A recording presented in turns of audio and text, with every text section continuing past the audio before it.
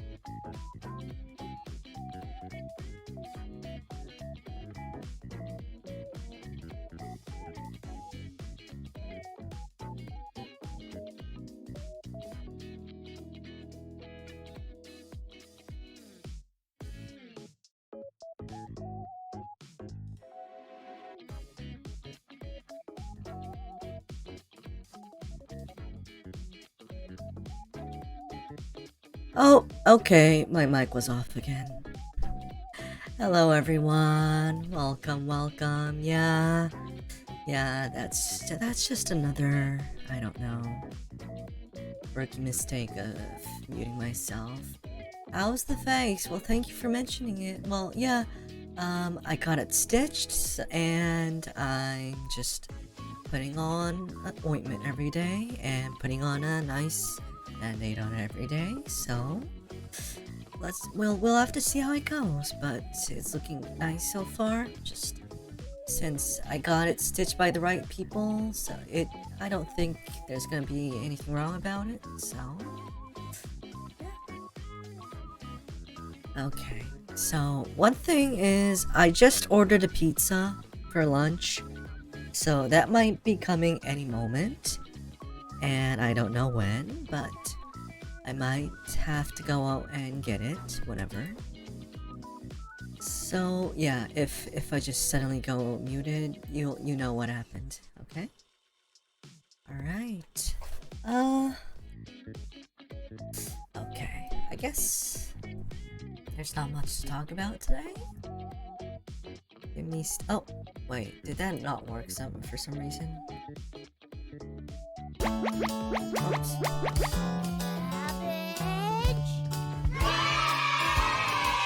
Sorry, that's the game.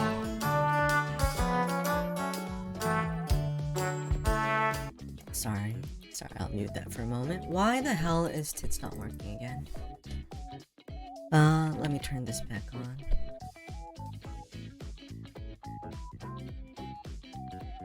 Huh. No, I did not order a pineapple pizza. As much as I don't mind it, I did not order it. Okay, what is wrong with this?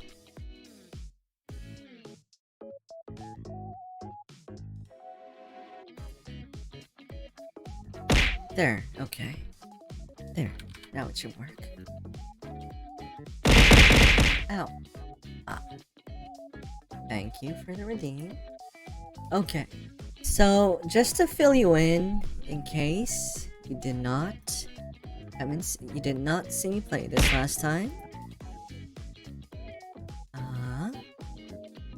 Okay, we'll just move on to the gaming screen.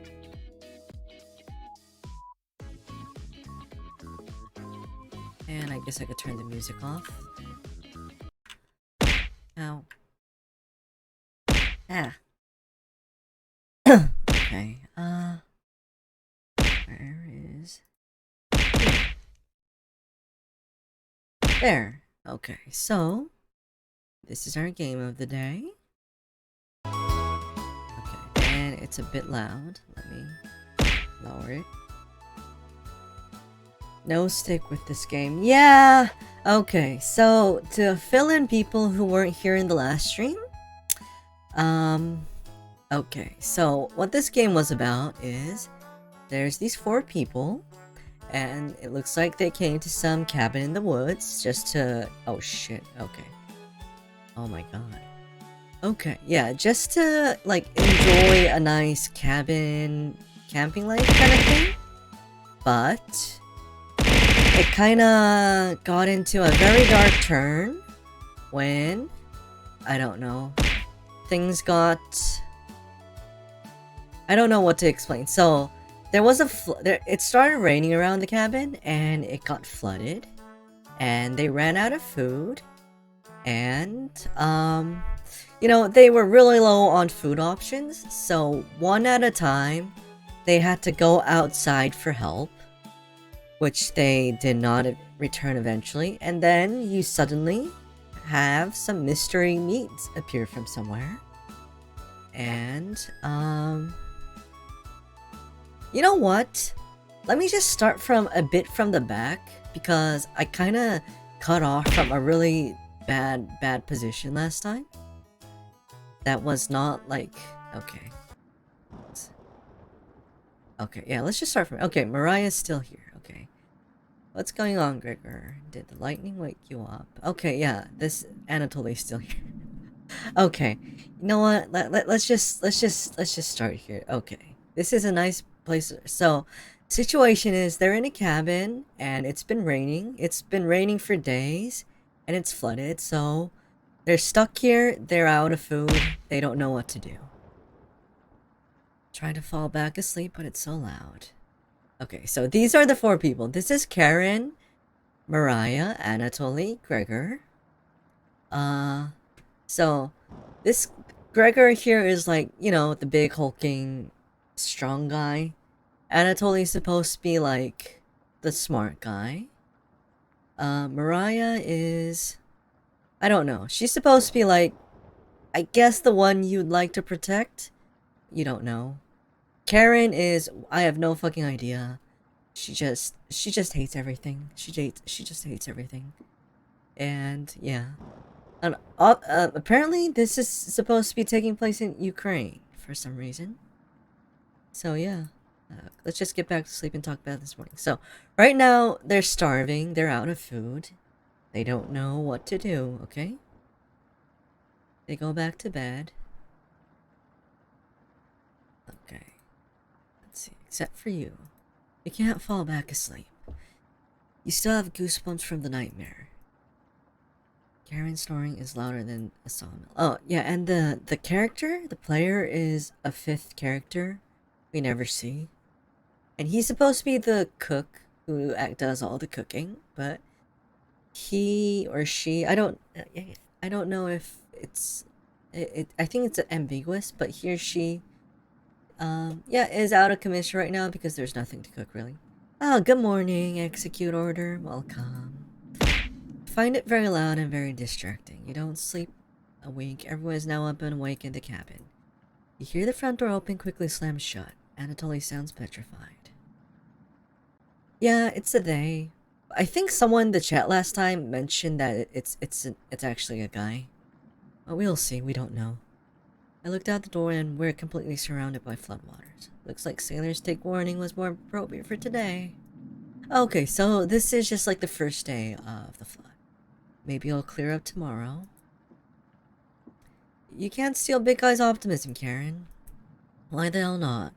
That's all he has going for him. So this guy's been... Gregor's been the optimistic guy the whole time. And Karen's supposed to be the girl who just hates everything, is pessimistic. He's also good at chopping wood, though. Ha ha ha. Knock it off, you two. Alright, do you think it'll clear up tomorrow?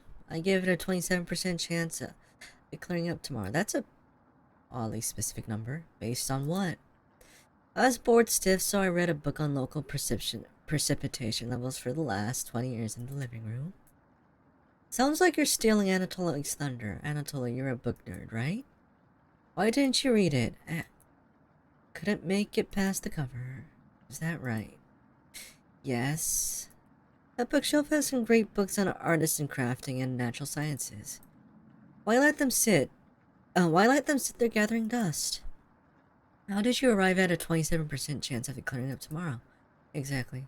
It's easy. Take the time of year and multiply it by a fact. Oh. Yeah, she's actually doing the math. Mariah begins to explain the meteorology to you. She isn't dumbing any of this down. It's similar to whatever this equation is about. Where? So the first thing you need to understand... Blah blah blah blah blah. Minutes of explanation feels like hours.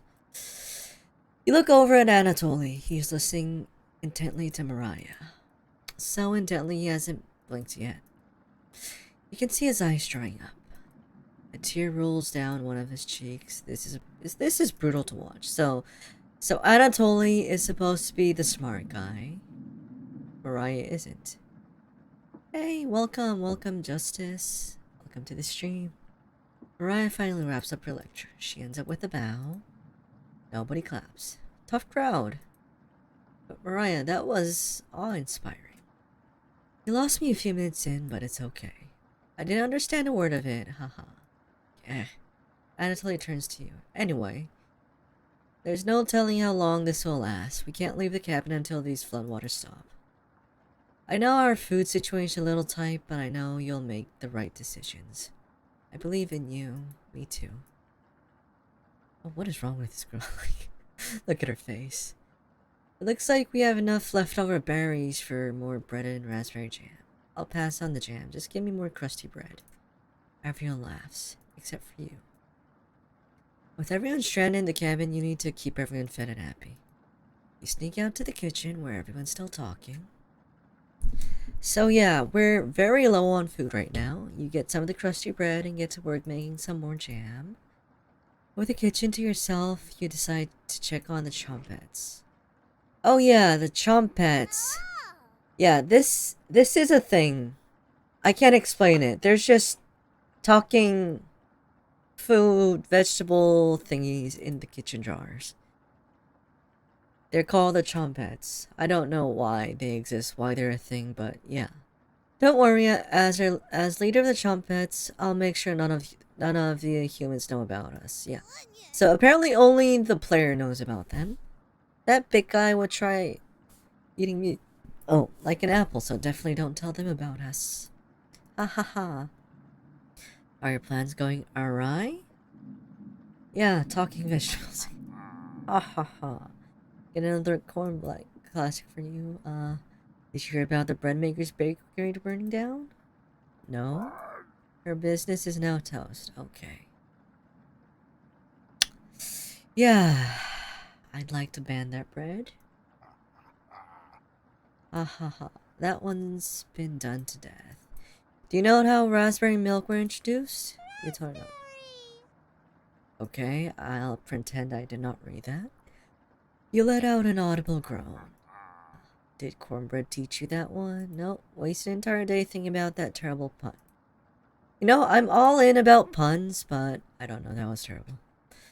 It was well worth the time and effort, Raspberry. Maybe you'll win the annual Trombett Comedy I don't know. Of course. Not while I'm here. Okay, I did not need to know that was a thing. I won't choke on stage this year. Isn't that every year, Brad? Ha ha ha. You still talk about that closing line, Brad. You're going to do great this year. Yeah, whatever. Whatever this is about. Anyways, don't even think of eating us if you're hungry. Yeah, chompets stick together through thick and thin. Rain and shine, feast and famine. Potato, I swear to God, repeat the line and or we're locking you up again. Life or death. That's right. Chompets, move out. Yeah, whatever these things are. The chompet somehow managed to close the jar on them shelves. You bring the crushed bread and jam. Okay, this is really earlier than I thought it was. Maybe I can move it a bit back. Wait. No.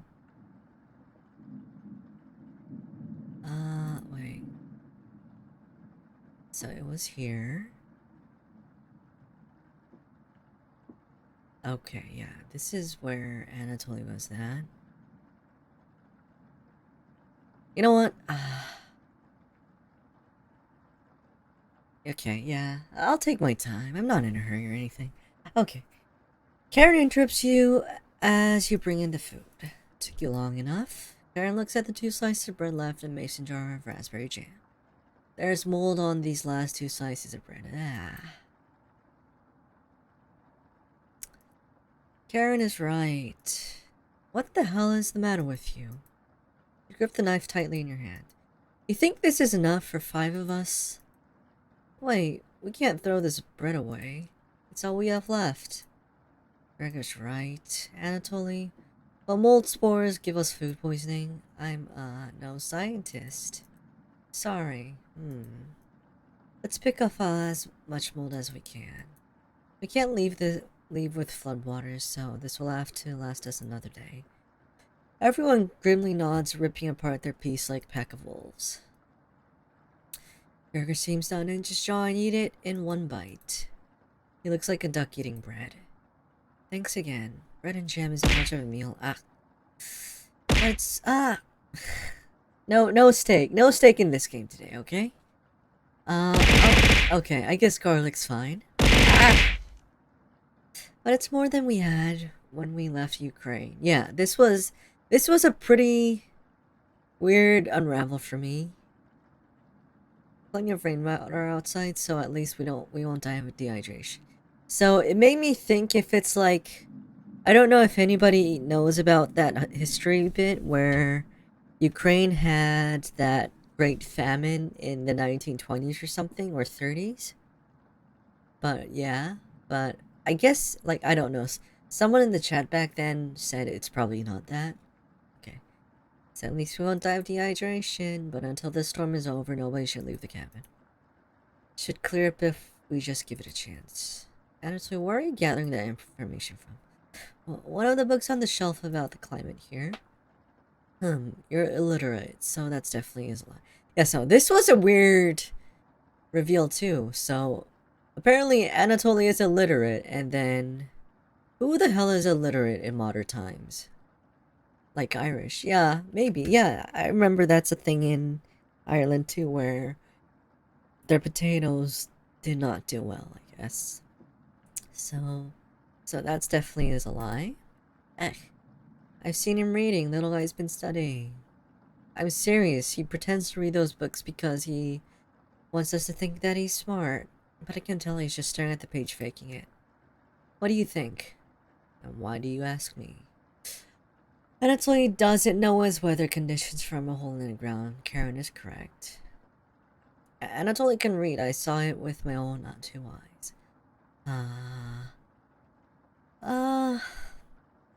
You know what, last time I went on Anatoly's side, but I'll try Karen's side this time because I don't think it's a major difference. Okay. Eh. Eh. You're funny. I keep pretending with those books, Anatoly. Yeah, Karen's just mean for some reason. Brutal Karen. I found an old picture book in the living room, Anatoly. Let me know if you want it, small fry. Okay. Why are you so brutal, Karen? Karen smiles at you. You don't have to be such a bitch, you know? I guess let's call it a day. Yeah, sure. Everyone shuffles off to their sleeping areas. 6 minutes later. I'm glad you called out Anatoly's bluff. Why do you want to call off the bluff? You continue to impress. It's a shame Anatoly's sleeping in the same bedroom. I should have never let him be the one to share with me. But what if it was just me and you? I'm sure we could study and squeeze a few novels in before bed. You nod. Well, we'll have to see if we can kick him out at some point, right? Oh, you'll have to tell me about that anatomization book on the bookshelf. Yeah, okay. What a choice. Okay. Real cool pictures in there. Karen looks like she has a crush on you. Let me know if you're ever free for a lesson.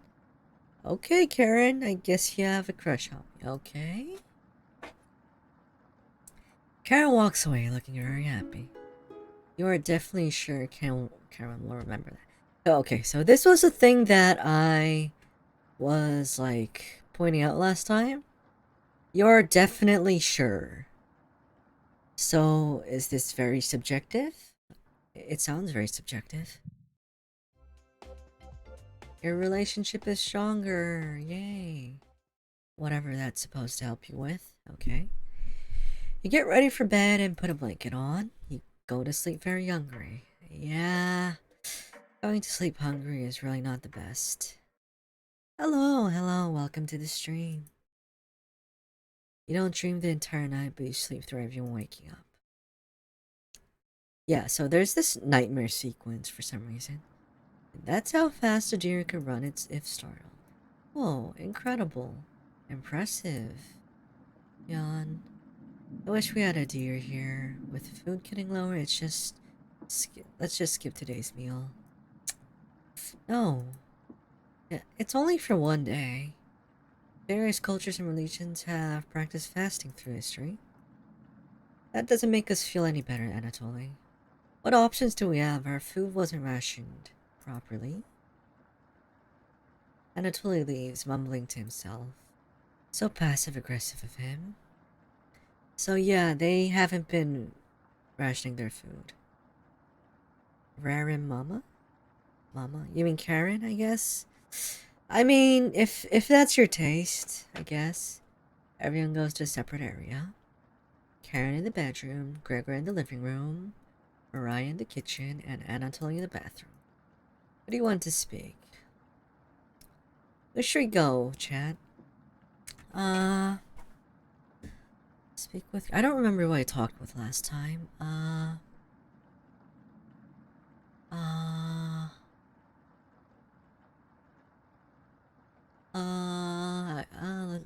Let's try Karen.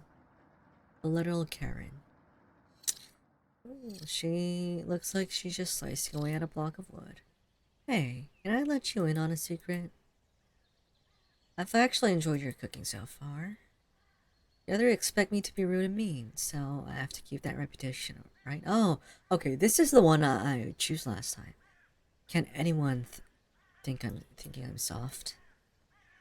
You're not sure where this is coming from. Promise me you'll give me cooking lessons soon, okay? She's not ready yet, but you nod politely. Thank you. You're definitely sure Karen will remember that. Yeah, definitely sure by my own standards, right? The relationship is stronger. You leave Karen by herself. Everyone looks pretty down this evening. Wish the rain would just stop. Y'all doing great. We must be almost to the end of this nightmare. I'm so hungry. Me too. You are too. You wish everyone a good night and get ready for bed. You know, I can't imagine how it is to just go to sleep without a meal the whole day. Oh, I forgot this little guy. Hmm. You go to bed with a growling stomach. Hmm. Just a moment. Oh, wait. My pizza's almost here already? Damn. Oh, shoot. Yeah, my pizza might be in a moment, so okay. You have a strange dream. A boy is yelling at you in the kitchen. You keep telling him to lie down on the tray, but he keeps shaking his head, calling you names. So you do it. You lie down on the tray and make your body as flat as a board. You show him how it's. Oh, sorry. Just a moment.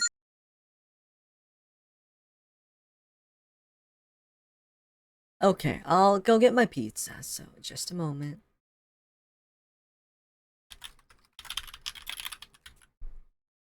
Okay, I'll see you guys in a moment. I'll be back with my pizza.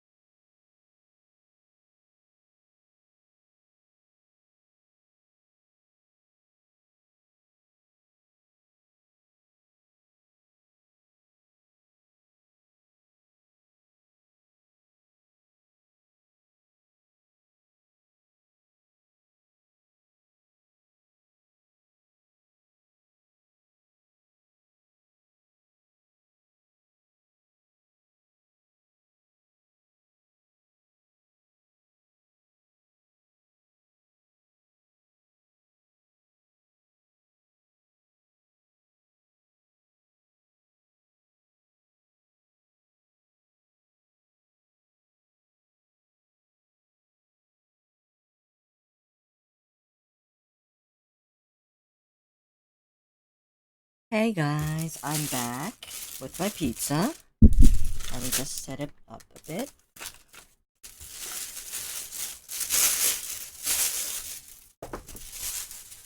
Oh, real nice. Oh, okay. They also give me a dipping sauce.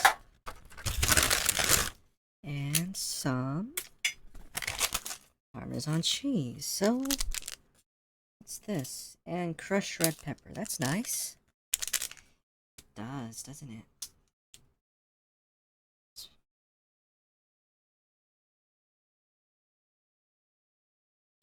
Oh.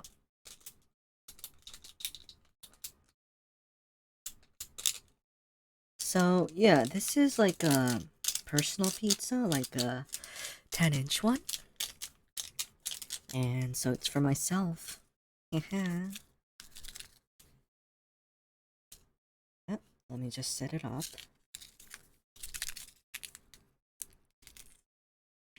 Oh.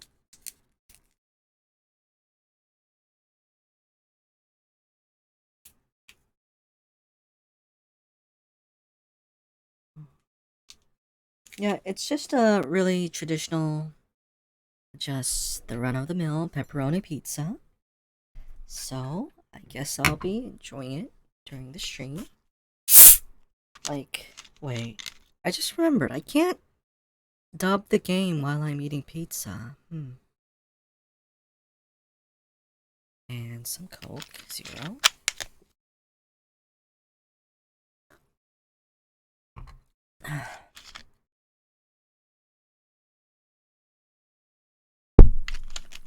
Wait, maybe I'll have a picture of this on screen while I'm eating.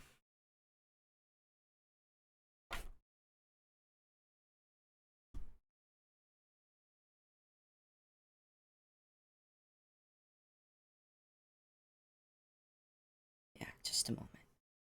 Let me put it on screen.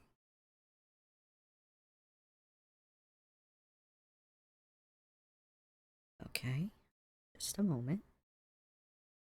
Wait, how do I send to myself? Uh...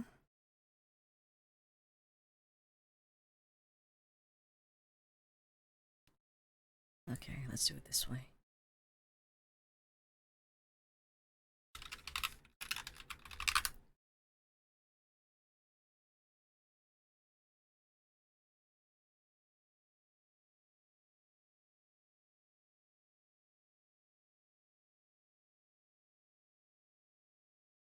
Image.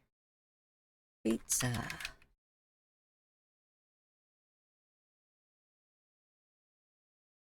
Yeah? Yeah? How does this look? Ah.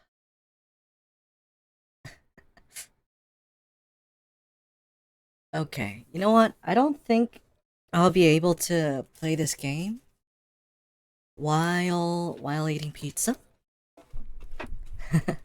So, you know what? Let's just like happy day. No good at names. Welcome to the stream. It looks so juicy, right? It does. You know what? Food break. Let's make this a food break and just like watch some YouTube videos in the meantime. How does that sound? Okay. All right. Oops.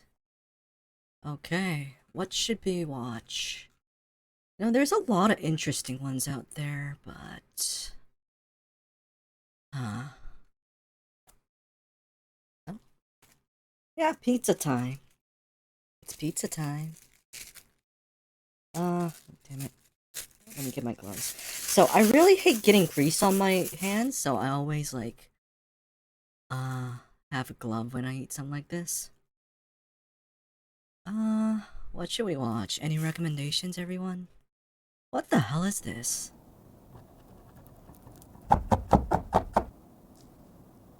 Damn. Wow, okay. This looks actually pretty delicious.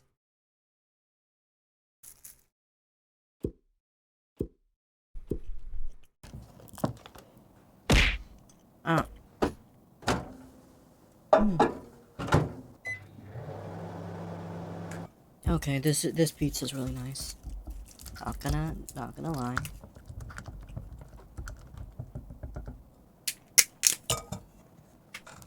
I watch LTT. Yeah, I do. Yeah, I really like that channel. I kind of get all my tech information from that channel too. Oh, I'm just curious about how they do the mint part.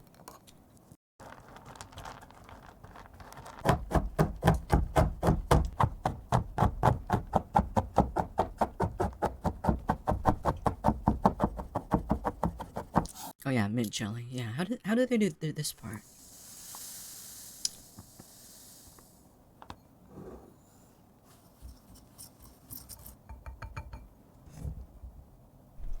Hmm. Lemon syrup? Green green mint syrup, that's a thing? Hmm.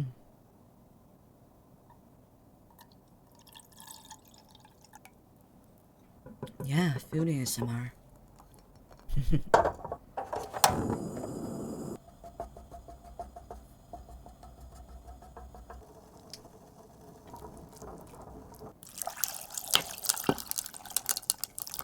So I guess they just make like a mint jelly, put like the chocolate inside it, and then just form it, cure it in the pie.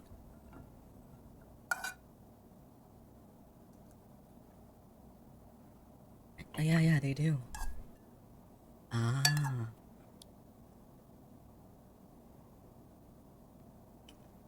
Hmm.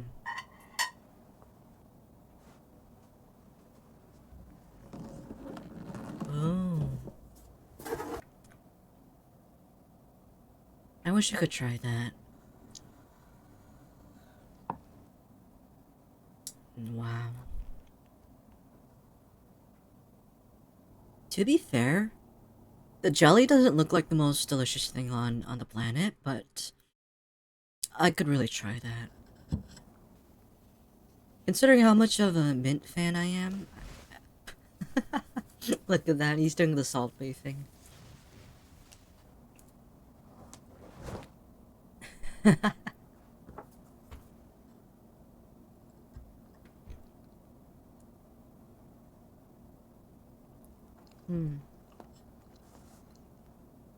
that would be really nice if the tart itself is really crispy. That combination, yeah.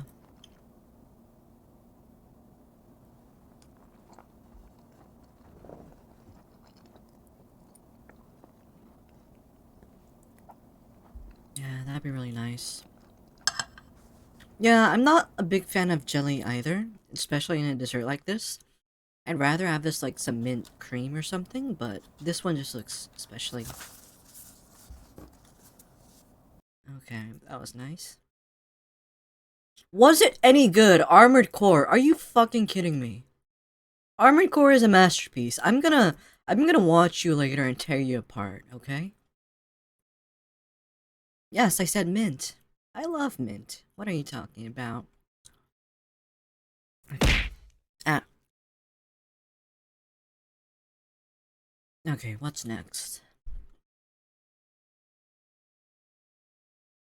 Oh, what's this?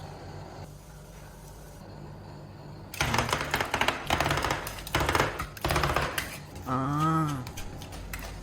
This ice cream. Look, it's mint again.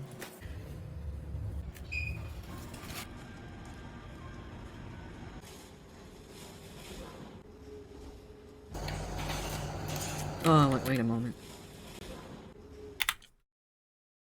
See? Mint. There's mint here.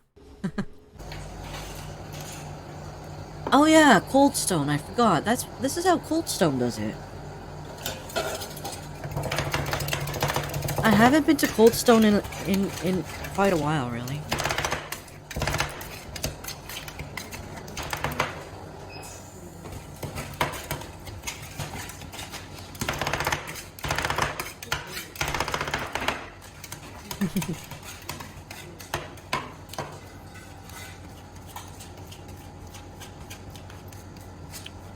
I really like that sound when he's like, I don't know. Double tapping on the ice cream with those two flippers.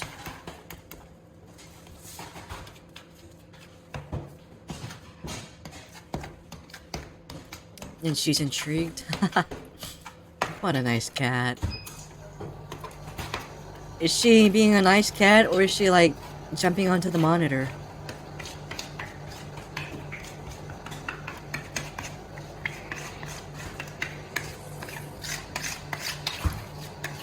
You know, when I first saw this way of making ice cream,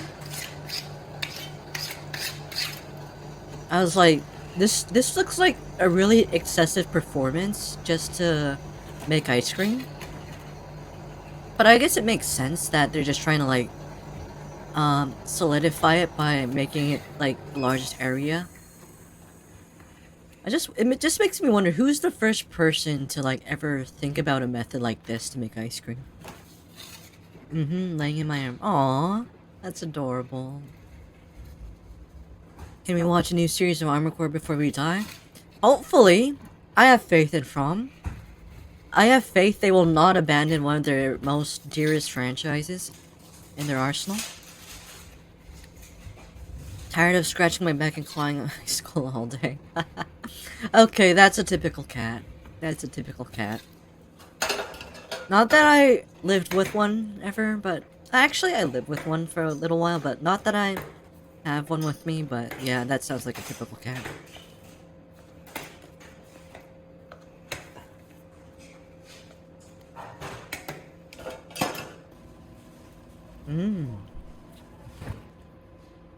Damn, look at that cream. Okay, let's skip to the mint. Hello, welcome to the stream. Welcome, human.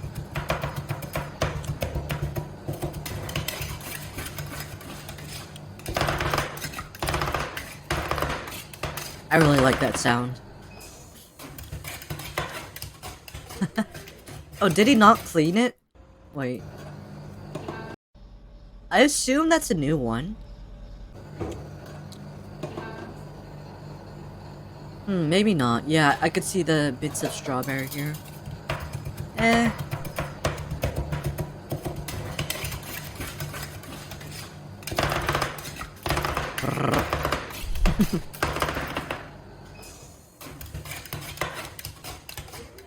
I'm pretty sure it's an ice cream mix. It's like it's still milk based. It's not yogurt, it's not gelato. Yeah, it's basically Cold Stone ice cream.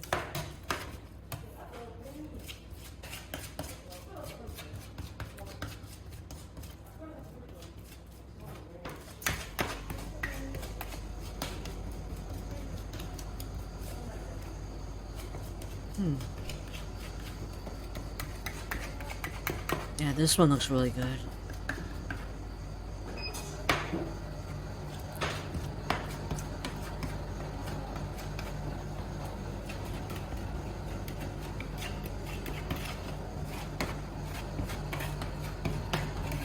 I assume you would actually need some practice and training to do this properly. I could easily imagine messing up by like not distributing this evenly enough.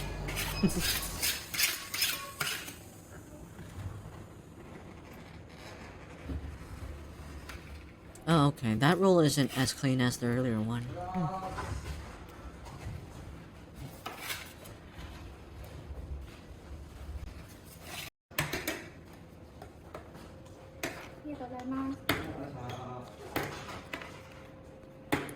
So, I'd imagine working at an ice cream place, like Baskin Robbins, actually requires you to have some arm strength because, like, scooping the ice cream is... It's no easy ordeal. And basically I live with... Oh, I like vanilla too. Like, vanilla is like... It's vanilla. Like, you can't go wrong with it. Oh, that's cute.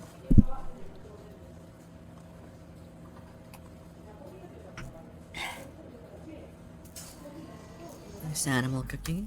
Aw. Oh, this looks really delicious. But the price was like 850 yen, so this is like somewhere between $8 and $9, I guess. Eh, I guess that's fine. Okay. Oh my god, what the hell is this?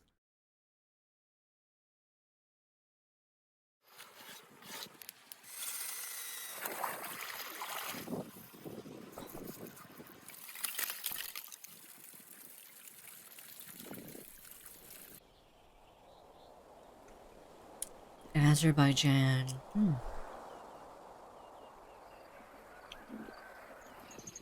Chicken shawarma. Damn, this place looks really nice. Aw, look at the doggo.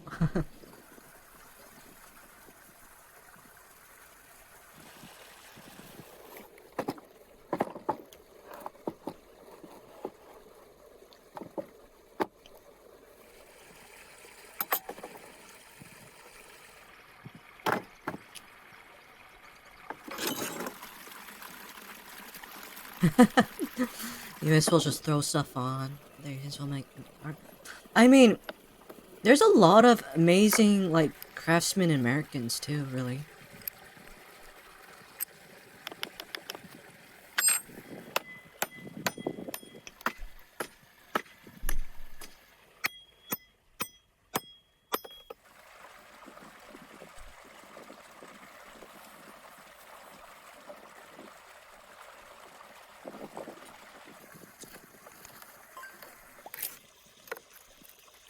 I mean, I know Americans have amazing smiths in all types of areas.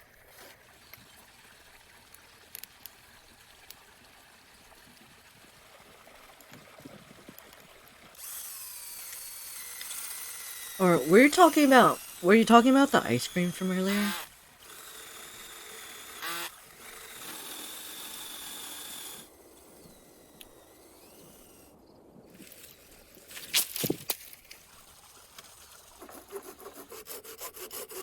Yeah, I guess. Yeah, Americans do just like throw stuff on and I don't know, make extra layers of calories on food, don't they?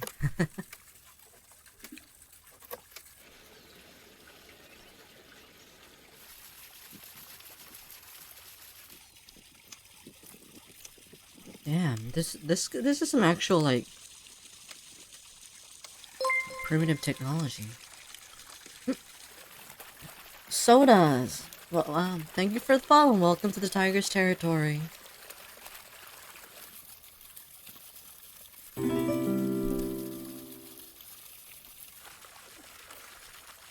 Hmm.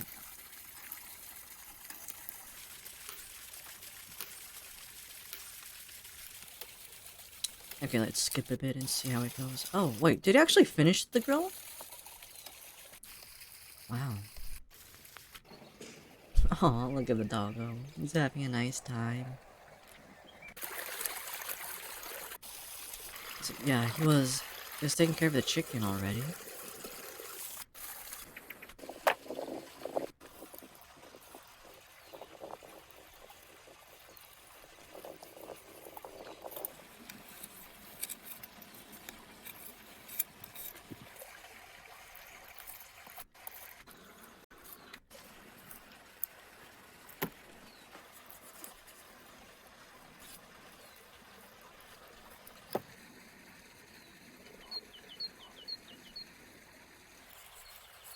I mean, I assume like the corporate ones like Hershey and like just the ones you see on your Walmart shelves aren't gonna be high quality exactly, so. I mean, I'm pretty sure there's like other more properly made premium brands for chocolates in the US too. But yeah, we have grown up on it, so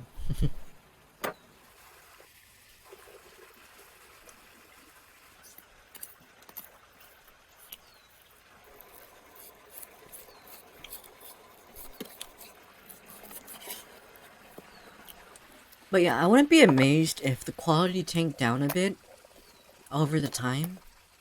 Like the 80s, 90s, 2000s. Okay, let's get to the... Damn. Oh. Oh yeah, so this is how kebabs work. They just like put it on a stick vertically. Oh.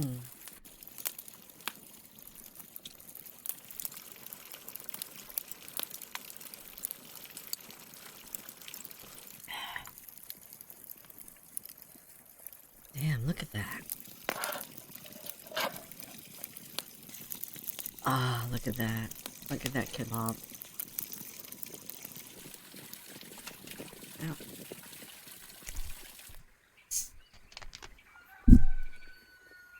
Why not both? Why not both? Damn, look at that water mill. That's some clever tech there.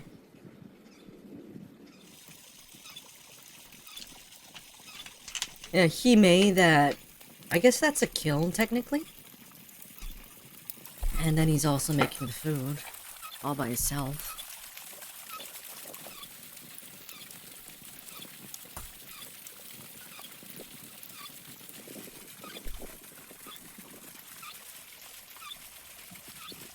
Damn, that looks really good.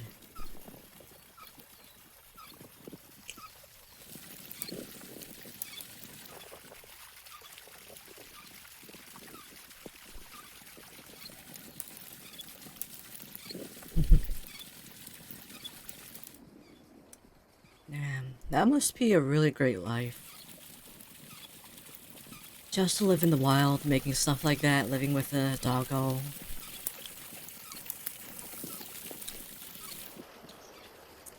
That that both looks good and horrifying. Which part looks horrifying?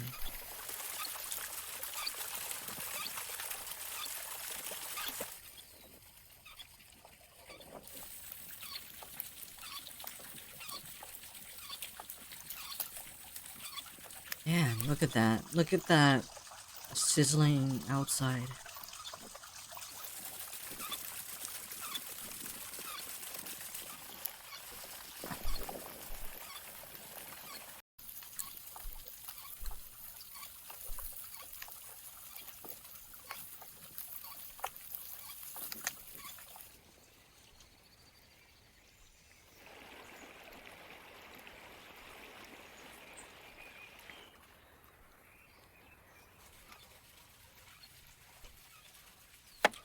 Tomatoes.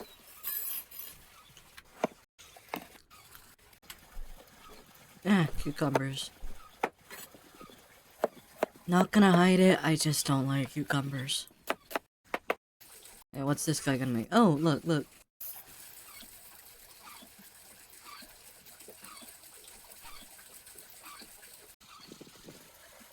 The meat?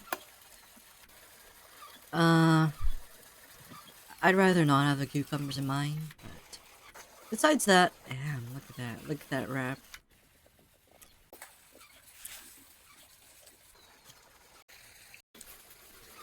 Like, I almost said tortillas, but I'm pretty sure those are not tortillas, but like some other, whatever you call them in that region. Damn, oh, that looks really delicious.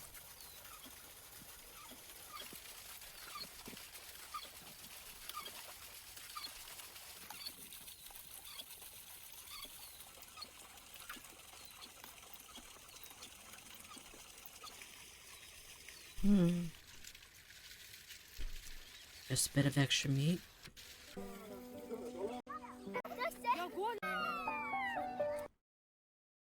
Yeah. Oh. For the first time, welcome. Thank you for the follow and welcome to the stream and welcome to Tiger's Territory.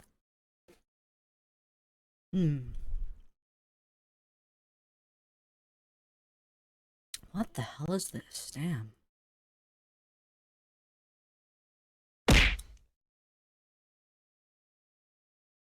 Is there anything shorter? Oh, it's the same one. Okay. What else? What else is there? Look, it's Garnt. Oh my god. Thanks Skullblaze for sponsoring this video.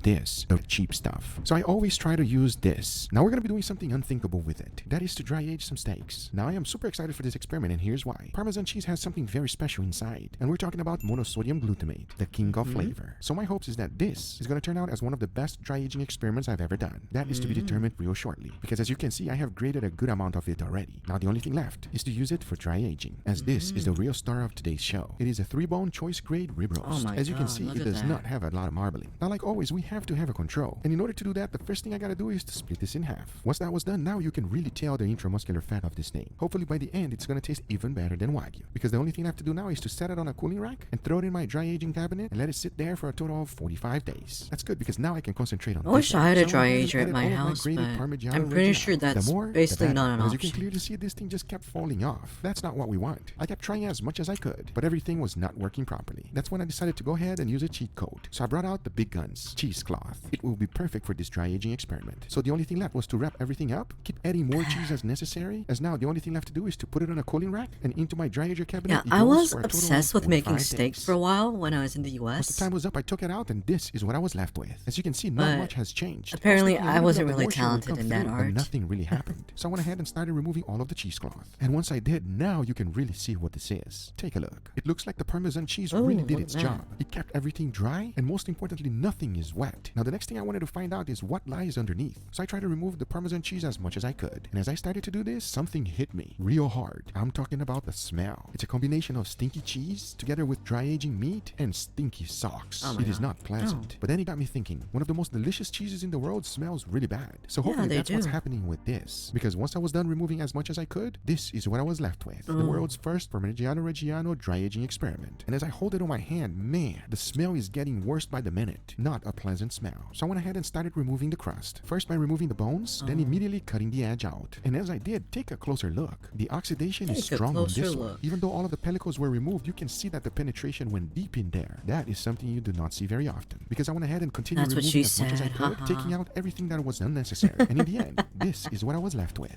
Fully dry-aged, 45 days Parmigiano Reggiano dry-aged steak. Now the big question is, how is it going to taste? If the smell is any indication, it's going to be real bad. But hey, that's expected because it's cheese. Now remember, to put it to a true comparison, I also did a real dry-aged one. And as you can clearly see, it is dry like a bone. my. That is exactly what you want. Now remember that we went 45 days on this one, so it should have more dry-aging flavor than usual. I did the same exact thing as the Parmesan cheese one. Removed the bone, immediately removed all of the crust. I tried to trim out the steak as best as I could, because in the end, I was left with two little steaks. Take a look. That is what happens when you Damn. dry age for longer. And when I put both side by side, this is what they look like. You can clearly see that the Parmesan is much larger. It preserved a lot more of the steak. But hey, the most important thing is how is it gonna taste? Well, let's find out right now, because I kept the seasoning real simple. A little bit of salt followed by freshly ground black pepper. That's it. As the only thing I have to do now is That's to grill the them. only For thing that, you I'll be need first for putting a steak, beautiful sear really. in all of them. Once that's done, I'll be cooking them in indirect heat until I reach an internal temperature of 135 degrees Fahrenheit. And for that, I'll be using my wireless thermometers. As now, I like to say, it is enough talking, and it is time to grill some beautiful steak. So let's do it.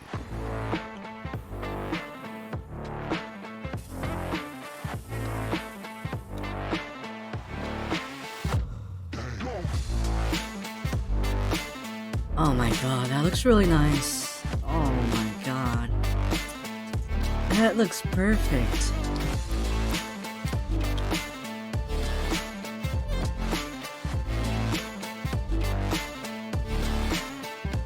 Oh my god, that looks so delicious. Before moving forward, take Hello, a look at this view. welcome to the stream. It's a piece of art, and it happens to be the sponsor of today's video, Skull Bliss. Okay, Skull Bliss has an sponsor. impressive collection. Those are ethically detailed pieces. And ready like it is. If it's good, let me know. If it's let me know as well. Sounds good? Sounds good. All right, let's go for it. We'll start this direction. Go for it. Close to you this time, Leo. Normally it's far away. I know, right? Now I don't have Far away to stretch from my your arms. mouth. Far away. Far away. I have to fight for this one. First thing I want you to do is smell it and let me know what it smells like, because it's extremely fragrant. Oh, you alright? Whoa. Wow. Yeah. You alright, Omar? Yeah, that's a slap on your nose. Strong smelling steak right here. Oh man. Okay, very good. I'm excited to try. You guys ready? Can you guys tell what it is? Dry age. I love it. Okay. Try it. All right. Enough. You ready for it? Cheers, everybody. Wow. Wow. Say hello to 45 days dry aged steak, everybody. Ooh. Tell me. That's amazing. Damn. I don't think you ever had 45 days. No, Leo. I was just about to say that I've been accustomed to having a 35-day dry aged steak, and Yeah. that is much different. Yeah. And I will also say better, I think. Some people like it better, some people like it worse. It's less juicier. Why'd you not put a as bandage juicy on my as the face? 35 So, days. Yeah. okay. But it's more The story concentrated, is, so it's a little bit stronger, beefier taste. and a little On bit stronger Thursday, dry aging. I had an I highly recommend accident 45 days if you want to taste more funkiness. where I but if fell you want a down juicier forward, steak more towards traditional, and but with an yeah, I additional just got flavor, a- then 35 days is a the way to bad go. Can cut you on tell my what's the face, control? so I had to go stitch it in the It emergency tastes like a room. really good steak. It tastes like a really good So steak. it's All right, stitched right is now? it bad, Leo? Well, I mean, you never So- know when you're on Google Foods.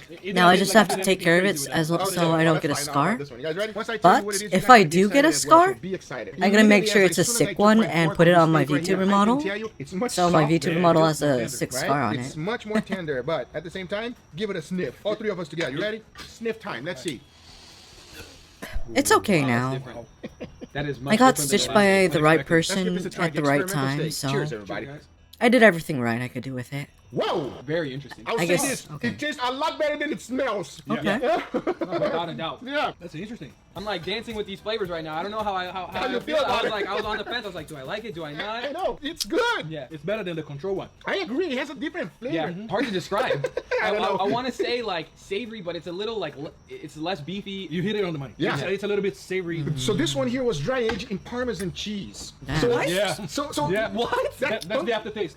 You feel it, You Mama? know what? The aftertaste is the same aftertaste as the Parmesan. Parmesan Reggiano. Yes, the You're real right. deal. This is very nice. I am yeah. extremely surprised with the taste. Okay, who would have thought using Parmesan sad. cheese It's is okay. actually a good It's thing no to big dry age? deal. I want to say that it's more savory, but I don't think that that's I the guess description. I think it's more umami. It's not the flavor. best thing That's to how get I would stitches on describe your it. That was face, a good way of but saying it. It's something If I get lucky, unexplainable that you it's have not gonna to leave anything. experience in order to find out exactly what it tastes like. To me, it's like the after flavor that you get from the control is that funky umami taste. Yeah. That it lingers on your mouth. And then on this one, instead of being funky, it's the cheesy from the Parmigiano. Like a Yeah. pleasant. Yeah, it's very pleasant. But don't get me Okay. wrong, everybody. you know what? We could listen to these people all day, but like, we're not gonna get to actually taste it. So I get it. It's good. Hope I could ever have it myself. What the hell is this? Okay, this kind of looks a bit grotesque though. Let's see.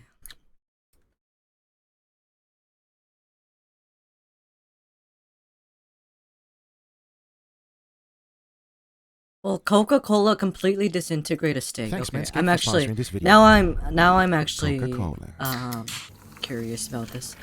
By far one of That's the most Chicken popular Army. drinks in the world. And Chicken of course, they come in Army, several yeah. sizes. We got Guga size, Mau size, Leo size, and of course, Angel size. But did you know a lot of people don't use it just to drink? People use it for some bizarre things. It's supposed to easily remove cooking grease, annihilate rust from tools, Yeah, clean that's your true. windows at home. It also makes your glasses brand new, loosen Oh, rusty really? bolts, I did clean not know old that. coins, and several other things. I The should try reason that. it works for some of these things is because Coke has some very unique properties, including carbonation, citric acid, which is known to remove stains, phosphoric acid, which is commonly used for rust removal, and carbonic acid dissolves limestone. Yeah, Coca-Cola is no joke, and that is why I want to run today's experiment. How will it affect steaks? Well, we're about to find out right now, as I'll be using these for today's cook. They are 4 beautiful ribeye steaks. Take a look Yeah, at them. those are Notice beautiful the marbling. ribeyes. That is what a good steak should look like. Now here's how this experiment is going to go down. I'll be letting all of the steaks marinate in Coca-Cola. One is going to be for 1 hour, the other one for 6, one for 12, and the last one for 24. Doing this will let us know exactly if Coca-Cola will disintegrate a steak. And hopefully that's not going to be the case. Well, we're going to find out in just a little bit. My As all dad of the steaks were refound my marinated, it YouTube was channel perfect and I'm because it allows me scared. time to go ahead and make an incredible mean- side dish. And this is literally heaven on earth. Yeah, and here's how that's- to do it. wait, The wait. first thing to do is to cook up some rice. Wait. Highly recommend. What was Perfect that? because it allows me time to go ahead and make an incredible side dish. Oh, damn. And this Yeah, that sounds really scary because I'm pretty much hiding my is Twitch literally channel heaven from on my earth. parents and here's too. how to So do it. The first thing to do is to cook Damn, up this- some that rice. looks really Highly nice. recommend using a rice cooker. It is much easier to do. Once the rice is fully cooked, the next thing to do is to spread it out on a baking sheet. Notice I'm using a little bit of parchment paper underneath. Trust me, rice gets really sticky. The next step is to get a nice sharp knife. Highly recommend using a little bit of sesame oil. This will prevent it from sticking into the rice. Yes, you can use water, but it does not work as great as the sesame oil. You want to cut them into nice small squares, he just called like you this. off. Take a look. The next thing to do is to go ahead and deep fry Damn. them. You want to keep the oil nice and hot. You don't want to let them fried for too long. We're just looking for a nice crispy skin. You And the literally middle just should called still me. be nice and soft. I Now, the mean, next step is the most important one of that's them what all. vent Use videos whatever are kind of supposed fish to you be, though, like. like- But I was fortunate enough to have a master chef I hope here, you don't and get he into too much sliced up an trouble. incredible salmon for me. I mean, how can you say no to that? Found Not only out was it dude nice who and can only fresh, speak it English was here. done by a true professional. As you can see in Well, the end, he everything was gets, nicely chopped. For the seasoning, it's super simple. Into a he bowl, gets I an added a good amount exemption. of mayo, followed by some sriracha. Then I added Dijon mustard, a little bit of soy sauce, and this extremely special seasoning called furikake.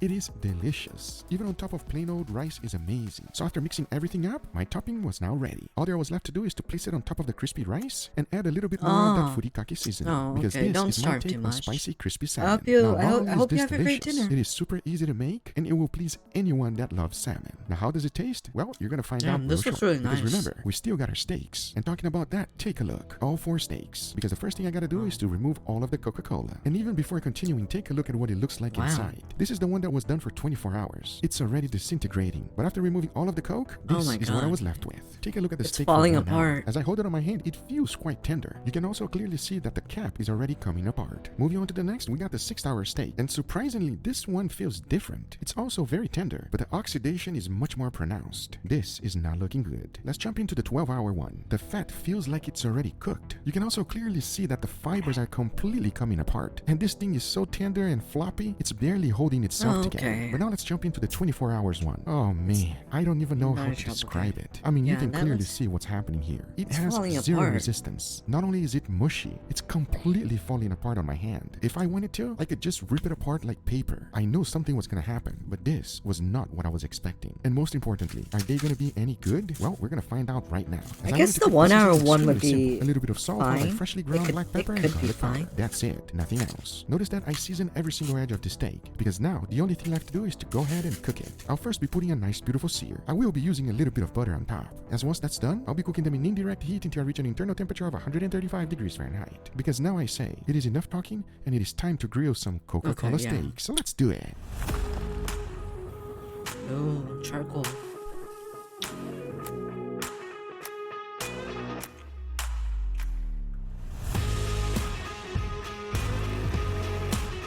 Okay.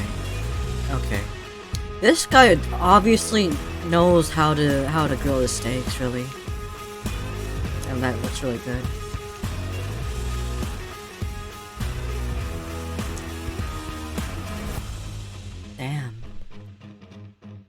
looks really good though. Oh my god.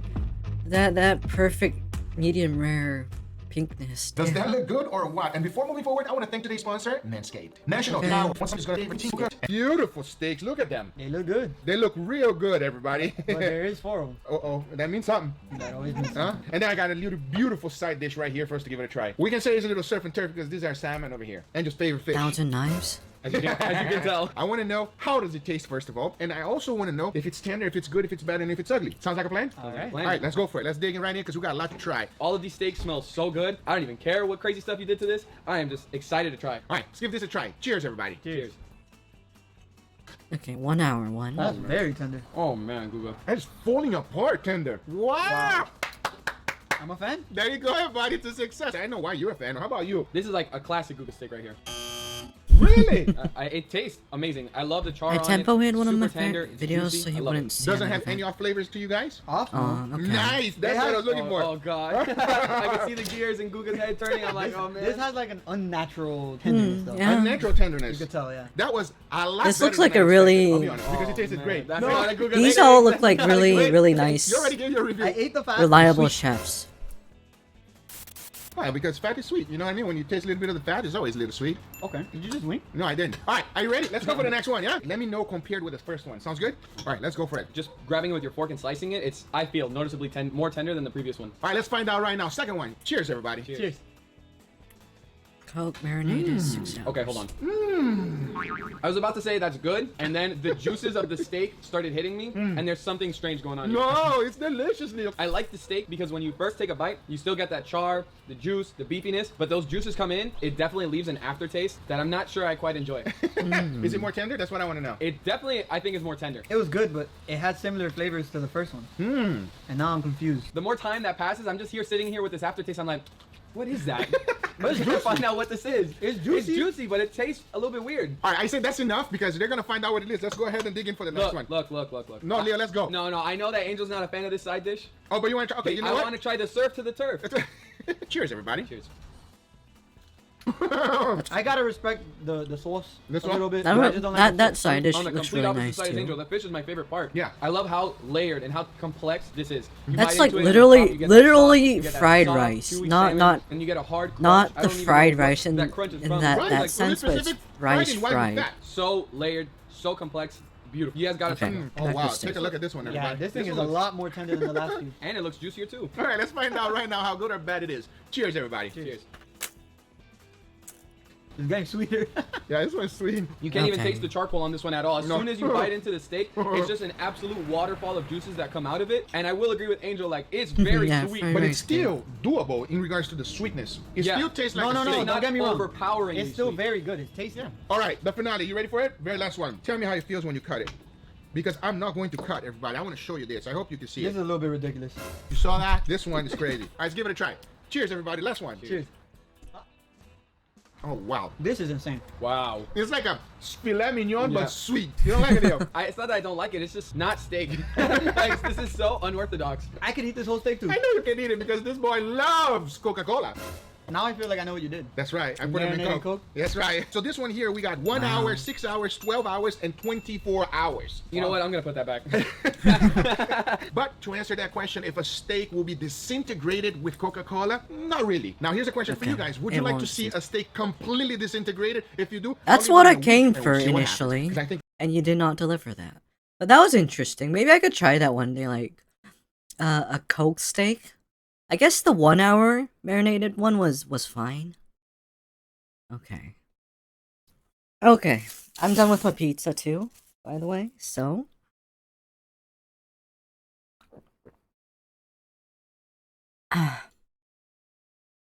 okay. While I go finish it, you guys also watch another video. What's this? Okay, I'll go get rid of my pizza box and stuff, so I'll be back in a minute. So, see you in a minute.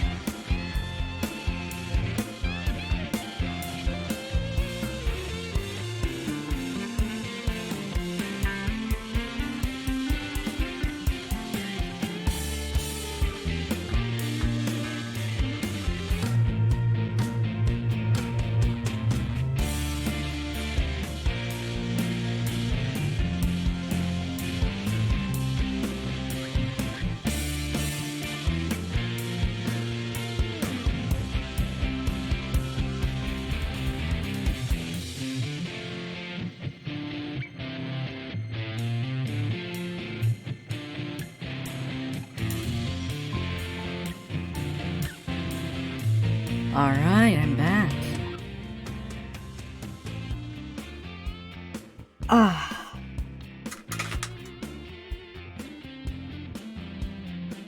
So...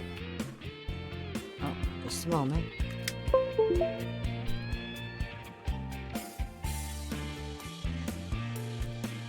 Ah. Strawberry? I'm pretty sure those are tomatoes. They're just not the round types. Okay. Okay, this one isn't as amazing as I thought it is.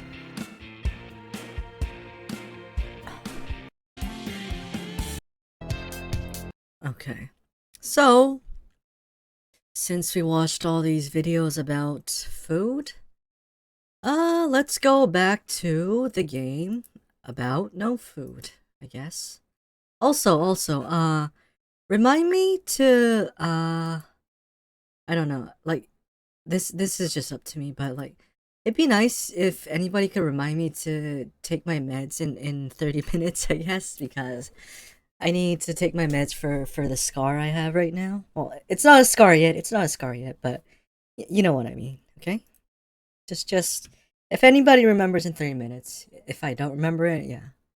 Okay. And you show him how it's done.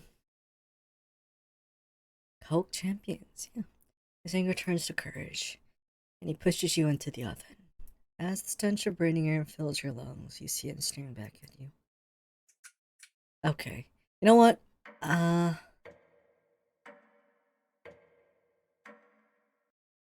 Okay.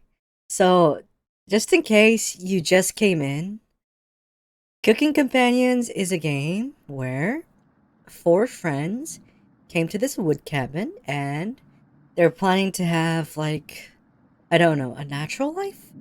Where they just, like, hunt around, scavenge for the food. But one day, it started raining so hard, it's flooding, so they can't go to, hunt the food. So they're kind of stranded in the cabin right now. And they're very low on food. Everyone seems to be sleeping in later than normal. Their stomachs must have kept them awake all night. Is it a horror game? You know what, it's not even a secret at this point. It is a horror game, I guess. It's like a Doki Doki Literature Club thing where the cover is really bright and stuff, but it has an obvious twist. Okay. The rain is still pouring outside. You can barely make out the trees from the windows. You hear stirring of blankets, arms, and legs. Mariah looks petrified. So this is one of the 4 people. Yeah, we were playing this. Yeah, we were all distracted by the bright my pizza and the bright YouTube videos. But yeah, this is what why I turned on my stream today right now. Okay. Couldn't sleep. Anatolia's bag's under his eyes. This storm is too loud. Karen looks out of it. This cabin was creaking so much last night. It sounded alive. Gregor looks a little gaunt. I got a good look out the window. And couldn't see anything due to the rain. Great observation, Gregor. Very helpful. I was so hungry last night. I kept pacing around my bed. Well, I had a great pizza, by the way. So, at least I'm full. Uh-huh. Karen turns to you. When is this going to end? I checked outside the door again. Floodwaters keep rising. Unfortunately, we're going to need to stay put unless one of us wants to drown in rainwater. As soon as the weather lets up, we'll be able to scavenge for supplies. How close is the nearest town? I don't know. Okay. Didn't you have a map on you? I think I dropped it while we were running after Gregor. I'm sure it'll show up eventually. Okay, ha ha ha. Mariah and Natalie go white as a sheet. Okay, it can't get any worse. How are we going to find our way back now? You know what? I'm sorry, but I'm probably bad at dubbing games because I never really did this before. So bear with me, okay? We'll have to ride out the storm. Mariah looks at you. We're down to our last slice of bread. I don't know how much longer we could put off eating. The group stares at you. I mean, why would you stare at me? It's not like I could magically conjure food from thin air or anything. It'll clear up in no time. Maybe you're right. The group looks worried. They all gravitate to an area. Not gonna lie, I simp for Gregor. He's just a cinnamon roll with with PTSD. Aww. Okay. Oh, sorry. Sorry, just a moment.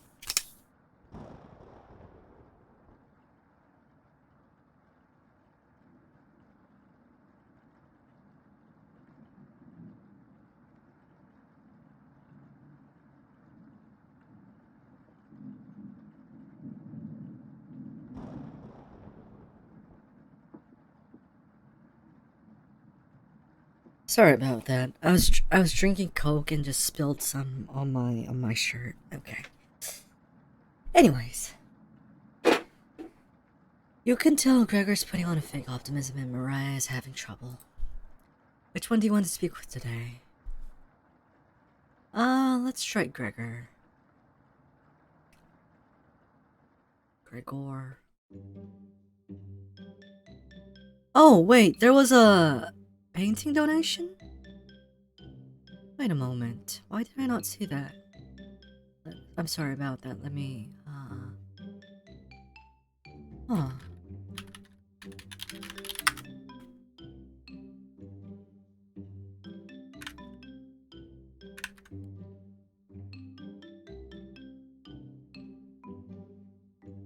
Why did I not see that? Let's see. There.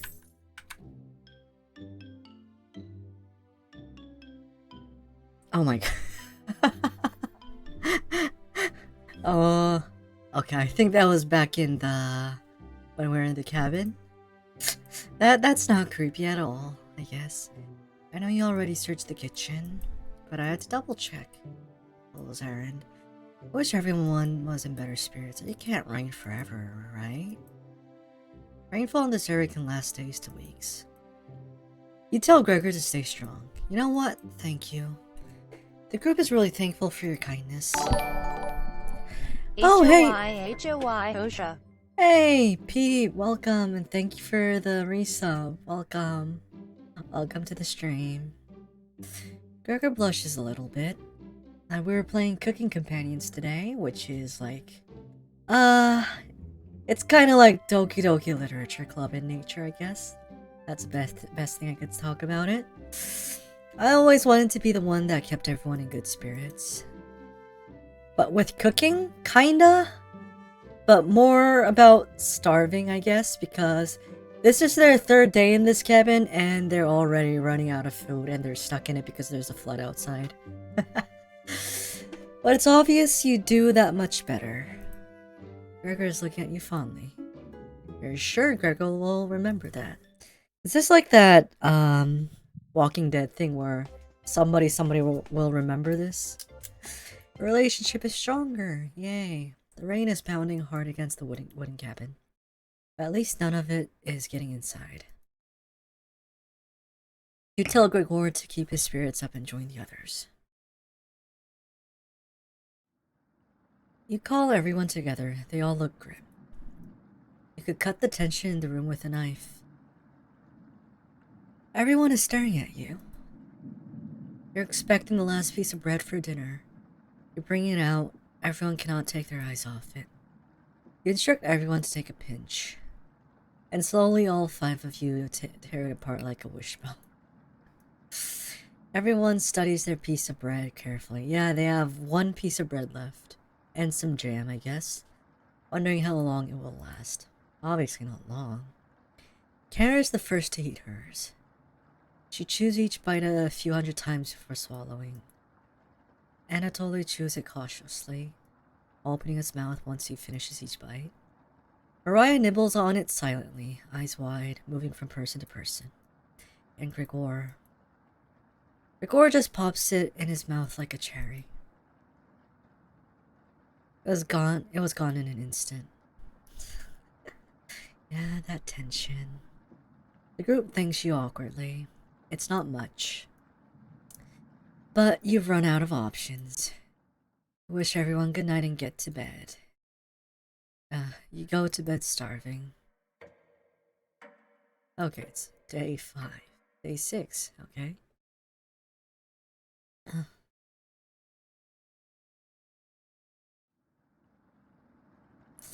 Good morning. Morning. Let me check if the rain has stopped. It's still flooding. What are we going to do? Humans can live about 2 to 3 weeks without food. Water isn't a concern. Rainfall should end in a day or 2, right? Actually, precipitation can occur more than 215 days a year here. Wow. You guys should have known this before you came here, really, you know? But do you really think it will rain that long? Anatoly, it's been days already. What makes you think it will stop soon? Relax, everyone. Let's see how long we can ride this out. Fingers crossed it's done by tomorrow. Panic is slowly creeping in. Everyone's looking scared, but you need to survive. Yeah. Karen and Grigor begin to discuss next options. You want to speak to Mariah in the kitchen? Or Anatoly in the living room? Think instead about everything you've done wrong and how you've doomed everyone. Yeah, that's the best course of action in this situation, isn't it? Let's do it. Could you have rationed the supplies better? You crunch the numbers one more time. You could have reduced the amount of vegetables used in the stew. But it was their first day. You had to impress them, that's true. Was there anything you could have done differently? Probably not. Mariah, Anatoly, Grigor, Karen. You wonder if they're upset with you. Grigor calls the group over for a meeting. Yeah, that probably didn't help anybody. I don't think any of us can take this much longer. Grigor's voice starts to crack. I don't want to ask this, but it's time. One of us needs to go outside and search for food. Yeah. Everyone is silent. I'll go. Oh. Mariah. I used to swim all the time near Mouse. I don't think swimming in the floodwater is the same, really. So I probably have the best chance of swimming through the floodwaters. No, let me go instead. You won't get very far if anything happens to your glasses, Anatoly. Yeah, that's true. You're blind as a mole rat, remember? That's true, but... Little guy, let me go. Grigor, sounds good to me. Oh my god, Karen. Why are you so harsh? Karen. His arms are definitely the longest, so he'd probably the best at climbing trees out of all of us. No, that wouldn't be right. Grigor, let me go instead. I get that none of these options are good ones, but we need to find food or help. Grigor grabs a branch from the woodpile. He cuts it into different measurements. Since we can't come to a consensus, let's draw for it. We'll each pick one from my hand, and the shortest will go outside to search for food. I vote Karen for putting Grigor into this. Yeah, that would be the vote, if that was an option. You're not worried about drawing. You saw Grigor cut the branch lengths, so you can tell which is the biggest one of the bunch. You pick it. You watch the others intently. Will it be Grigor? Anatoly? Karen? Will it be... Looks like I've got the shortest. Mariah. Cheater. I mean... Could you really blame him? Like, if it's my life on the line, practically? I don't know. It's okay. Is it okay? I watched Anatoly Forage earlier, so I'll know what to look out for. Just swim until you find higher ground, then scout the area. Maybe you'll find a fish out there. Everyone looks heartbroken. I don't know if Karen is heartbroken. Karen, Anatoly, and Gregor. I'll keep us alive. I promise. She promised.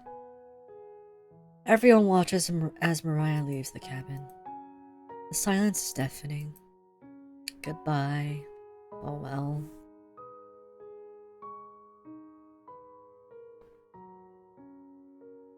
The door shuts behind her.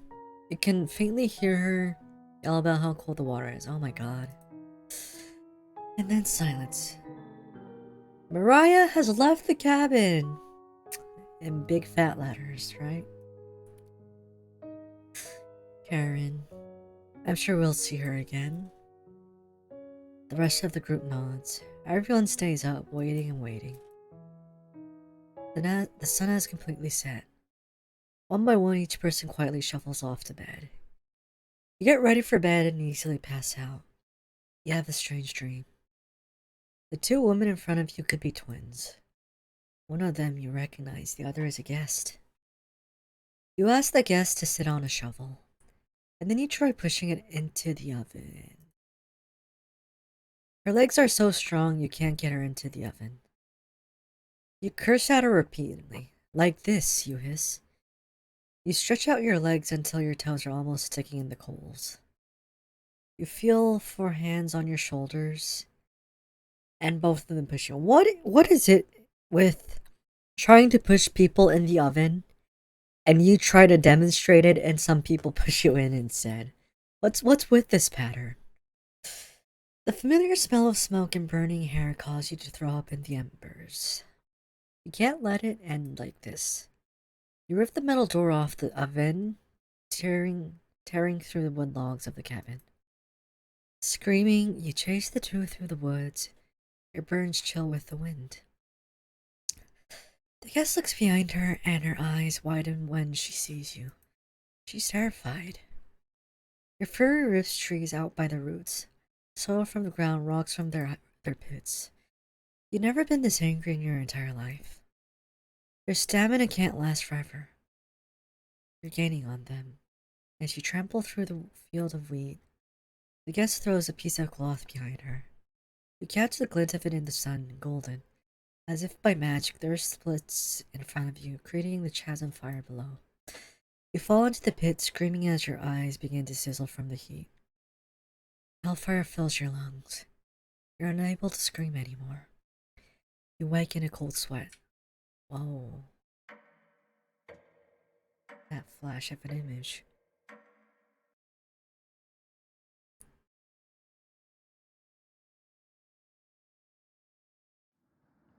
But I think this is a good timing to try that again. Oops. Yeah, that's a perfect silhouette over there. That's creepy. Anyways, good morning. Do you think she made it to higher ground? I believe in Mariah. Me too. She'll be fine. Right, little guy? So, what do we do now? Just wait? Karen. How long? It's been almost a day since she left. Anatoly and Gregor looks nervous. Someone needs to go look for her. We need to wait, Karen. Wait for what? The nearest town is miles and miles away. Waiting is all we could do for now.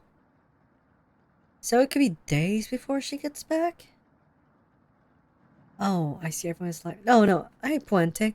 No, I kind of rewinded the game a bit so I could keep some people up to company, because I remember last time I cut at a pretty confusing place for first timers, so I kind of rewinded a bit. So I'm kind of replaying the game a bit, but why not? What are we supposed to eat? Mice? Karen a bitch. She is a bitch. Not gonna lie about it. She's. I mean, look at this face. Karen. I'm sure Anatoly will agree, but. Hello, welcome to the stream. Welcome. We'll discuss next options when we get to it. Every walking thought is about food now. I never should have eaten that much. Karen's hands are involuntarily shaking. Grigor and Anatoly just nod in agreement. They don't even need her to elaborate. You're sure Mariah will make it back? She promised. Yes, promises are absolute, aren't they? Everyone retreats to their areas. I mean, look at these two. These two are crying, while Karen is just... I don't know. Mad. Got my first rank one today. I'm now in bronze 1. Oh, congratulations! Congratulations. Wait. What do you want to do today?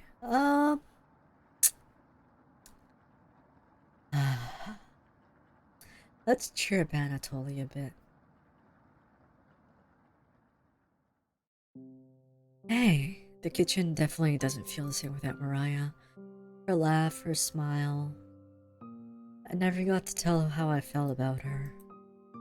She'll be back, right? You know, yeah. I wish we had rationed better. We decided to distract Anatoly from his misery with an old story. There was once a villager who had to stock up supplies for the winter. He filled his house with a cow. I don't think that's a good idea to fill a house with a cow.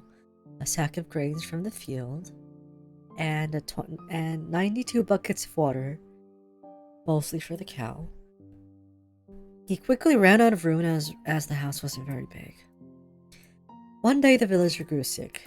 He knew he needed the life-giving milk from the cow to survive the winter. Yeah, so the milk was the primary source. But when he attempted to milk the cow, his grip was too weak to grasp her udders. In desperation, he began to boil the grains using his buckets of water. The cow cried for food, but the villager could only afford to feed himself. Each night, the cries of the cows kept him awake. Until one day, he finally ran out of food. The villager crawled into bed, crying as the snow deepened outside. The cow's sad eyes stared at him. He wanted to comfort the cow, but he couldn't step over the buckets. He was too weak, too sick. Is this Gordon Ramsay's Hell's Kitchen? It's Hell's Kitchen, but I don't think... Not in the same sense. It's kinda... Okay, I've been using this analogy continuously, but it's like Doki Doki Literature Club in how it started out pretty lighthearted, but it's getting really dark right now. The last thing he heard was the cow still crying out for food. One haunting noise to end his life. Why would you talk about us? Why would you tell that story in this situation? Main character. Anatoly looked horrified with your story. Yeah, why did you tell him that story? How does that help? You leave him alone in the kitchen. Did you just, like, go in, like, teabag him by scaring him and just leave? Why did you do that? I can't stop thinking about that vegetable stew. I'd be fine with bread and jam. Doki Doki Cook Memorials, kinda, I guess. Great story to comfort someone, exactly. Great job, main character. I'd be fine with just the strawberries. Ha ha ha ha. Nobody else laughs. I would kill for some vegetables right about now. You would, too. I'm going to try to get some sleep. Good night. Night. You fall asleep quickly, but you only dream about desecrating a corpse. You wake in a cold sweat, in a completely different room. Yeah, why would... The main character feels like a sociopath a bit. Why would you tell a story like that, really? Good morning. Karen's looking worse. Will you cook for the group? What? Oh yeah, this moment. You take out a cutlet of meat and begin to cook it in the oven. You cooked meat. Yeah, where did you get that? You ignore Karen's question. What's that smell? Gregor finally gets off the couch. Where did you... The three are looking at you, salivating. You took the charred meat out of the oven, cutting into small cutlets. They immediately grab some off the plate, chewing ferociously. You take a piece of meat and immediately devour it. Do you have any more of this? You explain how the meat is stored securely hidden so you can ration better this time. I understand. Thank you. Yeah, this is definitely not some fresh meat from someone we know, right? Right. Anatoly runs to the bathroom, puking in the toilet. You can hear him sobbing a few minutes. The taste is... Gregor wanders off. Anatoly returns looking choked up. I was too weak. Left you some of the meat. Don't fight this, Anatoly.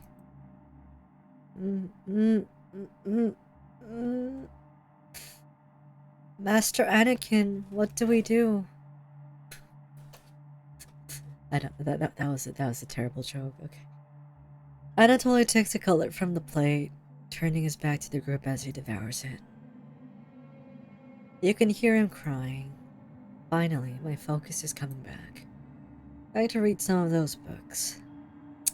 Yeah, Karen, I'm suspecting you're not a normal human in some way. Keep them occupied, okay? Karen leaves you with the men. Who do you want to talk to? Let's talk to Gregor this time. Gregor. Hey, thanks for cooking the meat earlier. I was nearly passing out from the hunger pangs. Even if I'm a meat and potatoes kind of guy, I appreciate the vegetarian dishes you made earlier. You really respected Mariah's boundaries. Thank you. Why are you blushing in a situation like this? Gregor is more dense than you gave him credit for. Oh, he actually doesn't know. Eh. If there's extra, slip me some extra meat. Okay? Gregor will remember that. Yeah, Gregor, just stay dense. That's probably the better for your mental health. Going to see how Anatoly is doing later. Yeah, what a bright poor guy. You have the bedroom all for yourself. Where do you want to check first? Wait. Check? This is new. Okay. Under the bed. Is there a can of Monster? You look under both of the beds. Just some dust and hair. Gross.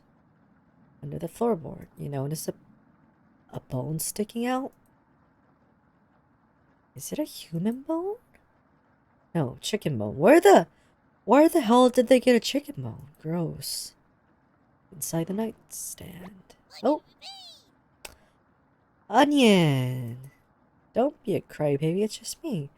Oh yeah, just in case you're confused, yes. Speaking vegetables are a thing in this game. And there's no explanation of them at all.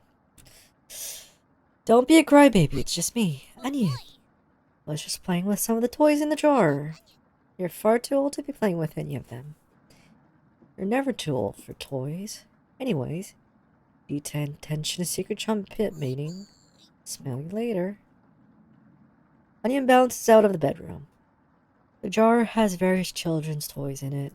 What the fuck? June 26th, 1862. Another body of a child has been discovered within the city of Zakopane, with the remains stuffed into a barrel full of potatoes. The cause of death was identical to earlier victims, with significant blood loss due to multiple stab wounds to the stomach. This marks the fourth victim by the butcher of Zakopane in less than a month. Wait, is Zakopane an actual city? I'm gonna look this up really quick. Is it Zakopan or something like that? Google Maps.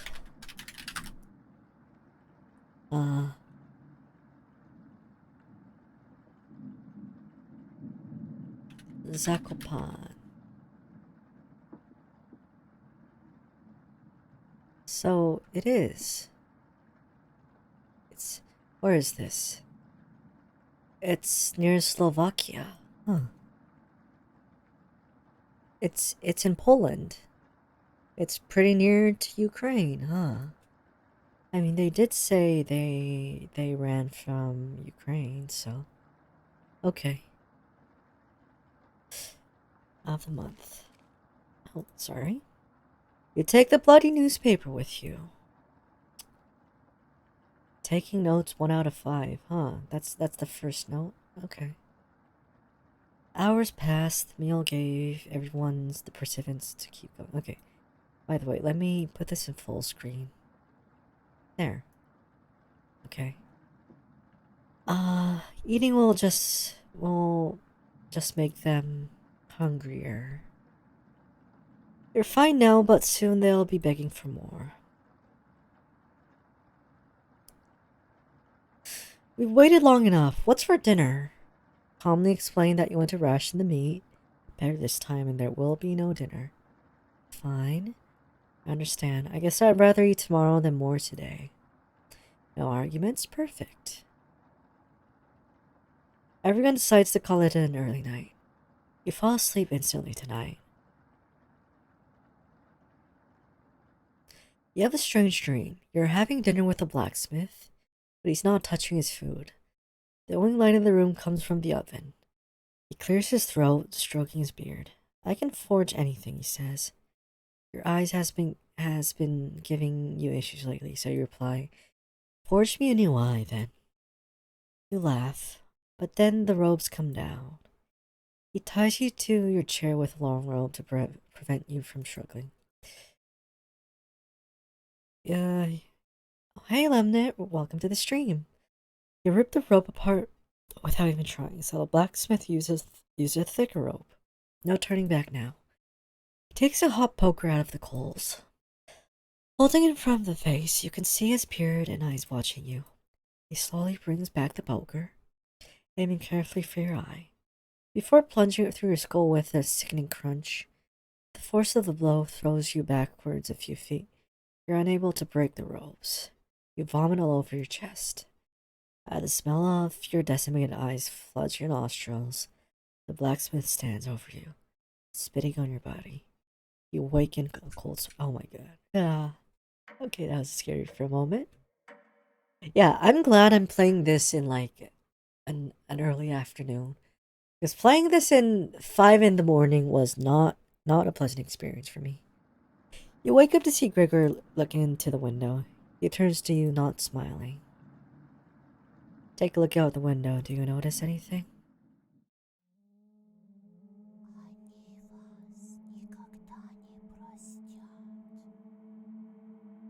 You guys hear that? The floodwaters have receded a little bit, but everyone is still bound to the cabin. The trail used to be completely visible. It's gone now. Good morning, big guy. Will Mariah make it back? This might sound a little crazy, but every night around 2 a.m., I can hear her outside. She makes this awful gurgling noise like she's trying to get water out of her lungs. You heard her, Gregor? Sometimes when the rain gets faint, I think I can hear her whispering. I just heard that too. I haven't heard anything like that. When she's whispering, it's like she's trying to tell you something, right? Oh my god. Okay, that actually kind of scared me. Self-voicing enabled. Oh, shit. Self-voicing disabled. Oh my god.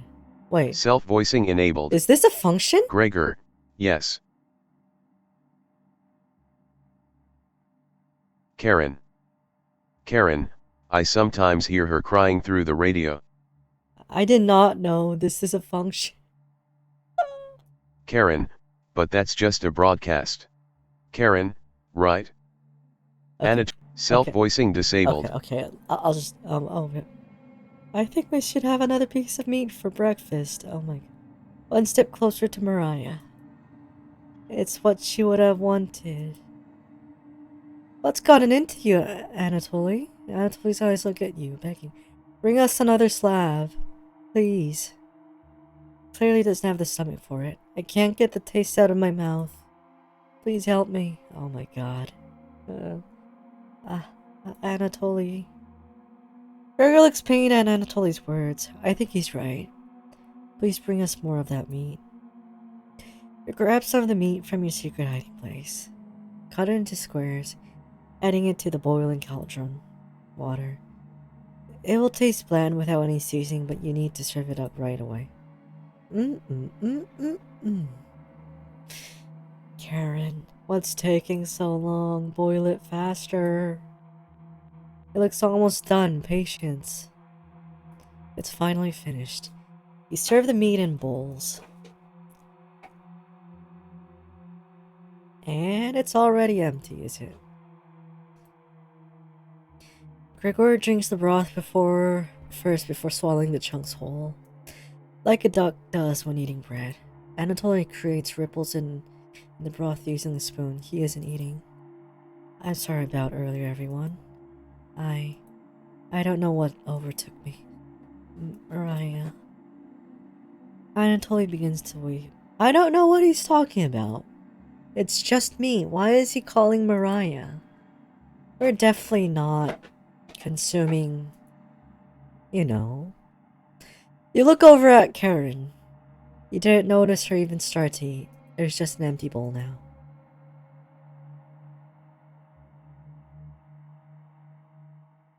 Karen is staring right at you. How much more meat is left? You explain how most of it has gone bad. This is the last of it. Ugh. How could you be so careless again? Remember Karen's knife. You need to think fast. What the hell are we supposed to do now? I don't know. Wait around again? This storm isn't ending. You clear your throat. Anatoly? Yes? I think tomorrow you should look for Mariah. Or forage for plants outside. Yeah, I think you should go tomorrow, little guy. Nobody else can identify edible plants like you. Please, Anatoly, you can swim back after a few hours.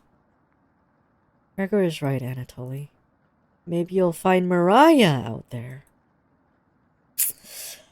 I think Mariah's fine by herself. He still hasn't accepted what happened yet.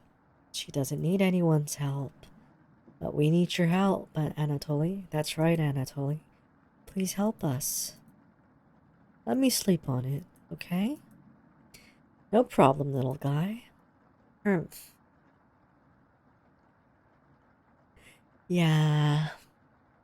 Everyone shuffles off to their rooms, reading books and knitting to pass the time.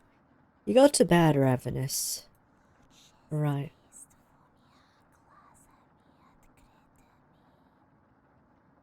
You guys hear that? Something is approaching. Hey.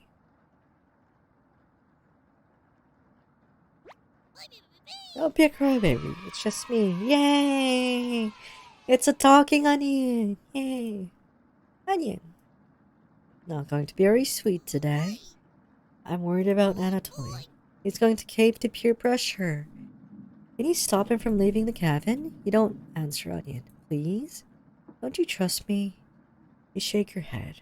Got a fun factoid for you. Did you know that leaving out an unpeeled onion in your room absorbs bacteria? It will help prevent colds and ward off viruses. That was a lot. Yeah, we talked about this last time. That was a huge myth. The fun factoid of that myth? People actually believed it in the 1500s. How embarrassing. Who would believe that? Ahaha. There was even a doctor in 1992 who caused a surge of people believing it. Ahahaha. Anyways, You know what smells like a raw onion left in a room? You. It's been a while since your last bath, right? You can't remember. I could smell you before I even came into the room. Yikes. So, can you stop Anatoly from leaving? I know he has cabin fever, but this is ridiculous. It'll be impossible to stop a grown man from leaving. Please. We don't need another one stalking the hallways. Yeah. Tapping on the windows, crying through the radio. You have the sudden urge to scream. Why do you think I've been using the mouse holes to get around? Scared to death that I'll run into her. Yeah, Mariah's definitely down there. Don't make me tattle to Cabbage about you. She can be as mean as Potato if you get on her bad side. Yeah, just kidding, she's great. Anyways, when the time comes, just tell Anatoly you care about him and don't want him to leave. Even if it's just for me, okay? My cat's trying to give me a piercing. Aw. You can trust me. Now, if you excuse me, I need to work on some new ice skates. They're made of butter slices, so I'll get to skate around the frying pan tomorrow. Later. Yeah, I have no idea what these living things are. Your mind finally manages to forget everything that happened. You fall asleep again, still ravenous. Day 10. Oh, okay. I'll take this moment to go take my meds really quick, so I'll be back in like a minute. So just a moment. Wait, where did I wait? No. No, I'll just say bathroom. I'll also take a bathroom break in the meantime, so see you in a moment.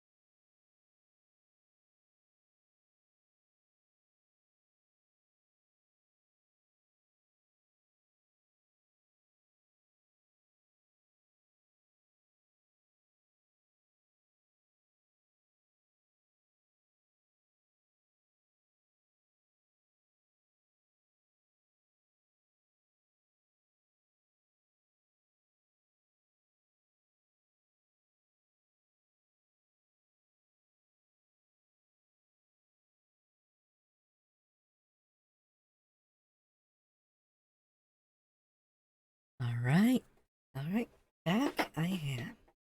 Okay. Another dream sequence, let's see. You have a strange dream. A fox is collecting payment in your living room. You despise him, so you put 2 dogs at the bottom of a sack, then add 6 chickens on top. The fox smiles at you and leaves. At some point in his journey, the fox will eventually open the sack, and the dogs tear the fox in half. Filled with such loathing for the fox, you gave him the only things you had for food, all of those chickens. As the snow piles up outside, you begin to eat whatever you can find. Pillowcases, candles, leather. One day, you wake up and have nothing left to eat. Absolutely nothing. Just an insatiable hunger. A few days later, you go mad and leave the cabin, completely ravenous. A nearby tree looks like charred meat. Your iron teeth cut through the tree bark, tearing your gums apart by the splinters. Your mouth fills quickly with blood. Days later, a deer gallops by. The first creature in the woods to see your corpse. You wake in a cold sweat. Yeah, that's... I wonder, maybe these are some type of folk tales? Maybe? In this region? Something smells terrible in the living room. Someone puked in the corner. Wipe it up with a rag to save them the embarrassment.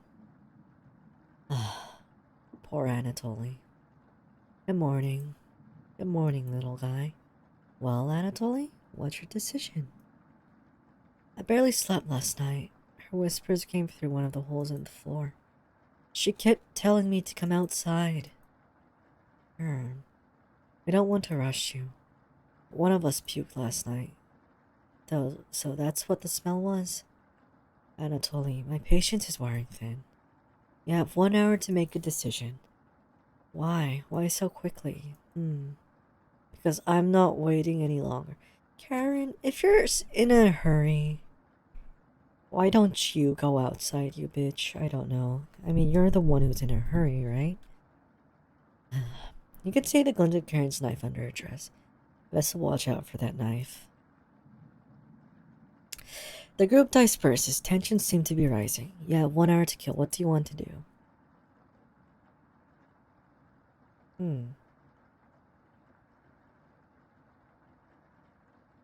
Wait, let me try to stop Anatoly this time.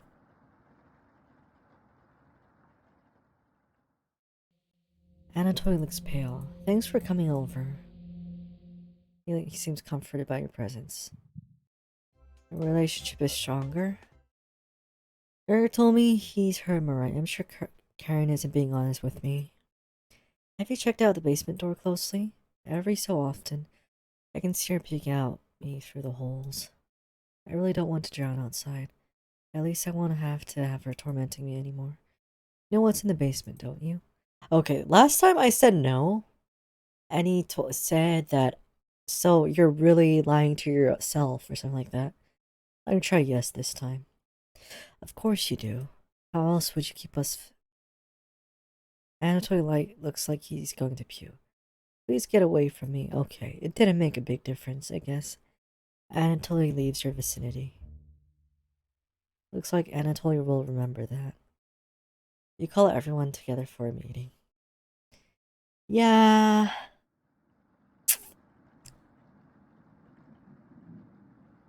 Anatoly, are you okay, little guy? Anatoly looks pale. Like he's going to pass out. Anatoly, have you made a decision? Yes, I'll help you all out. I promise. So you can't, I guess you can't stop him. Despite, like, the Onion asking you to stop Anatoly. Oh well, thank you, Anatoly. Big tears roll down Gregor's cheeks. I'll miss you, big guy. I'll miss you, little guy. Erv. Thank you, Anatoly. You sussy bitch. I know this wasn't easy, but it's for the best. Is it for the best? Karen, yes? Gregor looks at you expectantly. Did you want to say anything to Anatoly? You say nothing. Goodbye, Anatoly. Goodbye, everyone. Good luck, little guy. Anatoly has left the cabin! Yay! Yay!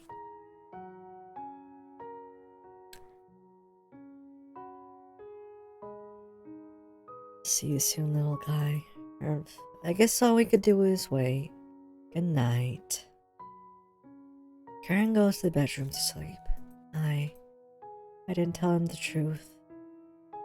Gregor is getting choked up. I didn't tell him. Missing him already. Gregor curls up on the couch for the night, turning his back to you. Poor Gregor. You shut your eyes, quickly falling asleep. You hear a scraping from the floor. Scraping, scrapping, scraping. Found you! Ha ha ha. You explain how this isn't a good time right now. Yeah, talking bread, whatever. This is no laughing matter. I'm worried about Gregor. He's all tall as a tree, but as dumb as a brick. What's the root of that? Ha ha ha ha ha ha. Another cornbread classic. You're being very unpopular right now. That's a tree reference, get it? Anyways, you need to protect Gregor from the red-haired woman. Cabbage called an emergency trumpet meeting and told me to give you this mission. Watch out for the knife and protect Gregor at all costs, understood? No. Does everyone look like a snack to you?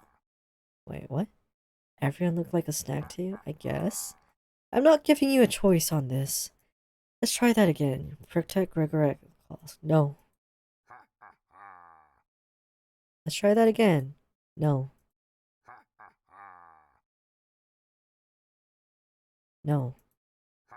Ha ha ha. Okay, okay. Let's try say nothing. You're fooling nobody with that act. You never had hearing loss. Let's go with a non-verbal answer, alright? Okay. So I guess this is the only thing I could select. It's the least you can do, right? Ha ha ha. You tell Brad that pun didn't make sense. On a roll today. I'll see you around.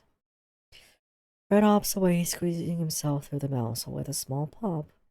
You fall asleep with thinking about what Brad told you. Oh, sorry. You have a strange dream. It's lying on the table in front of you. Take off the glasses first, partially cracked, and set them down next to the workbench. Working the saw, you wrap the cuts in an old newspaper. Some of it's getting soggy immediately, so you begin drying the cuts with a towel before wrapping. Much better. You hear something approaching, so you clench a fist and get ready to strike whatever is coming for you. You wake in cold sweat. So he's cutting meat, I guess.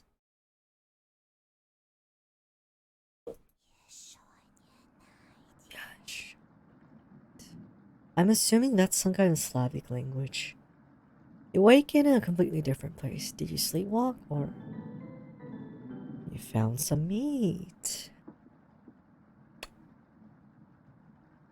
Everybody's still asleep. This would be a nice surprise after yesterday's events. You decide to cook breakfast for everyone, cutting each slice fairly thin. You brown each side in the oven. The smell is unique. Karen runs into the kitchen. What is that smell? Give it to me. Now. You don't argue. Karen grabs a cutlet, burning her hands before bringing it to her mouth. Ach. She hungrily devours it, barely chewing. She grabs another cutlet off the plate and eats it. Yeah, it's pretty creepy, isn't it? You know, Anatoly goes outside the cabin, and then you have a hump of meat from somewhere. You thought she was concerned with rationing. Gregor wakes up from the couch and heads into the kitchen. Oh God. Already? Gregor looks conflicted, but he succumbs to the hunger. They always do. Gregor eats his food in a few bites, carefully grabbing a second cutlet. The tears start streaming down his face, but he doesn't make a sound. You join them in a meal, quickly consuming the meat on the table. I can think straight again. We'll be out of here in no time. No need to ration anything now. Karen is sounding more determined than before. I'm going to lie down on the couch, try to keep this food down. Gregor crawls into the couch, turning his back to you. Karen leans in to whisper, I'm glad Mariah and Anatoly are gone. They're stopping us from bonding properly. Yeah. Best thing to say at this moment, Karen, yeah. How did you get so good at it? You tell Karen. After one bite, it just made me feel whole again. Even with the nightmares, it's worth it. So she is having nightmares too. It took a few nights, but I fought back. Now it's all I can think about. I read the book on necropsy. The text is ancient, but the diagrams are beautifully drawn.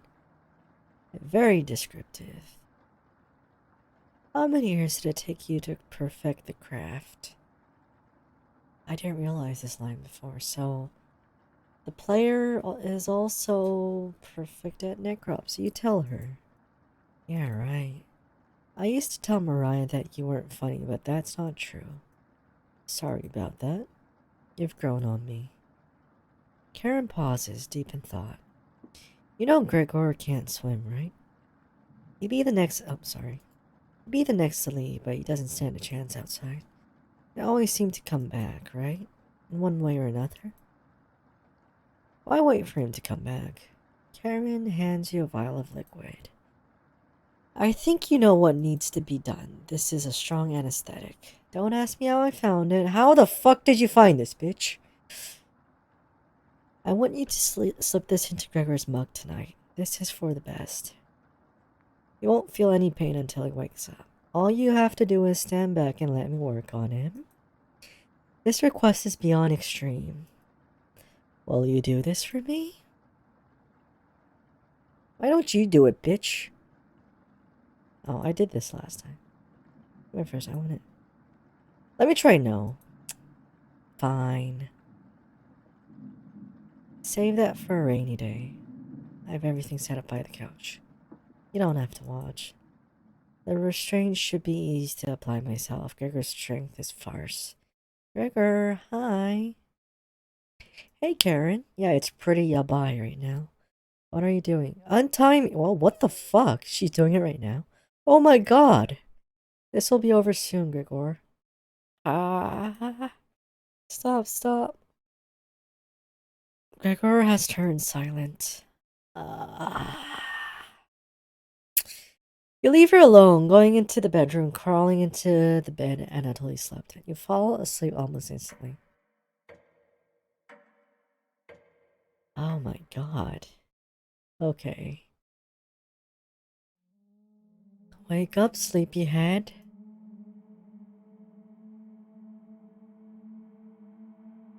You're having a nightmare.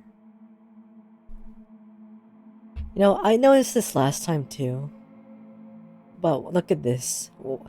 There's a silhouette over here. Who the fuck is this? You're having a nightmare. Thanks for letting me practice last night. I think I did a great job. Made us all some breakfast this morning to celebrate. Breakfast with what? I mean, I'm not sure if this is even supposed to be a fan service scene. I mean, the art is pretty nice and all, and like the Paul was in the situation. I guess it's like that morning after a great night situation, but the whole background situation is not piquing my interest that way. Breakfast with what? What? That's a surprise.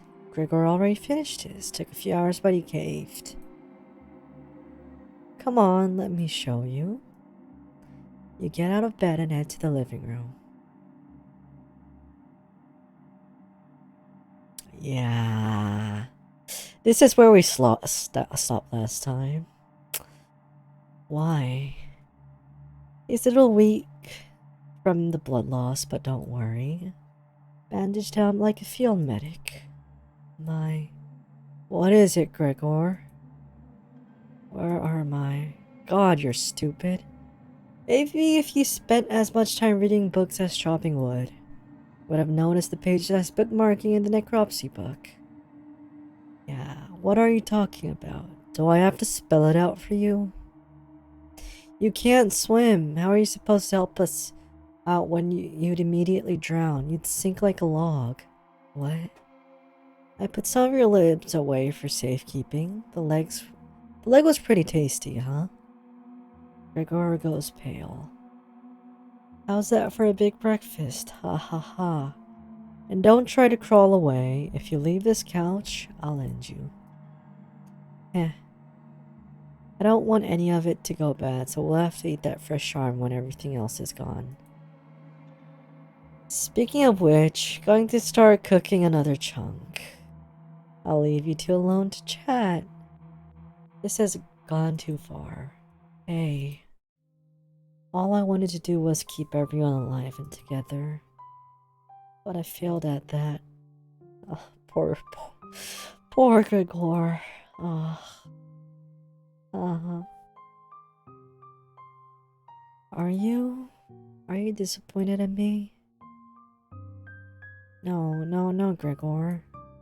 Thank you. That means a lot to me. Growing up, nobody had to tell me to be big and strong. just happened naturally. My mother always made sure I never went hungry. Seconds, thirds, fourths, and yet I complained my belly was not full. One day on my way home from school, I was walking by the town inn. It smelled something amazing coming right out of a pile of trash. I dug through it and discovered a bag. They threw away a meal that was fresh out of the oven for some reason. At what? Yeah, right? At least that's what I thought. I became ill with food poisoning. I hugged the toilet and cried for hours. My mother rubbed my back and eventually carried me to bed. I learned nothing from that experience. Like everywhere else, I was just here for the food. I never get the foul taste out of my mouth. It's going to keep eating me. I'm sorry.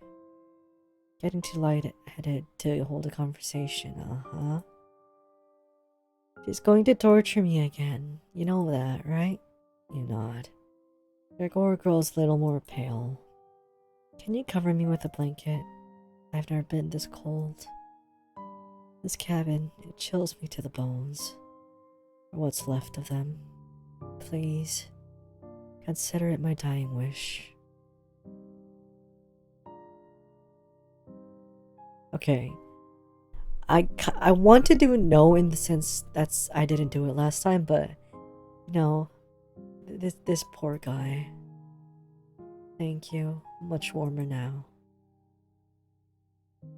Watch out for that knife, okay? Gregor begins to look at peace. I am...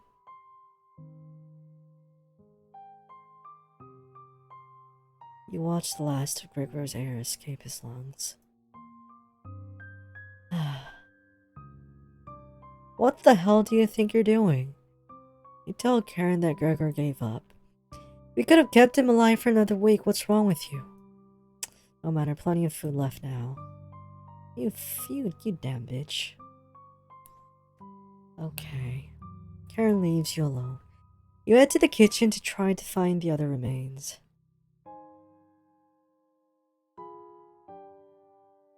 Gregor. You look at the pile of dishes and your mind starts to wander. Let's play hide and seek. There's 5 of us to find. You find all of us? The red-haired woman should know where the basement key is, and I bet one of us is hiding down there. Yeah, the music is... Is this a reverse? So watch out for that knife. Probably best to avoid the knife. Wait. Isn't that your knife? Why did you let her have it? You shrug. As a leader of Chumpheads, it's important you find all of us, so please don't forget any of us. Good luck. Why would a cabbage want to play hide and seek right now? I have no idea. You have been neglecting the Chumpheads lately. Can't hurt to play along with them, right? You go talk to Karen in the living room. Okay. Looks like Karen's just slicing away at a block of wood. Gregor's remains have been stored for safekeeping. That's very great. Good to know, Karen, you know. Scrubbed all of the blood off the couch to save you the trouble. Can I help you? What are you whittling with that knife? A wooden knife? Do you want one? I like my knife back. Oh yeah? I picked up the first day and you said nothing. Karen looks pleased with herself. She's too happy right now. Hey thief, give me back my knife. Let's not irritate her. Okay? Keep the knife. Aren't you sweet? Now I can make some cutlets for tonight. The basement key should be somewhere in the kitchen. At least I think that's where you put it last. Thank you, Karen. You thank Karen and head to the kitchen. Thankfully, there's not too many places for Cabbage to hide. Where do you want to check first? Behind the woodpile? Actually, there's more behind the woodpile. Quite a few rat droppings. Fun. And there's a good collection of cobwebs and rat droppings now. The cauldron. You hear some rustling around. Found her! She always picks the same items. Oh, cabbage! Ah, you found me. Well done. As leader of the Chompets, getting through the mouse holes is a chore. Can't find any Chompets to push me through, so I guess you'll have to help me out. Cabbage has joined the party! Yay! Where'd Chompets go? I don't want to play hide and seek anymore. What are you talking about? Can't just not play hide and seek. Are you sure? Wait, let me save this. Let me save this. Yes, no more hide and seek. Okay. Key is in the oven, Ashes. Grab it. You got the basement key. That's to the room where we found Potato. Check behind the cauldron for what other one. You got the basement entrance key. Guessing that one will come in handy. Chompet's game is over. Come on out. What happened? Quit already? I squeezed through a mouse hole. Only took an hour to pop out. Ha ha ha. Didn't think we'd all show up, huh? Not accurate, Raspberry. We're missing Potato. Yeah, this is the original. What? Raspberry's right. Let Potato sit in the basement. He's got company down there to keep him busy. That's enough, Bread. Okay. All of the Chompets are now clinging to your back. Don't worry about us falling. Just finish this. Perfect. The basement entrance. You've seen this door thousands of times. You hear Karen creeping up behind you. Found you. You can see the knife out of the corner of Karen's dress. I don't know if I can wait any longer. Show me where you keep hiding the meat. Let's tear them apart piece by piece, just like Gregor. Karen looks like she's ready to bury the knife into you. What do you do? Let's tell her about the Chompets. Talking food? What the hell are you talking about? And there, you've lost it. You tell her about Cabbage being the leader of the Chompets. She's the leader of Talking Cabbage? What? Karen looks extremely upset. You tell her about Raspberry, Onion, and Bread. They asked you to save them? What the hell does that mean? You tell her about Potato, and there's a potato that's dangerous? A potato is killing people? And you unlock the basement door. You lost it, but thank you. I'll bring up some cutlets up and we'll have a great dinner, okay? See you soon. Karen descends the staircase into darkness. You lock the basement door? Okay, so this is the same thing I did when I just did the other selection earlier. Did you just lock the door? You block out the screams of rage and bargaining. Give it enough time, it will end. Yeah, bitch, you stay down there, bitch. You crawl into the bed and go to sleep. Yeah, so we just locked her in the basement. Ha ha ha. Oh well, let's see how this goes though. You slept in today. The pounding has completely stopped. You really need to go to the bathroom. Decide to open your eyes. You must have sleptwalked to the bathroom last night. The glow of candle is hardly comforting. The candle blew out, and the door is locked. You find a flashlight in the corner of the bathroom and turn it on. Tutorial, you're in the dark, but you're not alone. Okay, this is the actual part I stopped last time. And it was like 6 in the morning, 7 in the morning. I was too scared to play this. Click on objects around the bathroom to get more information or find hidden clues. If you're stuck, just wait a little bit to see the glint of objects and inspect around the bathroom. Just to move around your cursor to search the room. Okay. I hope it's not like huge jump scares or anything. Oh, I'm joking. Oh my god. Hello? Are you locked in the bathroom again? You tell her about the candle being blown.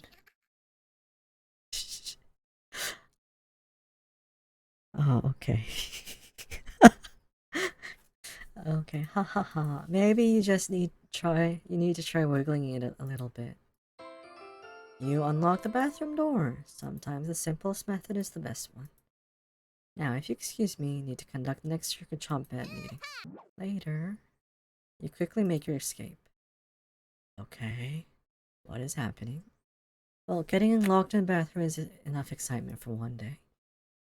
You get under the covers and quickly fall asleep. Do you want to do that? Like, some unknown force locked you inside the bathroom, you know? Carrot Tiger. Okay. Shush. Wake up, sleep. Oh, what the fuck? Karen? Is this a jump scare? Oh, okay. Just your imagination again. Karen can't still be alive, right? Oh.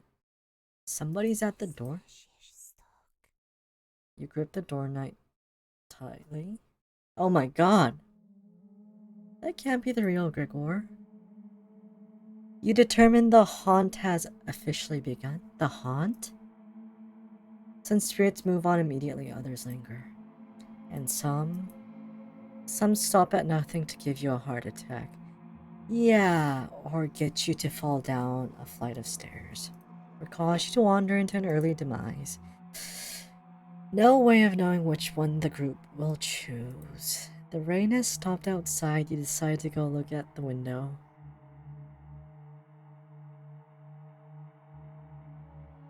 What's it? Oh. Oh shit, what was that behind the trees? The floodwaters are completely gone. Karen would appreciate the canoes, but not after locking her in the basement. No good reason to leave the cabin. Plenty of food here now. You've been so busy you've forgotten to eat. Head to the kitchen for a snack. Karen's hiding spot was too obvious. You take a few bites of meat. You lost more of your humanity. Oh. Not fresh enough. Oh well, you decide to crawl back into bed and get a little extra sleep. Yeah. What the f- Day 200. Oh, what? 3,000. What? You have a strange dream. Clouds have parted, the rain has gone away. You wake in a cold sweat. This is another trick, or...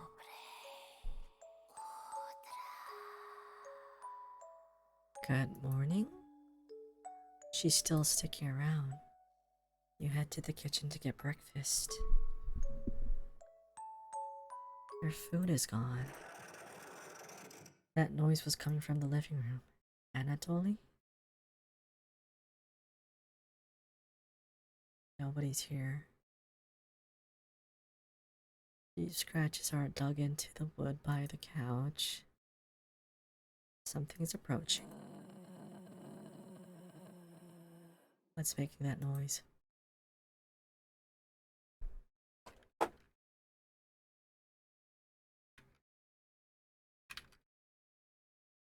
It sounded like it was coming from the basement door. Go over to investigate. A cold wind is blowing through the hole in the door. You get goosebumps all over your arms. Is this, Oh! Self-voicing enabled. No Self-voicing disabled. You wake in a cold sweat. Day 14? 15? Oh my god. Wait. Okay, this is getting scary. It's raining again. Self-voicing disabled. They're taunting with your dreams of a sunny day. You get out of bed and head to... Okay, that was a dream. Okay. You can still smell Gregor here. Should you have it intervene with Karen? Probably. Sorry about that. It just happens to be that the hotkey for that expression is the same as that. It probably wouldn't have changed the outcome. It also might have led to your death. The couch is still comfortable even after Gregor imprinted on it. You decide to take a nap, which quickly turns into a sleep.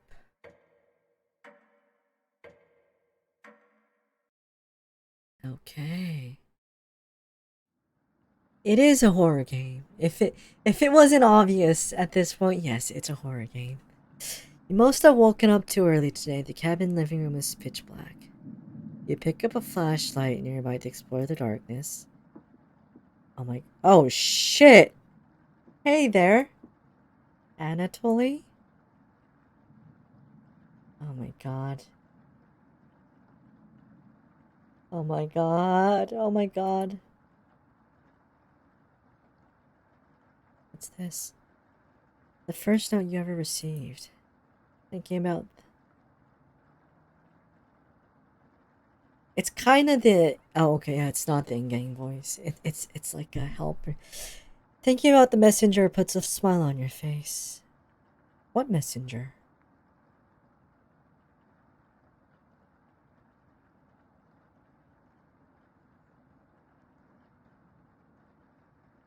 What's this? You notice a note sticking out from one of the books.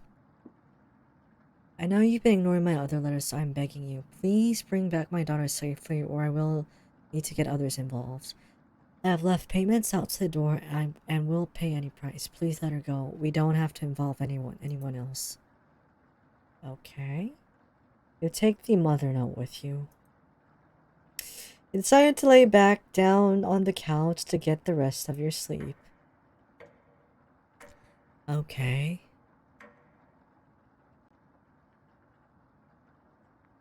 What the hell is this game? Please no jump scares. Please no jump scares. You sleptwalked again. You can hear Potato mumbling in the jar. Potato? Hey, Potato. Oh, it's you again. Tell me. In that first week with the red-haired woman and others, where did you sleep? You think for a minute, but come up with nothing. It's worse than I imagined.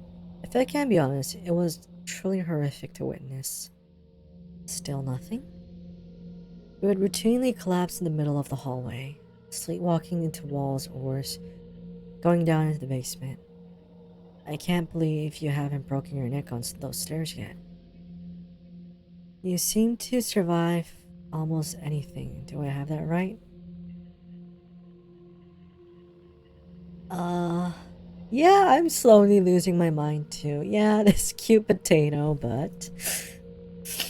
Must be that addiction to meat. Haha. Yeah, meat is delicious, alright. Or something else. Would you share the secret with me? Potato. Yes, you tell Potato the secret. Wow, didn't think you'd be foolish enough to tell. What? I'm living longer than expected already, but this is good information to take with me. What the fuck are they talking about? Yeah, this game is pretty creepy. Is that the right thing to tell Potato? Ha ha ha. It's a delight to watch you fall apart. What does the red-haired woman have in store for you? You haven't thought about Karen in a while. How many days has she been down there? You do realize she's probably been feasting on the three. She'll be much stronger than the last time you saw her. Oh my god. Ha ha ha. Go downstairs, put an end to this. Not for the chompets, just for me.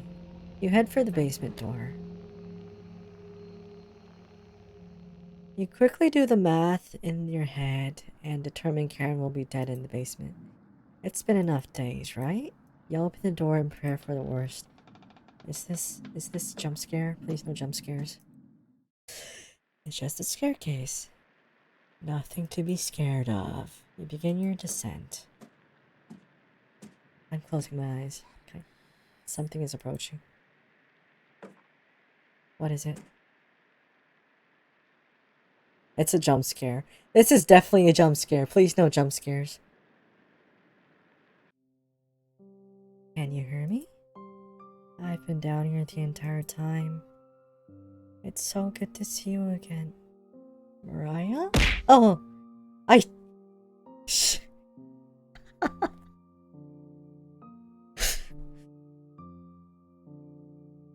Okay. No, I was not scared by that. There's plenty of bread down here. Why aren't you saying anything? I'll never forgive you for what you did. You put Anatoly through hell. You desecrated my corpse, oh my god. You gave him that disgusting hunger. No, don't do that. All of that is water under the bridge now. Anatoly's down here. Come have some bread with us. They always try things like this. Their anger, concentrated near their grave, leads to tricks and traps. You're not falling for this one. Why aren't you listening to me? There's bread down here, loaves of it. Fine, I won't stop you from finding the others down here. One piece of advice, beware of Karen. Oh my god. She is ill beyond repair. Gregor will try to talk you out of reaching the room. Anatoly will try to talk you into leaving the cabin. And Karen will rip the flesh from your bones. Yeah, figured. We'll talk again. You feel Mariah leaving the staircase. You go deeper into the abyss. Do we really have to do this? The walls down here, they're dirt and soot. Something is approaching. Is it a jump scare?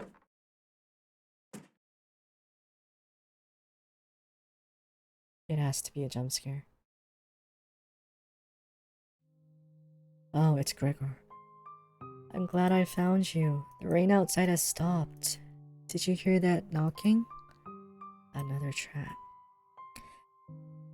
Everyone's upstairs and wants to leave. Mariah was worried sick about you. You tell Gregor about speaking with Mariah. Guess I can't lie to you, huh? You just stood there while Karen took my limbs, doing nothing. Are you frightened by her? Yeah, I kinda am. She's pretty frightening, alright? Gregor, if you won't come upstairs with me, please turn on the light when you reach the room. I want to see the look on your face when that light bulb turns on. Can you do that for me? You nod. Thank you. Thanks for letting me lick the bowls clean. That was enough to keep him at bay. We'll meet again soon. Beware, Karen. You feel Gregor leaving the staircase. You descend deeper into the abyss. The air pressure down here feels greater. You're getting closer to Karen with each step. You know what? I can't stand this. Let's do that.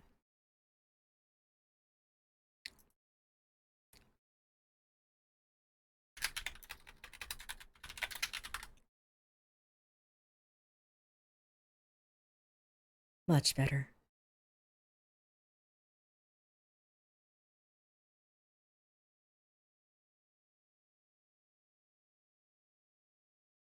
Okay. No. Let's try corgis. Aww. Aww. Aren't they cute? Okay, I could do this now. I can do this now.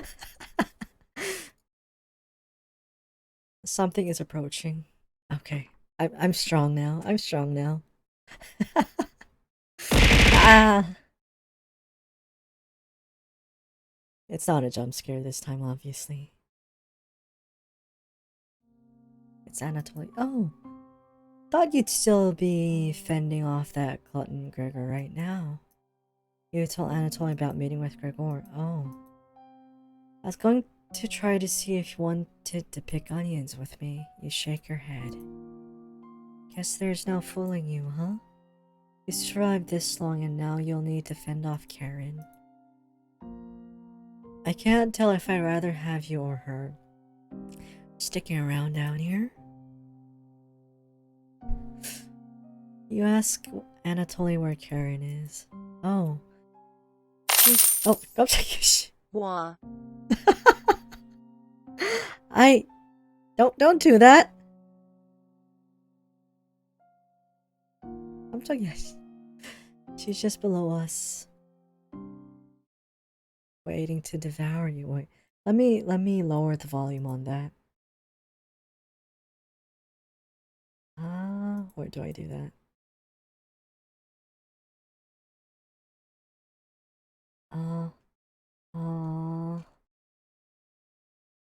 Wanallim. There. Okay. Waiting to devour you. Karen's been practicing on her butchering again.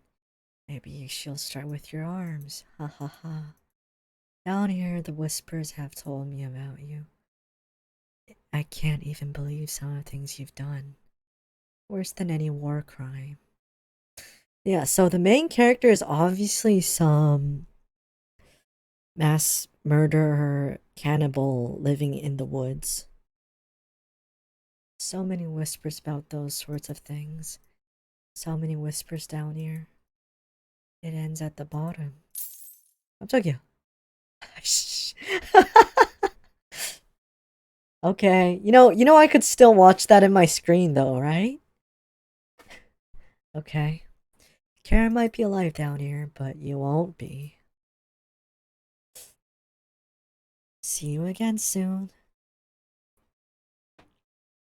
You feel Anatoly leaving the staircase. You grit your teeth and keep going. Your feet finally hit solid ground in the basement. Something doesn't feel right. Oh my fucking god. Did you hear that? It said, look behind you. Oh my god. Okay, there's nothing yet. Okay. You know what? I'm gonna get myself armed in my real life. I actually have a personal collection of tomahawks, so I'm pretty sure a tomahawk could fend her off, right? You feel around the wall blindly and locate... Oh, okay. You know what? Just a moment. Oh, okay. You know what? I know what to do.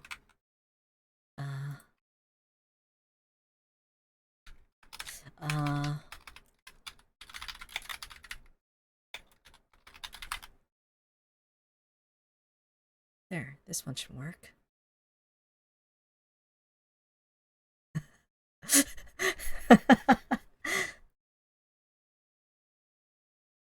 Oops. There.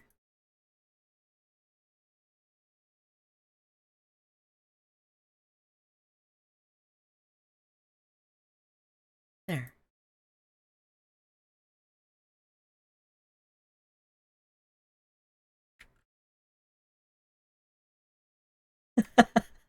Okay, I'm ready now. Back to the corgis, back to the game. You feel around the wall blindly, locate the light switch. Oh, 깜짝이야! God save our Tiger Queen.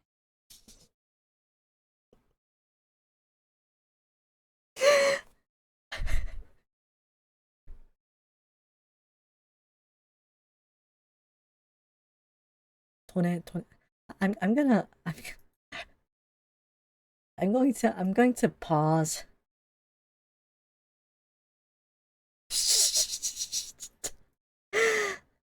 Why isn't the volume down? Okay, whatever. Hello, Cabbage. It's you. You've come so far. Proud of you. As leader of the Chompets, I want to let you know we have your back. No matter what happens down here, just call out to us. We'll be there. Boy. Honest. Wouldn't let you die down there. When you least expect it, I'll roll with you, huh? You can't sneak up on me. But sneaking up on you extremely easy. Raspberry. Are you deaf? Raspberry. That was pretty cruel even for me. Your ears have so much dirt in them, they could probably grow potatoes. Ha ha ha. We'll have to work on those jokes, Potato. Sure. Weren't you hiding in the basement room? Circumstances have changed. I wouldn't miss a killing for the world. Just remember down there, here, you can call on us. We'll help you out in a bind. And if you get lost down here later, please avoid the room where it happened. Wait, is there gonna be like a boss battle down here? I can't speak for the others, but I'd like to forget what happened there. Wait. I don't think we'll ever forget that, Potato. Thank you for coming along with us. I wouldn't call it a change of heart because you really never had one, Potato. You should have run down here, but I'm glad you're here to help. Yes, it speaks like a Pokemon. Yeah. Wish I had a joke here, but what you did was no joking matter. That's enough. Trumpets, let's help out. The trumpets get in position behind you, ready for what's next. You feel around the wall blindly and locate the light switch. Took you long enough. Oh. Oh, okay. It's an actual boss battle. Let's end this. Should have kept the door locked. Okay. Okay, it's an actual boss battle. I did not expect that. Oh. Let's see. Let's start with attack. With the lunge. You barely land the soft punch. Karen lunges at you. Oh my. You've started to bleed. Karen licks her lips. Well, you fit in the cauldron? Hey, Asleader. Can't leave you hanging. All of us are ready to help you out here. I see you're ignoring my warning to watch out for that knife. Ha ha ha. Please survive this fight. We want to play hide and seek again. Trumpets, help out. Has filled you up with hope. Very useful. Oh, you gained 5 HP. Okay. This was an ideal time to talk to the trumpets. Karen looks confused though. Looks like Karen's plotting her next attack. Dodge. Wait, I dodged. I dodged! The cut is deep. You'll need to be treated if you... That's his breath. A tear rolls down Karen's cheek. Should have never left Ukraine. Okay, by the way, let me just wipe my eyes really quick there. Just a moment.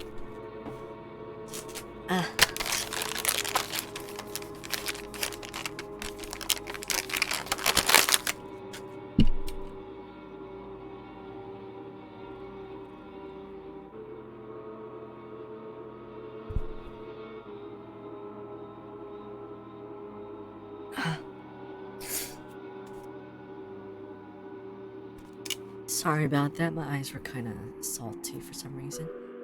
Oh wait, what's your turn? Let's try trumpeting. Hey, it's me. Anya, no crying down here, okay? Let me look at those wounds.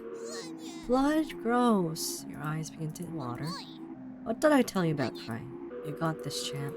Good luck. Make you feel better, but only a little bit. You gain 5 HP. Okay, I don't think this is helping a lot. You start to bleed. Are you talking to yourself again? Won't be burying you. Okay, let's try attack. She easily dodges it. Best watch out for that. Okay, dodge. Should have kept the door locked. Slash. You dodged the knife. Feeling the air hit you. You shouldn't be this fast. Oh, okay. Whoa. Karen licks her lips. Well, you fit in the cauldron. Let me dodge again. Okay. I was trying to dodge. Dodge. I said dodge! The cut is deep. Oops. You'll need to be treated if you make it out. Catches her breath. Should have kept the door locked. Karen slashed it with her. She missed. I'll snap those legs like twigs. Looks you dead in the eyes. Oh, you fit in the cauldron? Try throwing. Okay, she dodges. Yeah. This is kind of like the Mother 2 thing, even though I never played it, but it's pretty famous. Will you help? I don't really care who dies down here. You're both pretty awful. I mean, that's pretty true. Good luck. It does make you feel a little better though. You gain 5 HP. Ready's her knife. Oh! 아! 아유. 고랭이님 어서오세요. 상근의 영계 어서오세요. 오늘 영어 방송이 하는데요. 어서오세요. You're going to taste better than Gregor. Okay. Oh shit. Should have kept that. Okay, I don't think I can actually beat this bitch. Can I? Attack? You attack Karen with a lunge. You barrel land a soft punch. Karen lunges at you. Okay, I'm dead. Am I dead? You started to bleed. I'm going to eat those ears first. Plunging knife into you repeatedly, she devours your body. Oh my god. She's eating me? Corpse falls weak. Is this game over? Because that fight seemed pretty impossible. Took you long enough. What? Let's end. What? Oh, okay.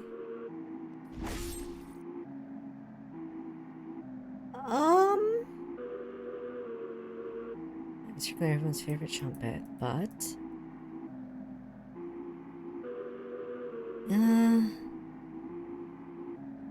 oh, huh.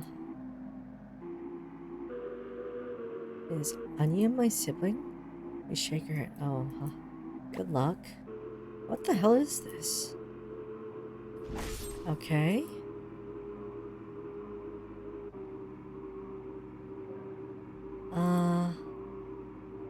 Try punch. Okay, dodges it.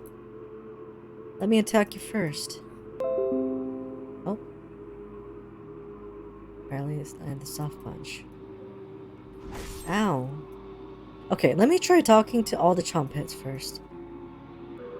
Always Merry Raspberry is a lie created by Cabbage. You know me by now, and I've never acted merry. Correct? You nod. You nod. Are you going to devour the red-haired woman when you win? Or leave her corpse to sink up the basement? We both know your answer. Let's end this. Thought emotions from the trumpets. Anger, sadness, joy, determination. Your bones feel quicker, like your reflexes are improved. The trumpets have imbued a second wind inside you. Oh, you get ready for Karen's next attack. Oh. Oh. Okay. Oh my god. Oh. Oh. I mean, oh. Karen quickly stumbles down the hallway, turning left at the end. I have no idea how this thing's gonna end, really. Howling after her, but the room is pitch black here. The rot of decaying flesh here is nauseating. You can hear the small echoes of Karen's footsteps disappearing below, making this room feel enormous. You can't see her eyes, but you can feel them. You're being watched. The staircase in the center winds downward, spiraling into the abyss. You're getting lightheaded again. Gravity almost gets the best of you a few times as you work your way to the bottom. Your shoes stick to the floor when you reach the bottom. The smell of mildew, something rotten, makes you gad. You can barely make out the outlines of door frames in each direction. You head east, opening the door. What? Is this a jump scare? Is this a jump scare? Wait, so that didn't kill Karen, that just injured her, I guess? Back together again, drowned and dissected. The Butcher of Hope has returned. Where's Karen? Lost in the abyss. Her rage blinds her. Ravenous, completely ravenous. She'll never be able to move on. Bound to this cabin by you, she will never escape. Those that die in the cabin are bound to different roles. Fleeing west did nothing. Victims will always gravitate to this cabin, always find a way to you. You wretch. You abomination. You horror. Turn on the light and savor your inhumanity. Turn on the light. Turn on the light. Turn on the light. This is a jump scare. Reap what you have sown. Mariah, Anatoly, Gregor. Karen, I'll never forget you. Okay, what is this? Oh. That's the ending?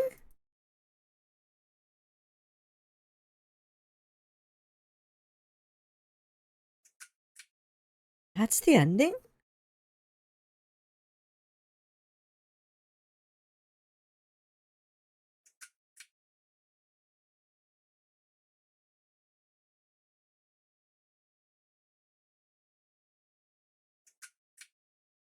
Okay.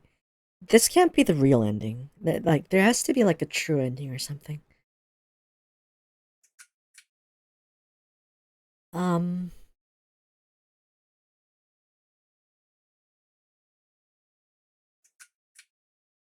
Was somebody's name Itadaki Yasu? Okay, okay.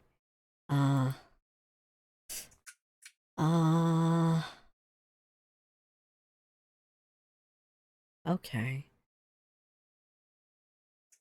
Written, developed by Teardream Studios. Hello, welcome, chicken. Welcome, SM. This is the ending of this game, and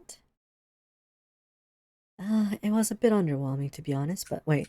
So, okay, I'm pretty sure there's like a true ending to this.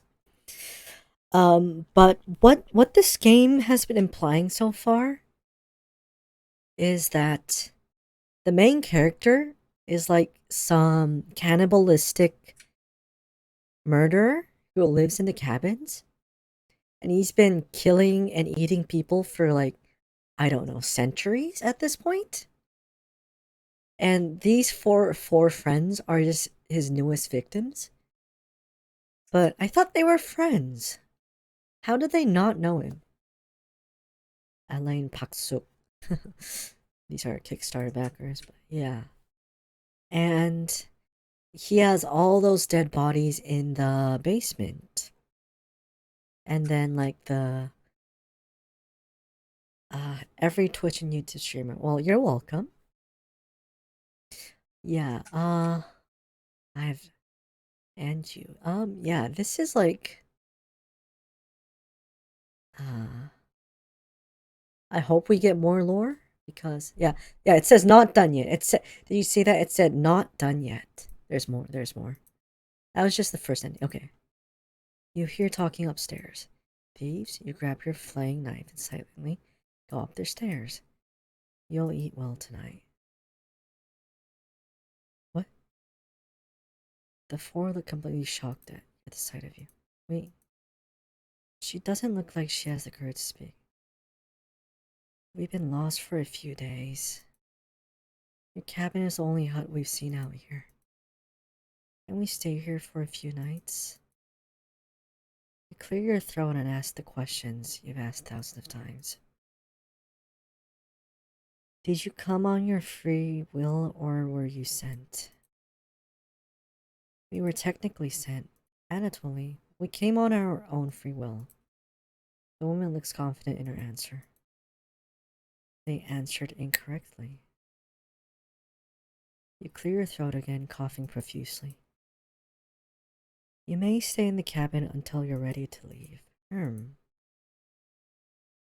The group looks terrified of you, as they should be. But wasn't that trail steep? Yeah. The group finally returns to normal. It's forced, but they attempt to save face. That walk was brutal, but this cabin is amazing. Full kitchen, running water. It really has everything. Finally, a place I can read a good book in peace. You already know the rest of the story now, right? Wrong. Welcome to Nightmare Mode? If you survive, you'll gain some additional insight to the world of Cooking Companions, as well as unlocking the New Game Plus and a Chompets Only event. This mode is mostly just a joke, so don't take it seriously. If you make it to the end, you unlock the Chompette's Cabin Courses, a Chompette-only event, free of humans. For the true cooking companions experience, this mode should be played in a pitch-black room with... No, I am not doing that! I am so sorry, but I am not doing this pitch-black room with headphones. If you still need to max out your relationships, don't worry, you'll get the opportunity to do so in NG+. You should really make a manual save right now. Don't hesitate. Okay. I'll do that then. Okay. Save. Thank you for getting this far. Your bravery is commendable, will be rewarded. Thanks for playing. Oh, almost forgot. Nightmare mode activated. Are you gonna give me a jump scare with this? You wake up in the bathroom again. Oh. Oh, shoot. Okay. It's straight here. You find a strange note. Okay, back to Corgi mode. I can feel the cold air crawling under the door.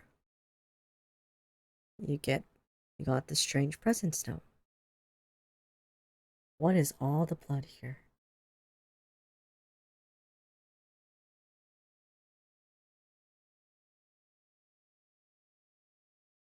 Out of toilet paper again. Okay, good to know.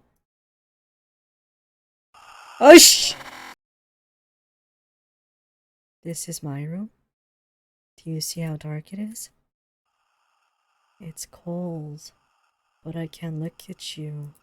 Look at me. Are you scared? Yeah, I'm scared, by the way. Oh shoot. Run! Oh shit. I am scared. You wake in a cold sweat.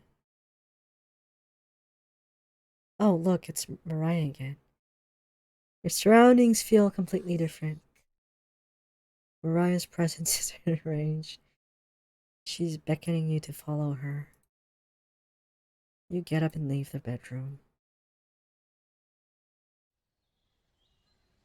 Okay. It's a beautiful sunny day outside. What a fitting end to such a horrible nightmare. You head to the kitchen for some breakfast. So, okay. Just to speak about the ending for a moment. So, apparently the 5 weren't friends. The 4 were friends. And this guy was just this random cabin owner. And we all know he was just like a cannibal monster. And those 4 were just his victims. You head to the kitchen for some breakfast. Oh, shoot. This will take ages to cook. Take a few bites of meat. You lost more of your humanity. You stare into the ash pile in the oven.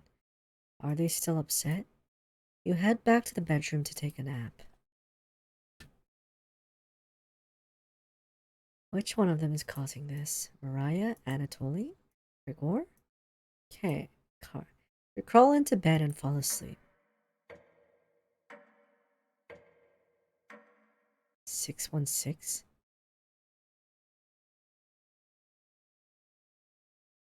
Are you gonna start with it? Wake up, sleepyhead. Karen? Karen isn't here. It sounds like she's whittling something again. Did she escape the basement? Karen? No reply. You head over to investigate. Another trick by one of them. Who's still missing? Karen? Someone's tapping on the window.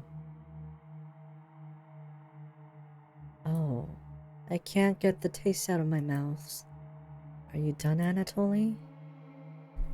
So this guy is just in his cabin forever haunted by the souls he's killed. Basically. Oh, let's go this way. They're getting more bold in their actions. You head to bed to sleep on it. 666. It's the devil's number. It's the devil's number. Sheets are drenched in sweat. You catch something moving out of the corner of your eye. You roll out to bed to see what it is. It feels like 3 a.m. Nothing is moving around the bedroom anymore. Just your imagination again. You head to the basement door. Is Karen still alive? Cold wind blows through the crack in the door. Oh shit, okay. That didn't scare me too much for some reason. You wake in a cold sweat. You wake up on the cold bathroom floor. The door is locked. Did no one of them hiding the key in here? Where do you want to check first? The garbage. Underneath the sink. It's empty, like your soul. It's empty, like my soul. Yeah, pretty much. Inside the mouse hole. The soul seems perfectly rounded, like someone used sandpaper on the edges. Did the Chompets do this? Under the top. Mouse poops and dust have gathered underneath the top. This needs to be swept. Back in the garbage can. Just a gigantic spider back there. Disgusting. Inside the mouse hole. Would the flashlight be helpful? It might aggravate whatever horror lights in wait. Under the tub. There are some scratches on the side of the tub. What happened there? How did you miss that? You noticed a note underneath the bathtub. May 4th, 1794. So this guy's been doing this for centuries. This notice shall serve as a summons to the Zakopane courthouse. You are being accused of the following crimes: public disturbance, foul language and demeanor, refusal to testify at previous court cases, refusal to agree to a search warrant of property. Your hearing is scheduled for October 20th. Failure to attend will result in your immediate arrest and penalties up to hanging. Sincerely, Judge. You take the court summons letter with you. Oh. That's the second note? Inside the mouse hole. Stick your arms in the mouse hole? Yeah, give that a try. You slowly put your entire arm inside the mouse hole and feel around. You feel the chilly presence of something behind you. The key is pushed into your hand. You pull your arm out, lifting up the toilet seat, and take a celebratory bathroom break. Your hands are shaking uncontrollably from the whisper. The key has fallen into the... What are you doing? Reaching the filthy toilet to get the key? I guess that's the only way to get out of the bathroom.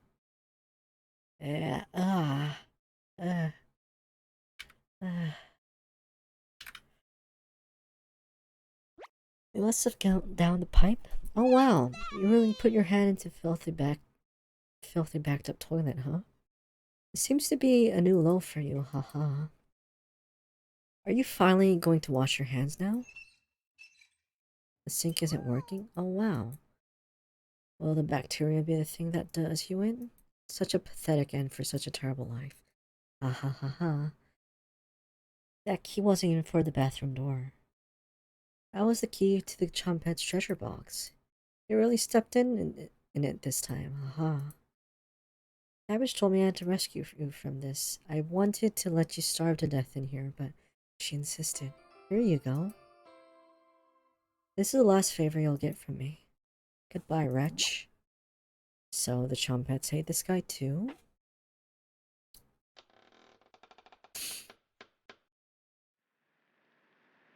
Okay, I don't... Probably no jump scares. It's time to end this. You open the door and get ready for what's next. And what? It's just a staircase, nothing to be scared of. You begin your descent.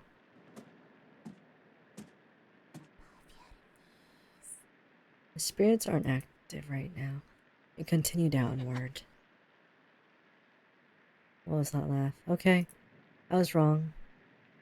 Corgis, help me. The walls down here are... Here, they're dirty and soot. There's nothing. You keep moving downward. Air pressure down here feels greater. You're getting closer to Karen. Okay, Karen is still alive down there? Something is approaching. It's one of them again, obviously. A false alarm. Are the spirits below going to spring a trap on you? You continue downwards. Oh damn, look at the blood. Here's something in the distance. Is that a baby?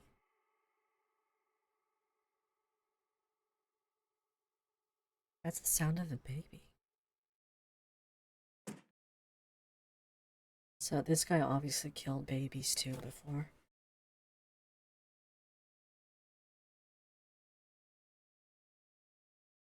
What is this tension? Are you gonna jump scare me? Estado perdido aquí. Oh, 깜짝이야, 씨. Yeah. Go. Estado. Let me Google translate this. Estado perdido aquí.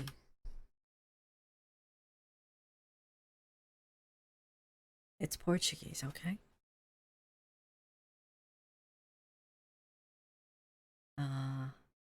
Let's Google Translate. I'm so lost here. Say something Korean? 이거 제가 쫄보라서 이런 건 아니고요. 그냥 코기가 귀엽잖아요. 안 그래요? 귀엽죠? 애들 귀엽지. ¿Estás con frío? What's that? Where are you from? Are you cold? Okay. You shake your head. Oh. Vamos conversar la embaixo, okay? You tengo otros que quiero mostrar a boque. My guess is, could you hurry up and talk with that monster down there or something like that? I don't know Portuguese, obviously, but vamos. I know vamos is like hurry up. Vamos con no. Conversar la embaixado. Embaixo. Oh, let's talk downstairs, okay? You tengo outros que quiero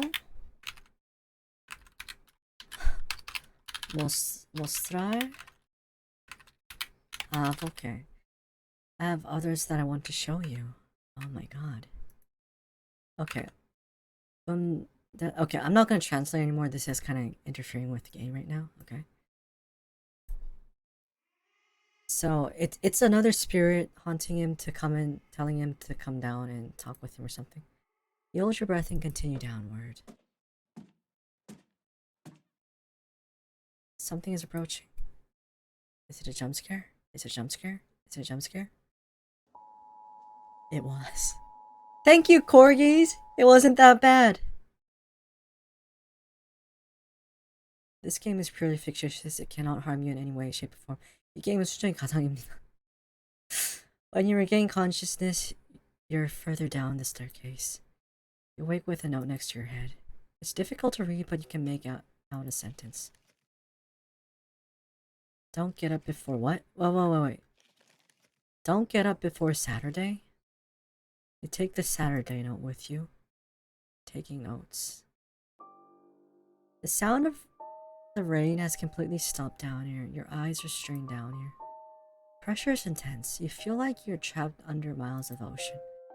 But continue downwards. Your feet finally hit solid ground in the basement. Something doesn't feel right. Oh my god, what's that sound? You navigate the basement blindly until you reach the room with 4 directions.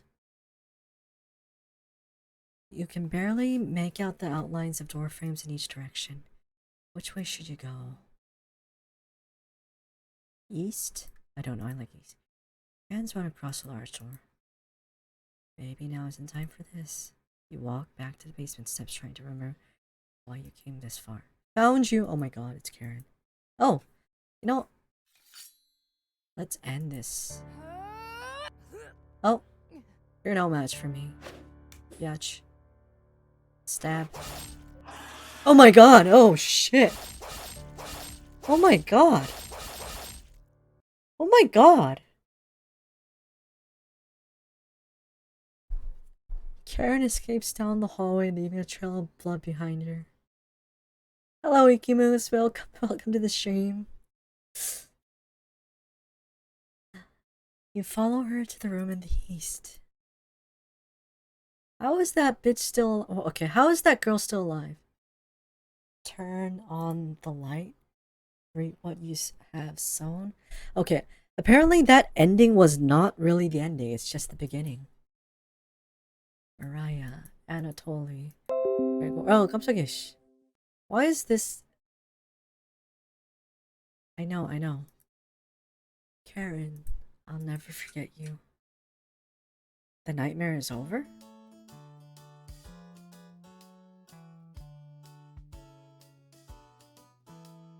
Cooking time is so much fun and nothing bad could happen. Everything is totally great, but please do refrain from going. Self-voicing disabled. Cooking companions, your life just might end. Cooking companions, What is this song? don't trust that onion. Okay. Cooking time is so much fun and nothing bad could happen. Everything is totally great, but please do refrain from going in the basement. Basement. Cooking Yeah, don't go into the basement, guys. your life Cornflakes. Lesson of the day: don't go to the basement. Don't go to the basement, okay? I'm not sure if that was a proper ending. Maybe? Depends on the... Oh, what the Oh yeah, he talked about this too. Chompet's Cabin Courses. Starring cabbage, onion, raspberry, bread, potato. Yeah, what? This game is confusing every minute. More confusing every minute. Hello, welcome to the Chompet's Cabin Courses. We missed school too much, so we wanted to bring it back. Honest. I'll be playing the role of teacher today. You can call me Miss Cabbage if you like. Let's just roll with that. Alright? Can't wait to learn some new things today. Me too. Aren't you excited, Potato? I dropped out of grade school so I could work at the butcher.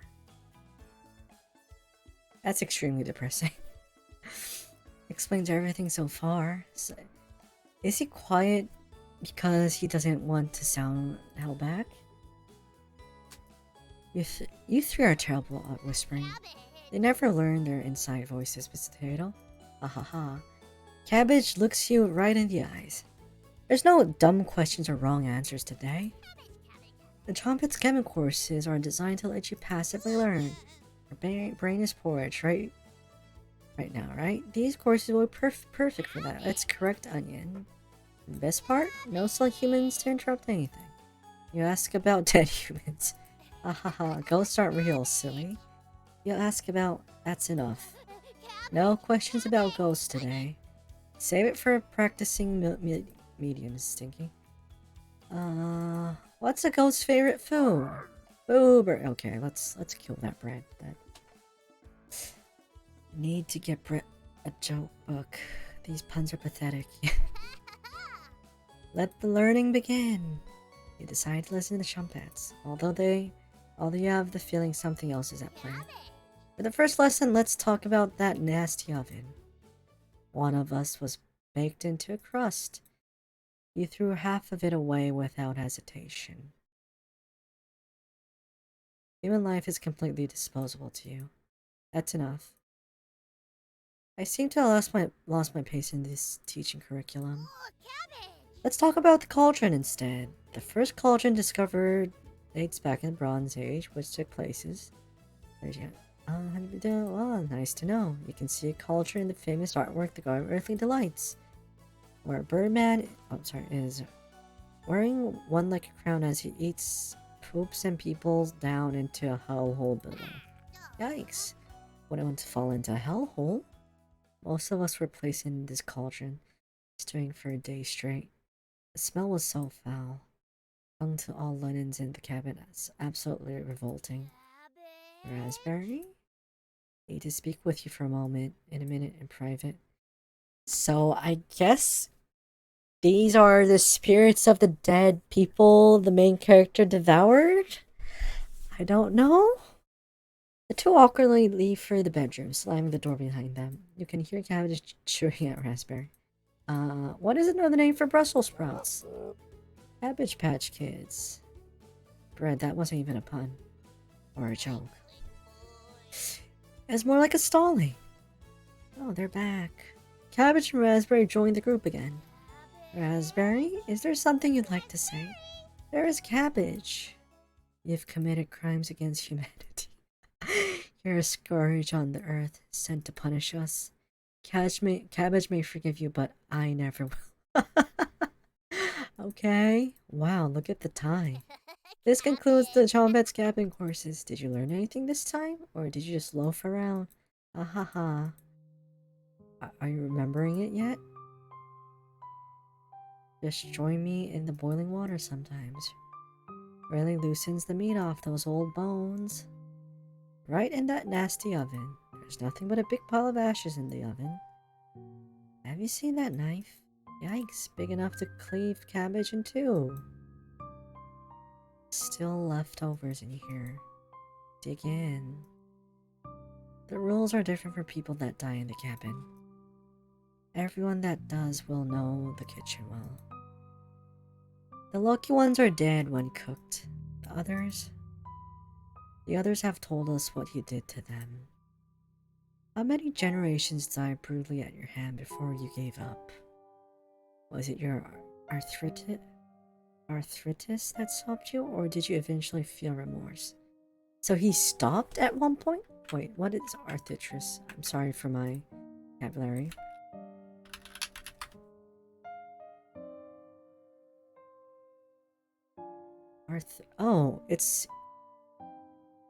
It's a joint disease. Huh.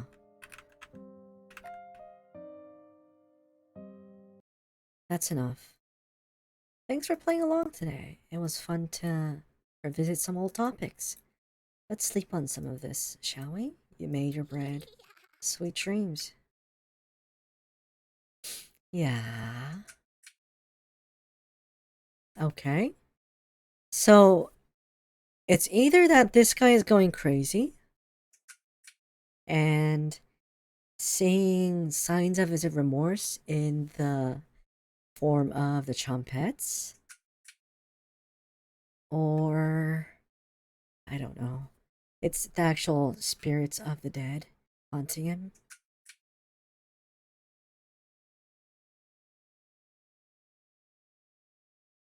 Yeah. Okay, what's next? Welcome to New Game Plus. This playthrough will have different dialogue, events, and decisions to make. Oh! Alan and Gregory and Karen will start with 3 hearts each. Use this opportunity to max out your relationships. We highly recommend you create a manual save file right now for this shorter playthrough. Okay. So, it's a New Game Plus that actually has a different, thing. Okay. Unfortunately, Mariah will not be available to Max. Sorry. Thank you for playing Cooking Companions. We hope you enjoy the experience. Almost forgot. Jump scare mode. Oh fuck! Go. Screw you guys. Screw you guys. Screw you. I have my corgis. Screw you guys. Just kidding. Okay. I'm not gonna trust these guys though. Oh, it starts where Mariah dies. I'll keep us alive. I promise. Bye, Mariah. Everyone watches as Mariah leaves the cabin. The silence is deafening. What? Why isn't an opening this time? Is this I don't... Okay, this game is giving me mixed messages in when it's the actual start and ending. Is this the actual start of the game? After 3 go to bed, you finally have an opportunity to use the bathroom. The candle blew out. Grass blindly along the floor. Okay, this is definitely a jump scare moment. Bathtub is filthy. You notice a note underneath the bathtub. It's the one from before. You take the court summons letter with you. Toilet paper is gone. With your interest waning, you decide to leave the bathroom. Wait, I didn't see the mirror. Okay. Time to surprise the others. You take out a cutlet of meat and begin to cook it in the oven. You cooked meat. Why is it getting bigger? Where did you get that? You ignore Karen's question. What's that smell? Gregor finally gets off the couch. Where did you... The 3 are looking at you, salivating. You take the charred meat out of the oven, cutting into small cutlets. The immediately grabs some off the plate. Do you have any more of this? It's stored securely, so this is the same as before, I understand. Thank you. Anatoly runs to the bathroom, puking in the toilet. You can hear him sobbing for a few minutes. This taste is...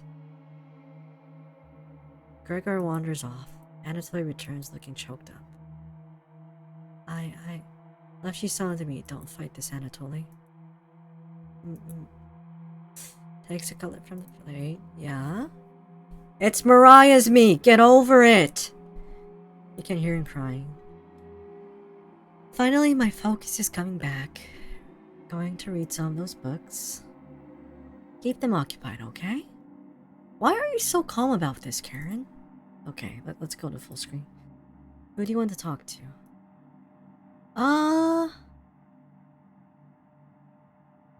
Let's go to Anatoly first. You knock on the door first. Anatoly? Thanks for checking in on me.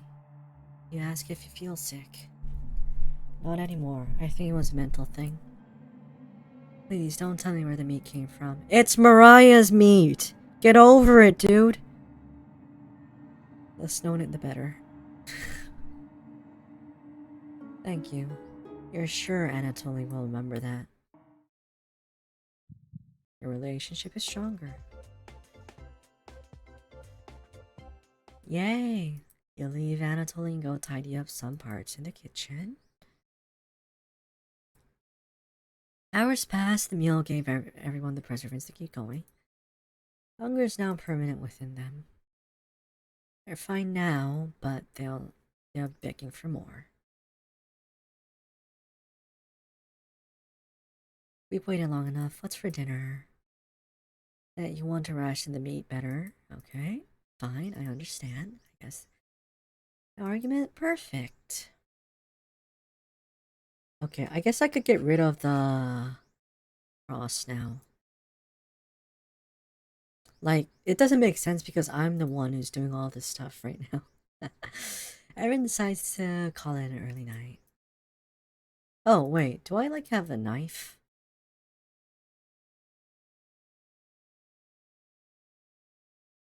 Come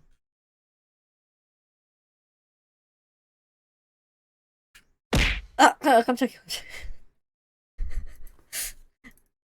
No, I have a stick, I guess. Oh well, I don't have knives, okay. You fall asleep instantly tonight. You have a strange dream. You're having a dinner with a blacksmith. He's not touching his food. Okay, so I think... Uncle knife. That'd be a nice one, but I don't have it. So I'm assuming these dreams are just this guy. Let me skip this. And the things he's been doing before. But I guess this guy's immortal somehow, but because he's been dying multiple times in these streams, but he comes back.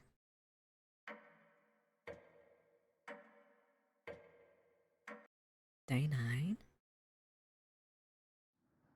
Wake up to see Gregor looking out the window. He turns to you, not smiling. It's still raining.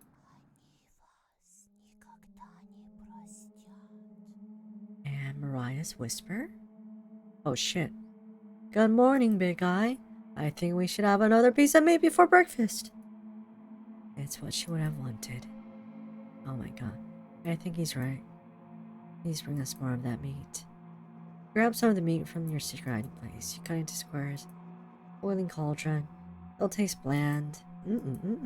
What's taking so long? Okay.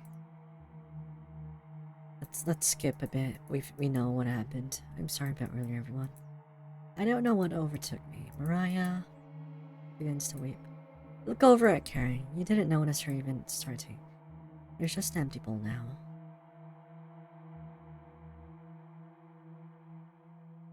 Karen's staring right at you. How much more meat is left? Most of it has gone bad. How could you be so careless again? Remember Karen's knife. You need to think back. What the hell are you supposed to do now? The storm is ending. Clear your throat. Anatoly, yes? I think tomorrow you should look for Mariah. Or forage for plants outside. Okay. Kill Anatoly next. As always. I think Mariah's fine by herself. That's right, Anatoly. Okay, let's skip to the point where we do the heart. You go to bed ravenous. Mariah? Something is approaching. Wait. Something is approaching? Oh, shh. 깜짝이야. Ah! Time to wake up. You ask Potato and the Trumpeter. They moved on. Just us now. They moved on? I think we're alone now? What? The way it always should have been. What? What? Yeah, only Potato, but why? Wait, is this not like an actual... Is this like a time loop? Or... No, it's just different events. Okay, just different events. Falls asleep again, still ravenous. Okay, potato ending. Potato. I mean, I could live with some fries, I guess. You have a strange dream. You're walking down the step, then trip and fall. You snap every bone on the way down, landing in the basement as a writhing pile of flesh and bones. Ow. That actually scared me a bit. The whispers around you, their laughter ringing in your ears. Oh! Nello! Thank you for the raid. Welcome. Hello. Thank you for the raid. Oh, I'm Hoshia, and today I'm doing an English stream right now. Oh my god, silverware. Oh, thank you for the gift subs. Oh my god. Thank you. Aw. Thank you, Santa. Thank you for all the... Thank you all... Oh, thank you for all the subs.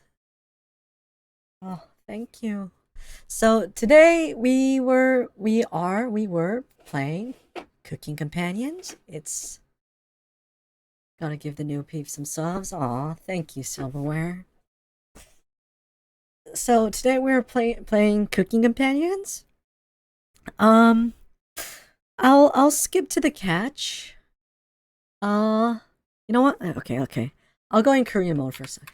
자, 잠깐만 한글로 할게요. 이제 무슨 게임이냐면요.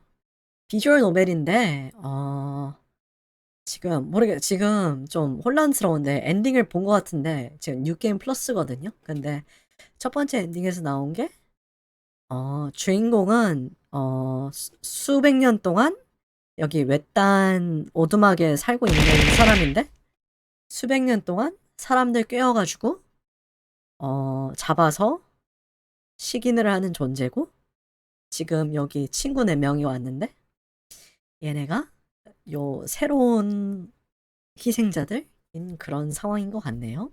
네, 맛집이에요. 그래서 근데 첫 번째 엔딩은 끝까지 그걸 숨겨가지고 친구 5명인 것처럼 속였는데, 엔딩에서 사실 요 오두막 주인이 주인공이고 요 4명이 어쩌다 여기 온 상황인 걸 알려줬거든요. 그래서 잠시만요. Okay, let's move on. I'm 지금 악몽을 꾸고 있는 상황이긴 한데, 네, 그런 상황이에요. 아, 중간중간에 나온 야채들 뭔가요? 몰라요. 아무도 몰라요. 힌트가 없고 떡밥만 무성한데 설명이 전혀 없어요, 지금. 정말 몰라. 전혀 뭔가 그냥 떡밥 덩어리긴 같긴 한데 전혀 설명 안 해주네요. 근데 방금 뭐지? 원래 그 말하는 야채가 5마리가 있는데 갑자기 지금 감자만 나타나가지고 나머지 4명은 딴 데 갔어 이러고 있어요, 지금. 지금 뉴게임 플러스거든요. 그래서 아까 해서 하고 있는데, 그래서 뭐지 하고 있었어요. 아, okay, back to the English stream. You wake in cold sweat. Okay. Okay, that was the end of the stream. So, I had a bad dream of tumbling down the basement. Something smells terrible in the living room. Anatoly puked in one of the corners. Leave it to the others. Well, others will question his fortitude. Good morning. Good morning, little guy. Well, Anatoly, what's your decision? Barely slept last night, so she's forcing him to go out to get some help.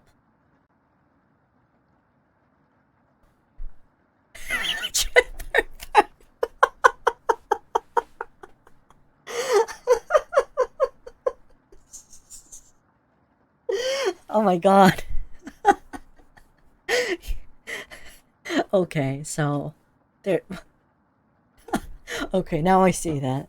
What that was about was, I have TRPG sessions with my mama, and my mama's character looks exactly like this, and he's just like this wee nerd character, and his name is Trip Harper. Okay. Her whispers came through one of the holes in the floor. She kept telling me to come outside. We don't want to rush you, but one of us puked last night, so that's what that smell was. Anatoly is playing dumb for the group.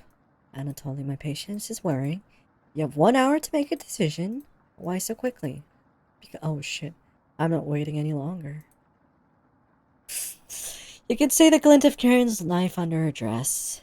Best watch out for that knife. The group dice prices, tension seemed to be rising. Yeah, I have 1 hour to kill. Wait, what? I have 1 hour to kill? What do you want to do? What? Oh, kill the time. Okay, not kill a person. Okay. Let's chat with Trip Piper.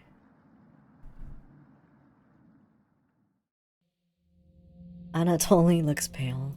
Thanks for coming over. Anatoly seemed comforted by your presence.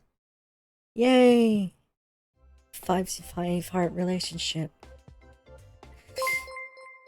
Oh, Ninim, thank you for the follow and welcome to the Tiger's territory. Gregor told me he's heard Mariah. I'm sure Karen isn't being honest with me. Have you checked out the basement door closely? So the basement door is where this guy kept all the victims. Every so often, I can see her peeking out at me through the holes. I really don't want to drown outside, but at least I won't have to have her tormenting me anymore. You know what's in the basement, don't you? Anatoly, I'm here for you. Thank you. Staying in this cabin is messing with my head. I feel so lost some days. When I was 6, my father asked me to put flowers on the grave of our dead dog. That dog was very special to him, helped him find food during the war. When he came back injured, he brought the dog to meet my mother, who was pregnant with me. He truly loved that dog. I carried a vase filled with flowers with me into the forest and took a left when I should have gone right. I was lost for one full day, wandering through the forest crying and panicked. I foolishly skipped breakfast that day, so I was desperate at this point. I tried to, but I couldn't recognize any plants to eat. So I tried... Oh, why is this doing... Okay, I'll do that later. Found the woods, but I upchucked all of it. I was humiliated when I stumbled back to my house. I'll never forget my father running up, worried. And I was still holding the vase with flowers in it. Aww. My entire shirt stained with puke. After that experience, I studied obsessively my mother's collection of foraging books, so I would never starve in the wilderness again. Thank you for absolutely everything. You nod, calling everyone together for a meeting. Aww.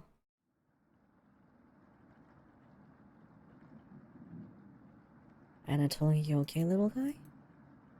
He looks pale, like he's going to pass out. Anatoly, have you made a decision? Yes.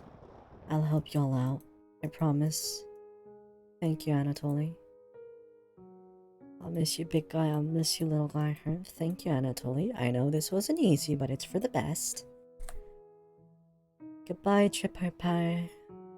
Karen, yes? Did you want to say anything to Anatoly? You say nothing. Goodbye, Anatoly. Goodbye, everyone. Good luck, little guy. Anatoly has left the cabin! Yay! Ah. Ow. Ah. See you soon, little guy.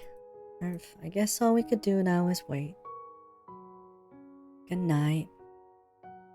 Another achievement, huh? Karen goes to the bedroom to sleep. I didn't tell him the truth. Gregor's getting choked up.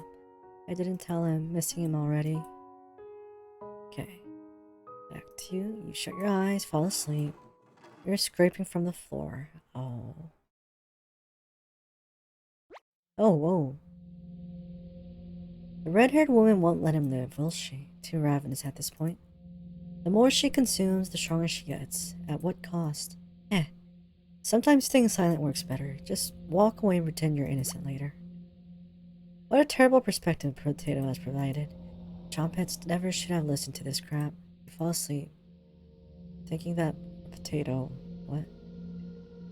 What Potato told you. You have a strange dream. It's lying on the table in front of you. You take off the glasses first. Partially cracked, and set them down next to the workbench. Working the saw, you wrap the cuts in an old newspaper. Some of it gets soggy immediately, so you begin drying the cuts with a towel before wrapping. Much better. You hear something approaching, so you clench a fist and get ready to strike whatever's coming for you. Was that a dream about butchering Anatoly?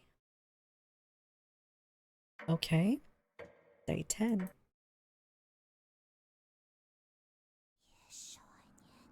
You wake up in a completely different place. Did you sleepwalk or... You found some meat! Yay! Ah! Yeah, some garlic to go for the meat. Hey guys! Trip-Harper left the cabin, and the next day we have meat. Some steak. Wow. I don't know where it came from, but we have it. Right? Right. Everybody's still asleep. It's not suspicious at all. Nope. This would be a nice surprise after yesterday's event. You decide to cook breakfast for everyone, cutting slices fairly thin. The smell is unique. Karen runs into the kitchen. Yeah, no more crazy vegetables. What is that smell? Give it to me, now. You don't argue. Karen grabs a cutlet, burning her hands before bringing it to her mouth. She grabs another cutlet and eats it. You thought she was concerned with rationing. Gregor, oh god, already? So, Gregor realizes. No, I don't know what you're talking about, Gregor. It's just some delicious meat. But he succumbs to the hunger. They always do. Gregor eats his food in a few bites, carefully grabbing a second cutlet. The tears start streaming down his face, but he doesn't make a sound. You join them in a meal, quickly consuming the meat on the table. I can't think straight again. I can think straight, okay. I'll be out of here in no time. No need to ration anything now. More determined than before. Ah! Gregor, I'm going to lie down on the couch, try to keep the food down.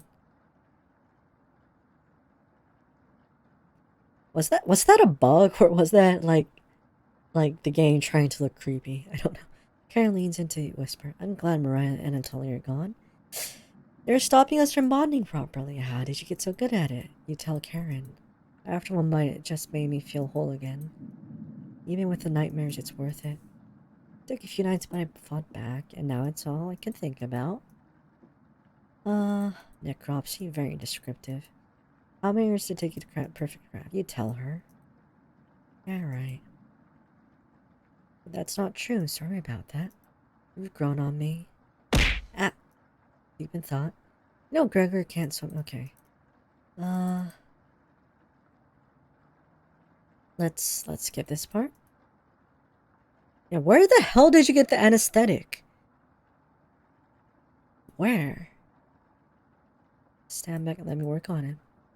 This request is beyond extreme. Will you do this for me? Say nothing, like Potato said. Okay. The internet. Yeah, exactly, the internet. You get it. You get everything from the internet. You leave Karen alone in the kitchen, crawling into bed and falling asleep instantly. Day 12. Ooh, I can't skip. Wake up, sleepyhead. Rise and shine. Oh shit! Oh my god, that was creepy.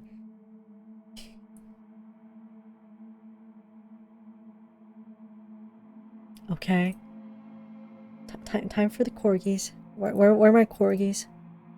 Where are my corgis? Where are my corgis? You're having a nightmare.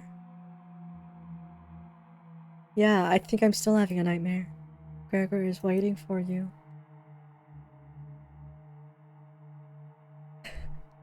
You get out of bed and follow Karen to the couch. Yeah. Oh my god. Oh my god. Oh. Guys, sorry, I just...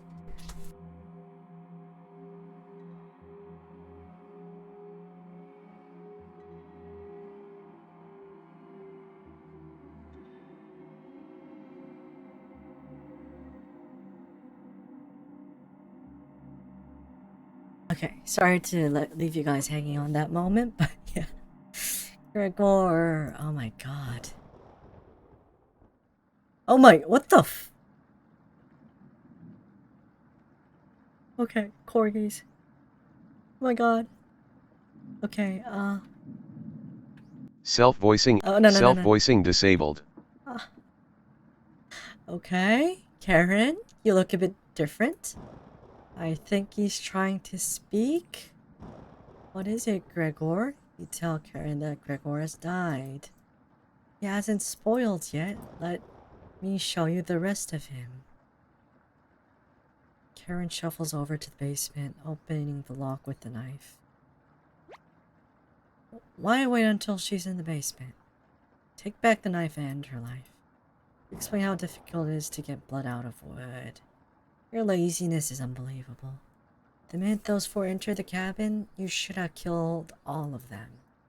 You're getting soft. You nursed a weakened butcher back to health. What if she ends up killing you now? I brought you the key.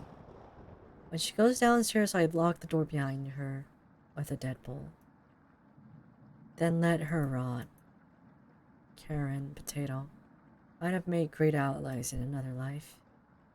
You need to stop her before it's too late. Okay. You walk over to the basement door. Where's Karen? When are you fixing this hole? Hey, Karen! Looking good, aren't you? You can feel her breath coming through the crack in the door. You lock the basement door. What the hell are you doing? Goodbye, Karen. I mean, this door doesn't look that sturdy, really.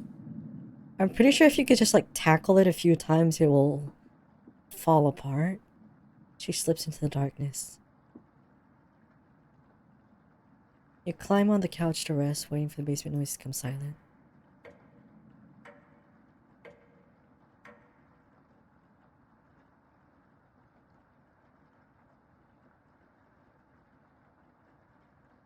Mariah was correct. It's freezing over here. The frigid air swivels visibly in front. Okay, let's get back. Yeah, wrecked. The basement noises have completely stopped. What do you want to do? I don't want to eat a meal right now. Look under the couch. Ah, lots of cobwebs underneath. Thankfully, no spiders. The bookshelf. There's a various book on wide variety of topics. No time to read them now, though. You take a close look at the subjects. Cooking, herbalism, skinning. Books that are good for surviving in the wilderness. More books. You took another look at the subjects. Carpentry. Tailoring. For crafting in the wilderness. Oh, shoot. Wasting time reading books? You were just browsing. Sure, why not read this one? I just wanted books. Edges of Major still sin. This was saved from a book burning. I wonder why. One may in truth proceed against such a man as against a person who is gravely suspect. He is not to be condemned in an absence without a hearing, and yet the suspicion may be very grave, and we cannot refrain from suspecting these people, for their frivolous assertions do certainly seem to affect the purity of the faith. For there are three kinds of suspicion: a light suspicion, serious suspicion, and grave suspicion. What is this about? You take this singed book with you. I'd say your entire life has been a grave suspicion. It's a shame you never went to trial for anything. Yeah, that would never happen. Carrying around a book would be a burden, so you put it back. Look under the couch. You notice a child's toy. How did this get under here? It's a small wooden boat. That's weird. No ports anywhere near her. It looks like there's a name engraved on it. Raziel? Okay. Earlier on, there was this thing where they said Raziel is the name of Onion's cousin. So apparently the Trumpets are just the souls haunting the player again. Maybe Bread would want this. Bread's not around right now. We'll have to hold on to it until a moment, right? That's right. Okay, that's the end of it. There's the rest of the book's boring. Eat a meal. Decide to have a quick lunch at the table. Whoa, come on. Corgis. She escaped. Oh my god. You wake in a cold sweat. Wake up. Oh my god, you're... Oh, what the... This isn't any better, to be honest. I have a bad feeling about this. Like, you better should. You were having a nightmare. Oh wow. The good thing I pulled out the corgis, right? The sheets are completely soaked. Are you wetting the bed? You feel underneath you. Gross. You must have broke a fever because the sweat is everywhere. Don't worry, we can wash them in the basement. Just unlock the door and we'll make a day of it. You're not that slow with laundry. Come with me, I have something to show you. You cautiously get up, following Karen out of the bedroom. Corgis for cowards, whatever. Okay, okay. If you say so. Samoyeds. Aww, look at how adorable they are. I love Samoyeds. Aww. Look at how fluffy they are. Okay, now I'm a real man. The basement door was already open. I'm hungry. Let's get something from the basement. You feel the cold presence of Karen behind you. Goodbye. Stop! Grab onto the railing. You do so, feeling a slight push on your back. Feel the presence leave. That was a close one. So fluffy, so sweet, so you do not eat samoyed silverware. I don't know what you're talking about, okay? They're not cotton candy or anything. Look at this fluffy thing. Or look at these fluffy things. Look at this bow tie. This is so adorable. Anyways, that was a close one. Karen will try everything in her power to kill you. Tread cautiously downstairs. But you do? No. Okay, no. Just no. Why are you helping me, Potato? Because I pity what you've become. Okay. You work your way down to the bottom of the stairs. Something is approaching. Okay. Okay, the makers said jump scare mode activated, then just kidding, and they fucking lied. There's jump scares everywhere. Alright, can you hear me? I've been down here the entire time. It's so good to see you again. Okay, we saw her say this before. I'll never forgive you for what you did. You put Anatoly through hell. You desecrated my corpse. Gave them that disgusting hunger. Oh shit. Their anger concentrated near their grave. These tricks and traps. You're not falling for this one. Why aren't you listening to me? There's bread down here, loads of it. Fine. I'll stop you from finding the others down here. Ow. Beware of Karen. She is ill beyond repair. Gregor will try to talk you out of reaching the room. Anatoly will try to talk you into leaving the cabin. And Karen will rip the flesh from your bones. We'll talk again. Ow. Ow. You feel Mariah leaving the staircase. You go deeper into the abyss. The walls down here, they're dirt and soup. Something is approaching. It's Gregor this time. It's not a jump scare. I know it. It's Gregor. I'm glad I found. Okay, let's skip this part a bit. Another trap. I can't skip. Okay. Wait, are you frightened by her? Yeah, Karen's pretty frightening, isn't she? If you won't come upstairs with me, please turn on the light when you reach the room. I want to see the look on your face when that light bulb turns on. Can you do that for me? You nod. Thank you. Thanks for letting me lick the bowls clean. That was enough to keep him at bay. We'll meet again soon. Beware, Karen. I will. Why am I here watching this past midnight? Well, that's the mistake I made when I first played this game. What have I done? I have started streaming around lunchtime. That's what I have done, and I'm still playing. That's what I have done. So, you can always watch the VODs, you know? You'll feel Gregor leaving the staircase. You descend upon deeper in the abyss. The air pressure down here feels greater. Okay, I think I could move out the corgis or samoyeds for a while. We're getting closer to Karen with each step. Something is broaching. It's Anatoly this time. Oh, thought you'd still be fending off that glutton Gregor right now. Okay. Oh, okay, let's lightly skip this. Oh, she's just below us, waiting to devour you. Karen's been practicing on her butchering again. Maybe she'll start with your arms? Ha ha ha. Down here the whispers have told me about you. I can't even believe some of the things you've done. Worse than any war crime. Yeah. So many whispers about those sorts of things. So many whispers down here. It ends at the bottom. Karen might be alive down here. But you won't be.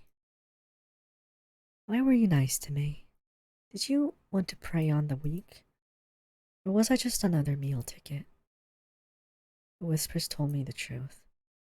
Hopefully someone ends this darkness soon. See you again soon.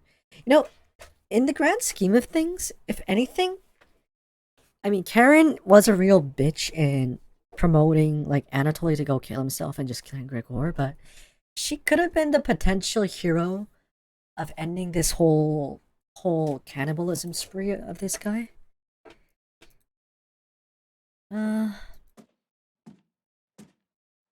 Okay, let's go down. Something doesn't feel right. Okay. Someone has helped me again. Puppies. Oh, found you. Karen's grown stronger than you as of late. Consuming her friends has imbued her with rage. Wait. Last time I fought Karen, I defeated her by having the Chompets help me somehow. But the Chompets are gone. She's lost in the abyss. Nothing but death can end this madness. I hope you've prepared for what comes next. You can feel something creeping up in front of you. Oh, Cabbage, what are you? It took us forever to remove the rubble you put in the mouse holes. Chompets, come out. Never fear, Onion User. Wait, sometimes Mary Raspberry. What lie did you tell them, Potato? That you had to move on. Yeah, you lied to me. Will you let us go? You shake the head. Wait, will you let us go? You shake your head. Maybe someday. Chompets? We can't allow Karen to take over the cabin. She's much worse than you, Stinky. What she did to Gregor, unhinged. She's a cut above you right now. You don't need our help with this. Just remember what she's done. Channel the anger. She's just like Potato now, right? I'm still here, Cabbage. And as punishment for earlier, we're locking you in the room again, Potato. No Chompet trial needed. You got company down here, Potato. One of us should hide the key. That's enough. No need to twist the knife. Ha ha ha. Good luck, Chompets. Let's help out. So, I guess we're fighting Karen again? You feel around the wall blindly and locate the light switch. Found you. Why did they make her pretty intact in this graphics? It would have been more horrifying if it was like the withered version. Oh, okay. We don't even have to fight her.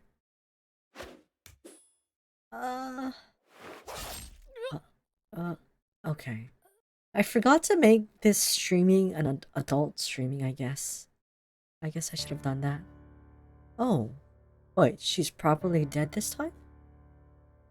Wait, what?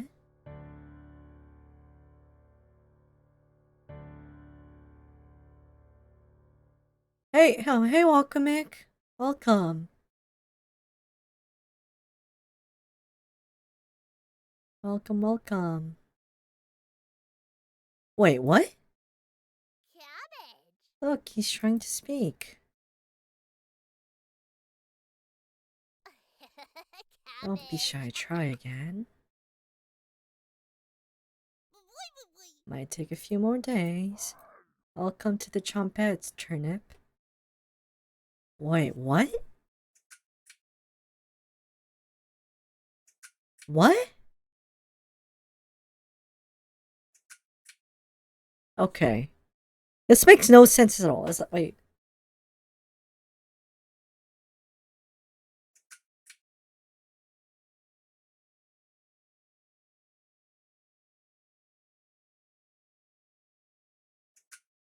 What?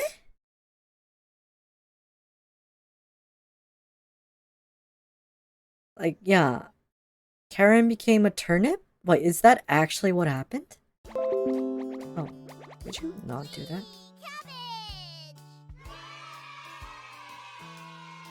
What? Is that the end? Wait, I missed some things.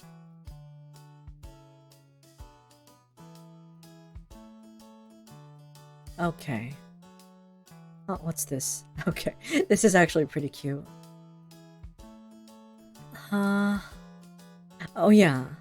They never explained why Anatoly has a squirrel on his shoulder. They just never explain it. No, that what we just did was New Game Plus, actually.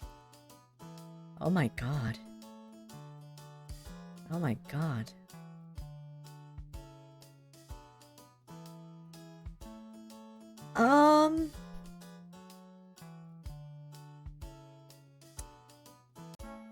Okay, what else could I have I done different? New Game Plus or what a lovely face, right? Wait, I guess I could try Gregor this time. Maybe that would make a difference.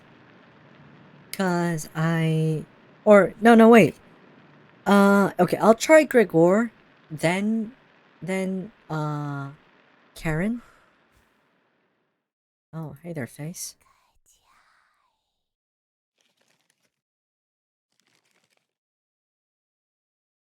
I missed a letter. Yes, this is a horror game. Okay, let's talk to Gregor this time. I really wish this already had a Korean patch to see, because I want to see all the Korean streamers do this. Thanks for cooking the meat earlier. I was passing out. I've done this before. Thank you. So this guy actually did not realize that meat was Mariah. Okay, going to see how Anatoly's doing. Yeah, the bedroom for yourself. Oh, okay, I could do this. Inside the birdcage, there's nothing in the birdcage. It's completely empty. The floorboard? A bone sticking. Nope, chicken bone, gross. Under the beds. There's some dust in here.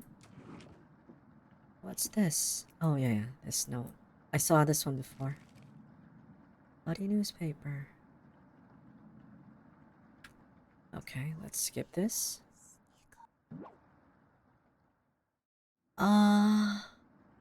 Speak with Gregor. Hey, I'm a little worried about Anatoly. The flood currents aren't really strong. This current makes up her mind on something that has to happen. I definitely won't debate with her on it. Have you seen that knife she carries around? I don't know where she got it, but she had it on her at all times. Do you think it's for self-defense or Winter Gregor cooking? Yeah. I mean, she hasn't cooked anything here, but Gregor continues to babble incoherently. You feign concern and nod politely. Whoops. He noticed you weren't actively listening to him. Yeah. Just stand up to her when the time comes, alright? Smile. You're sure she'll remember that? Okay. 5 hearts. Okay. I know you'll do the right thing. Thanks. You know, you're talking to the wrong person here, Gregor. I'm sorry. Okay, let's skip and see if it makes a difference. Say nothing like before.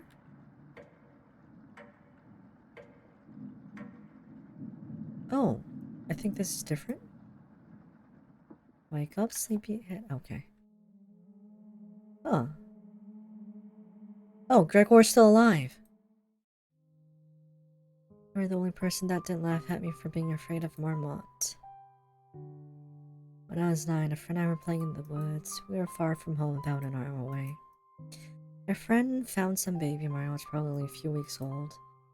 I was so busy playing with him and didn't notice the bored mother and piglet behind him. The boar thought he was too close to its child, so it ended up goring him in the long way. Oh my god. The wheezing, those shortened breaths. I was gasping for air as his lungs filled with blood, and there was nothing I could do to stop the bleeding. It took me an entire day to carry the body back to his house. I was so weak I had to take breaks every few minutes. When I arrived at his parents' house, it was completely pitch black. Oh. My hands shook as I laid his body at the door. I was almost as cold as he was. When his mother finally opened the door, I will never forget that scream as long as I live. I never wanted to let anyone down again with my weakness, ever. So I pushed myself to the breaking point as a teenager, getting stronger every week. I should have never left Ukraine. Burger looks like he's about to cry. Thank you. Oh, and he dies. Okay. You didn't have to make such a drastic change, you know? Okay, no, skip. I think he's trying to speak. What is it, Gregor? Tell. He hasn't spoiled yet. Okay, I could skip that. Brought you the key. You need to stop her before it's too late. Maybe, yeah, just a maybe. We don't know. You walk over to the basement door. Where's Karen? When are you fixing this hole? I don't know.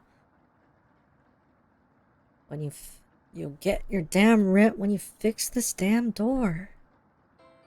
You lock the basement door. Yay, what the hell are you doing? I don't know. Wait. It was day 12 right before this.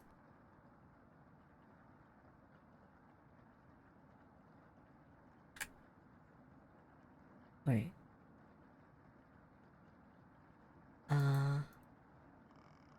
I already looked at that. Oh, God. I was having a nightmare. Skip mode. You are as sweet as a pound cake. I guess my optimism made me a little naive about you. The anger of the whispers. I know your true nature now. We'll meet again soon. Beware, Karen. Okay, that wasn't too big of a difference, really. Yo, Gregor has left. Okay, she dying again. Stabby stab. Oh, or...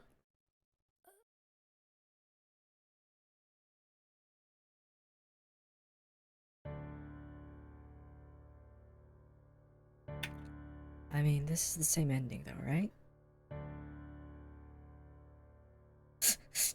020. Okay, yeah. Nice kill count there, man.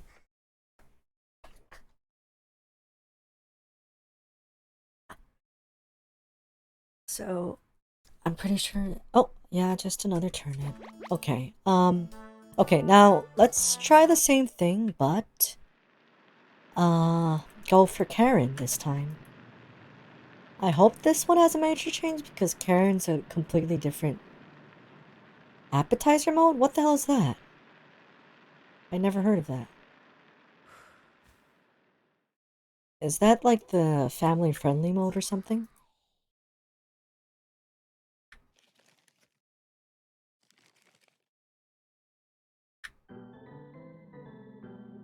Neither of them. You nor can keep them occupied. You'll be busy soon enough in the basement. Let it play out. Okay. Okay.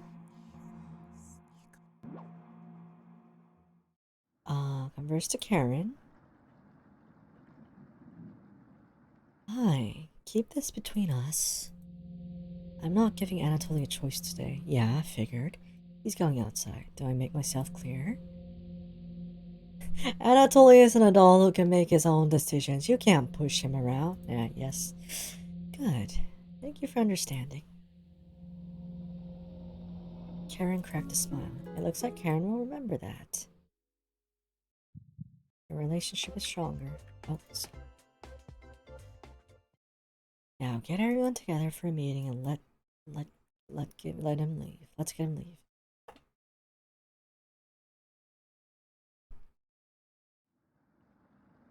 Okay, skip. Dun dun dun dun da da da dun.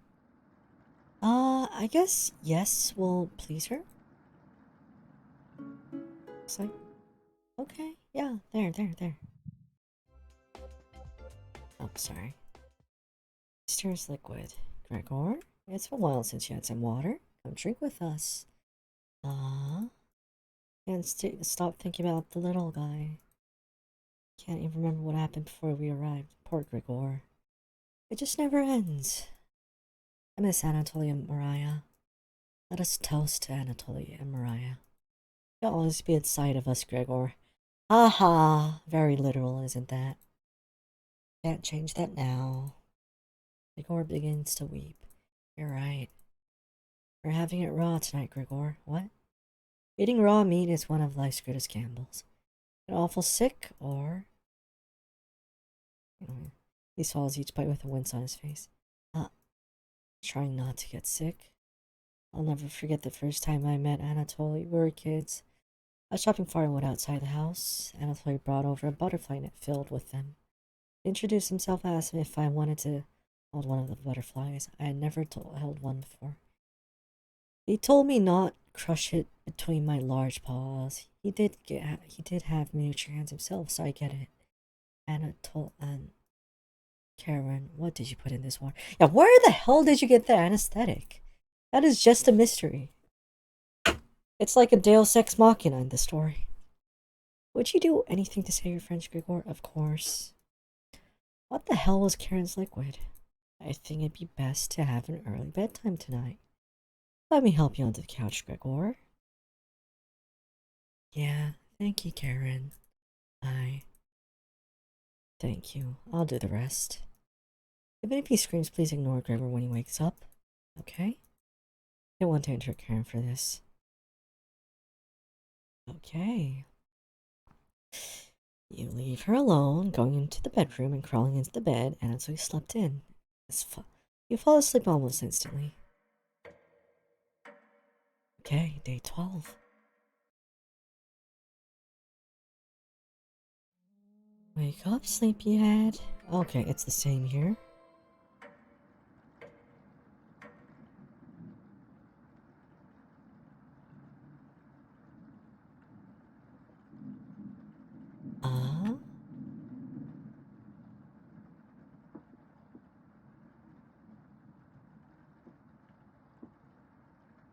Let me just go through all of this. Eat a meal. And Karen's on the left, obviously. Okay. So let's see if it makes a difference here because... What? I don't see a difference so far.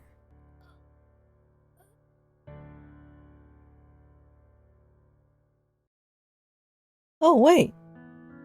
We didn't stab her. It was Karen all along? Your soulmate has finally been... What? You create a new life together, devouring hundreds of men, women, and children. Laws and governments are powerless to stop your wrath. All that oppose perish. You work together beautifully, making the world a terrible place for future generations.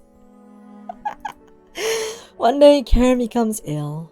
She calls you over to her deathbed, between gasps for air. Her eyes are filled with terror, but it lessens once she sees you. Karen tries to say your name, but can't get it out. I love you. You nod, crying softly as she tightly grips your hand in fear. Your tears fall on her dress as the last of Karen's air leaves her lungs. Her hand slowly lets go of yours, dropping to her side. Take the knife and wrap her hands around it, putting it in the middle of her chest. Karen...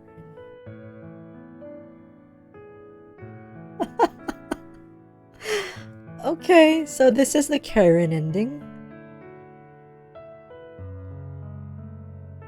She was our soulmate. You were a true good-looking companion. Alright, guys. Roll credits. Roll credits. Roll credits. Best wife, yes. Karen, best wife. Best cannibal, knife-wielding yandere wife. I'll tell you a story, but do you promise not to laugh? I almost died when I was 6. It was probably the coldest winter on record. My parents and I were snowed in. At first they had enough wood, but that ran out. My father, before their wedding day, he chopped down one of the biggest trees in the forest. He spent months whittling it down, cutting the pieces carefully, measuring the armrests so they fit perfectly, sanding it down so not even a splinter could come out. He named it Mother's Chair. And every Saturday he washed her feet while she sat in it, whistling a tune her grandmother taught him, looking deep into her eyes as he rubbed her ankles. It took him weeks of working on it in secret. He was hyperventilating while he dismantled it. Each heavy breath was a foggy cloud. His tears were freezing to his cheeks. The fire only lasted 2 days, and later the frostbite turned his fingertips completely back. He cried almost as hard over his fingers as he did the chair. After a while, when the food was running out, he began to search every inch of our cabin. We finally found what he was looking for, a little mouse. Holding it wiggling in his hands must have been painful. Between wincing, he divided it in two, one piece for me and one for my mother. How's that for a big breakfast? His corpse was the first I ever saw that was frozen solid. Thank you for listening. Well, look, he's trying. What? Wait, the turnip's still a thing?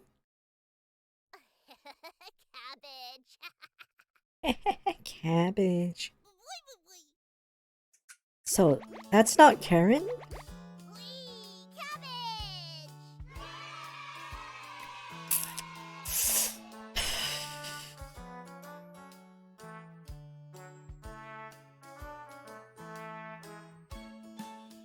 Okay then.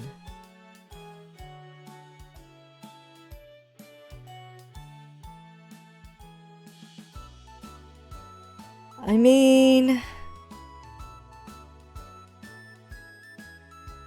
what else could I have possibly done? Yeah, best cooking companion.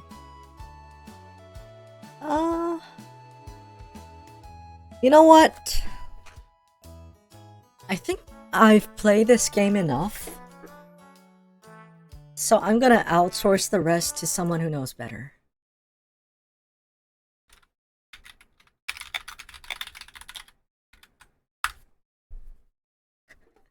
So apparently Game Theory has a video for this, which is kind of the only reason I started playing this game. Let's watch this together, I guess. Prevents you from leaving the cabin. Okay. Yeah, there's two. Let's watch both of them. Hello again. It's been so long. Did you miss me? Because I definitely missed you. I've been watching you, you know, through the screen. Watching you do things. Hey, Don't be Monica. shy. It's okay. I'm here for you. It's so great we get to spend this time together, just you and me. How did I do? Was it perfect? Now it really can be just us. Oh, And is it a look, bit low? Dinner's Sorry. already served. Oh, okay. Sorry. Hello, Internet! Welcome to Game Theory, the show that's part of a balanced YouTube diet. You've got your math, science, history, lore, and cannibalism. That's right, friends, it's the return of Cannibalism Crossover Weekend, because nothing says brand safe online content quite like discussing proper nutrition. We trapped in a situation where the only food source is human flesh. Last year around this time, we did a 3-way collab with the channels where each one talked about cannibalism in some unique way. And this year, we're bringing it back. Over on Food Theory, we're learning about what clothes you can safely eat before you have to resort to nibbling a knee. And over on Film Theory, well, okay, it's just a 2-way crossover between Game Theory and Food Theory. The timing of the cannibalism episode didn't work out over on Film Theory, and I really wanted to talk about the back rooms, okay? I just couldn't resist that sweet, sweet lore. Anyway, that Food Theory about eating clothes was largely inspired by the game we're talking about today, Cooking Companions, a visual novel-style game produced by Dear Dream Studios, a team that saw Doki Doki Literature Club and said, hold my carving knife. I don't know what it is about these games that keeps drawing me in. I mean, maybe it's the fun characters, or the really cute anime art style, or the, oh, yep, that one. It's definitely the scary hidden lore. And boy, does Cooking Companions have lore intrigue for days. On the surface, it appears to be a story of 5 characters trapped in a remote cabin with no supplies, eventually forced to turn on each other in order to survive. Now, that alone would be pretty darn bleak, but bit by bit, we start seeing hints to an even darker backstory. Secret notes in the bathroom, locked doors in the basement, Yeah, bones I didn't under get the all the floorboards, notes. nightmares that suggest the sins of our past, and hints that this same scenario has played out thousands of times before. So who are we really? What horrors have happened inside this cabin? And seriously, why are we being stalked by a team of talking vegetables? Exactly, I mentioned that one, exactly. right? The talking vegetables? No? Yeah, that's a thing too. So I hope you're hungry, because I've got some freshly carved lore all ready to serve up. First, since this game has been criminally underplayed on YouTube, let me catch you up. Like most visual novels, you play as the unseen protagonist, and you start the game in a cabin with your 4 friends: Innocent Mariah, Eager Anatoly, Compassionate Gregor, and Karen. Who's a Karen? Last time I was in here, I Yes, asked for she's a an little almond shape, Karen. an almond shape, and I got something else. So if you just do what I ask, that would be great. It appears that you've gotten lost and you found this this cabin to stay in for a few nights as you regroup. And we are named chef of the group. In true dating sim form, you spend your first few days exploring the cabin and interacting with the characters to build relationships, learning more about their unique backstories as you go. By choosing to visit the right rooms at the right times, you also find hidden notes in the bathroom or under floorboards. But 2 days in, things start to take a turn. Your rations run out and a storm rolls in that prevents you from leaving the cabin. With starvation very quickly setting in, we begin to have nightmares describing horrifying scenes. Drowning, being cooked alive, hot pokers in the eye. With seemingly no hope of survival, Mariah offers to swim through the floodwaters in an effort to find help or food. But we all know the truth. You have a tearful goodbye with her as she leaves the cabin, never to be seen again. In completely unrelated news, we managed to find ourselves a new source of mystery meat. Completely unrelated news. Good night, but that mystery meat can only last for so long. One by one, we lose people from the cabin. First Anatoly, and then Gregor, leaving us alone with just Karen. Just Karen. Just Karen. Who really takes a liking to the whole eating human flesh thing. Fun fact, this is actually something that real-world scientists have observed in cannibals. It's not something chemically in the meat, but it's a high. The euphoria that they get from doing something that they know is wrong on a deeply human level that becomes addictive. Kind of like Pringles. Once you pop, the cannibalism don't stop. As the days drag on, the cabin becomes haunted by the meals of our past. All the while, Karen starts looking a bit too eager and a bit too hungry. So we end up locking her in the basement. Eventually, we're like, she's gotta be dead, right? And we go down into the basement, but obviously she's not. Classic girl tries to kill boy, boy pulls an Uno reverse card, steals girl's knife, and plunges it into her chest. The end. Or so I thought. I actually finished my playthrough on GT Live before getting to the final twist because I am a big brain gamer. Wait. Friends.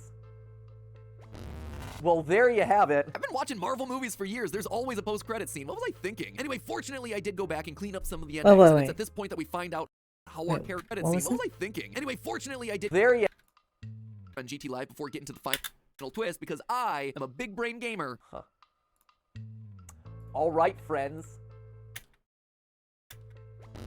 Well, there you have it. I've been watching Marvel movies for years. There's always a post-credit scene. What was I thinking? Anyway, fortunately, I did go back and clean up some of the endings, and it's at this point that we find out how our characters actually wound up in the cabin. See, it turns out that you were never part of the group. This is your cabin. All the others just stumbled across you and they got lost. The group explains their situation, but then you, quote, ask the questions you've asked thousands of times. Did you come on your own free will, or were you sent? When they say that they come on their own free will, but were also technically sent, we see that they, quote, answered incorrectly. Wait, sorry, what? We've asked this question what does that mean? Is this some sort of a time loop? Are we all in purgatory and keep having to relive this situation in order to, find a solution where we don't end up eating our friends? What is going on here? Oh, and again, there are vegetables called the chompettes that talk to you when no one else is around. Probably shouldn't overlook that little detail. There's also a nightmare mode and a new game plus, and a mode that drops you straight into Cuphead. Yeah, this. I was so confused with this too. What? What world are we living in here? Wait, so I don't know. Wait, what are you talking about? Wait. Pack inside of this thing, but it really okay, no, never mind. I'll just watch the video first. first. Is what's actually going on inside the cabin? What's up with the mysterious notes, the nightmares? Who are we, and what does the whole let's just about watch the being video sent versus free will mean? The second main mystery has to do with the chompettes, those little anthropomorphized food friends that I keep bringing up but also avoiding because again, there's a lot there to discuss. You'd think that they're just figments of your cannibalism-addled imagination, but they are so much more. So let's start with the basics, shall we? Who these people are and what they're doing here. When the food starts to run out, Mariah says this, quote, bread and jam isn't much of a meal, but it's more than we had when we left Ukraine. Now, obviously, that's just a one-off comment, but if you max out your relationship with Mariah, she confesses that the situation in the cabin isn't nearly as bad as what they left in the Ukraine. Given at this point you've basically run out of food with no chance of finding more, that is quite the statement. She continues, wait, that must be like, okay, I mentioned this before, but that must be the Great Famine in Ukraine in like, was that the 20s or 30s or something like that? Right? Our village went mad from starvation after the rationing got extreme. Parents sending their children to orphanages instead of letting them starve at home. It was terrible. Absolutely terrible. Eventually, we decided we needed to escape, so we stole supplies until we had enough for the journey. To keep our spirits up, Gregor described it as a vacation. You don't usually face death during a vacation, though. It also gets brought up by Karen again in the final battle, saying repeatedly that she should have never left Ukraine. And it's at this point that I'd like to mention the giant elephant in the room. While yes, I'm making jokes about cannibalism in this game. Holodomor? Is that what it's called? Oh, yeah, I'm pretty sure this was what I was talking about, yeah. None of it is to make light of the situation that's currently happening over in the Ukraine right now, or honestly, Ukraine in the past. Sadly, this is a part of the world that's had to deal with a lot of horrific and tragic events, some of which we're actually about to discuss as part of the context for this game. It is pure coincidence that Cooking Companions came out, and only months later, the country is now suddenly embroiled in war. This is not meant to make light of anything happening there. I'm making this video to talk about a cool new game with very interesting lore made by a team of passionate creators who made something that I just want more people to know about. And thanks to their game, I became more aware of the folklore and history coming from that part of the world. And as a result, I've grown a greater sense of appreciation for the people that are currently being affected by the terrible violent actions that are happening. In making this video and sharing it with you, I'm hopeful that you're able to take away some of that too. Our hearts are with everyone who's been affected, all the families that have been displaced or torn apart. So if anything in this video inspires you to help the people in that region of the world, we're linking to relevant charities down in the description that are helping the refugees right now. Back to the game though, it's also worth noting that Ukraine isn't the only real-world location mentioned. Like any good indie horror title, there are hidden clues scattered throughout which come in the form of handwritten notes that you can only have access to by exploring the right rooms on the right days and by clicking certain interact options multiple times. It is not easy to find this stuff, but when you do find them, 2 mention Zakopane, a little Polish town about 186 miles or 300 kilometers from the Ukrainian border. We also get more location hints thanks to the appetizer edition of the game, a standalone cooking companions experience released a few months prior to the main title. In it, you get quizzed by the Chompettes on general trivia, all with hints of that sweet, sweet lore. One of the questions, for instance, asks us where we are, and the correct answer turns out to be the Tatras Mountains, a forested mountain range that sits between Poland and Slovakia. And wouldn't you know it, but just north of the Tatras Mountains is none other than the little town of Zakopane. Combine that with Mariah's comments about needing to escape from Ukraine, and it seems very clear that Mariah, Gregor, Anatoly, and Karen are Ukrainian refugees. But refugees of what? If you follow Anatoly's romance line instead of Mariah's, you end up learning that his dog died when he was 6. This dog apparently meant a lot to his father as it helped him find food during, quote, the war. Obviously, there are a lot of wars, so which one could he possibly be talking about? Well, it appears to be World War I. You see, we're told in the extras menu that Anatoly is 25. With World War I being between 1914 and 1918, that would mean the game likely takes place between 1933 and 1937. And all of this lines up with the very real, very tragic event in the history of Ukraine known as Holodomor. Called it. A famine that took place in Soviet Ukraine Oh, okay. I shouldn't be so 1933. Its name is a term derived from the Ukrainian words for hunger, so blood, happy and about extermination, more. And it was just as brutal as Mariah describes. To grossly oversimplify the events here, dictator Joseph Stalin aggressively seized control of the farmland and personal property of peasants in order for it to be controlled by the communist Soviet government. This collectivization movement failed due to government disorganization. Yeah, like if you think about it, nothing in the game actually indicates anything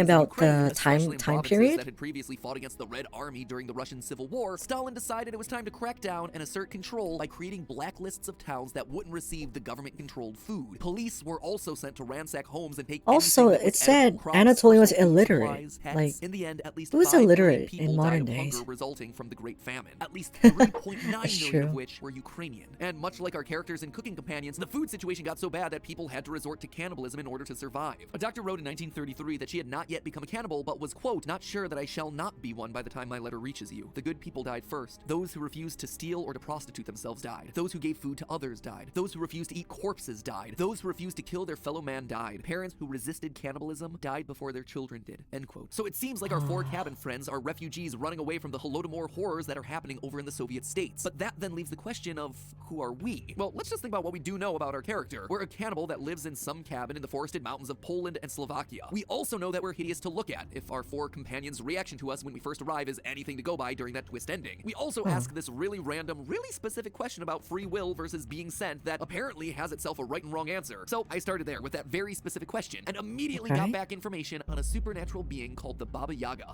Baba Yaga. Folklore, so we're in the right part of the world. That sounded right. Yeah.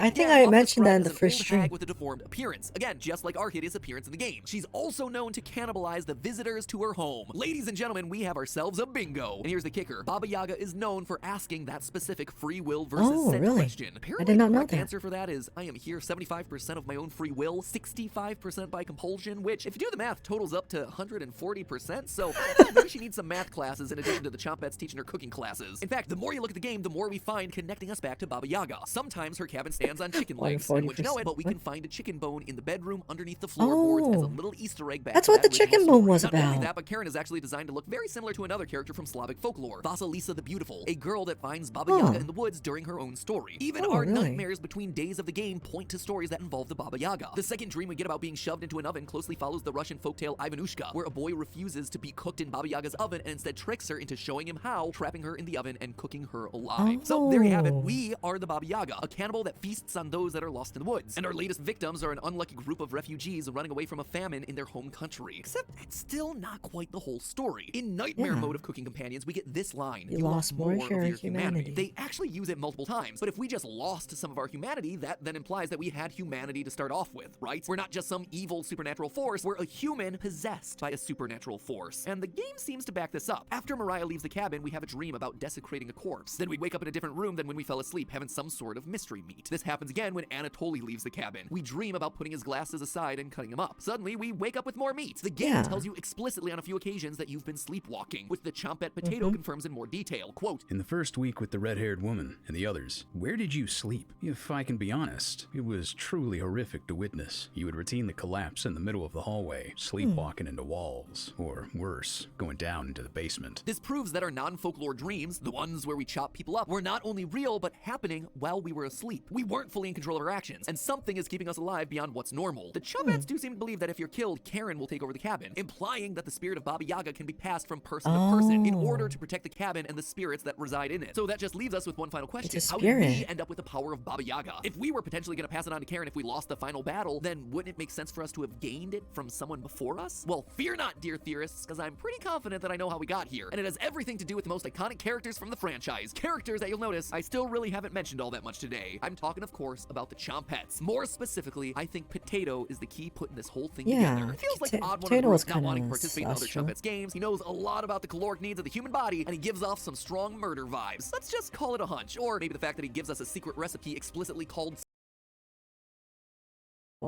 Slaughter Stew. Could he have been the previous Baba Yaga? The answer to that question is going to have to wait until part 2. I know, it's frustrating, but the Chompettes come with a lot of mysteries that merit a full episode unto themselves. So why don't you chomp? Okay, but we have a part 2.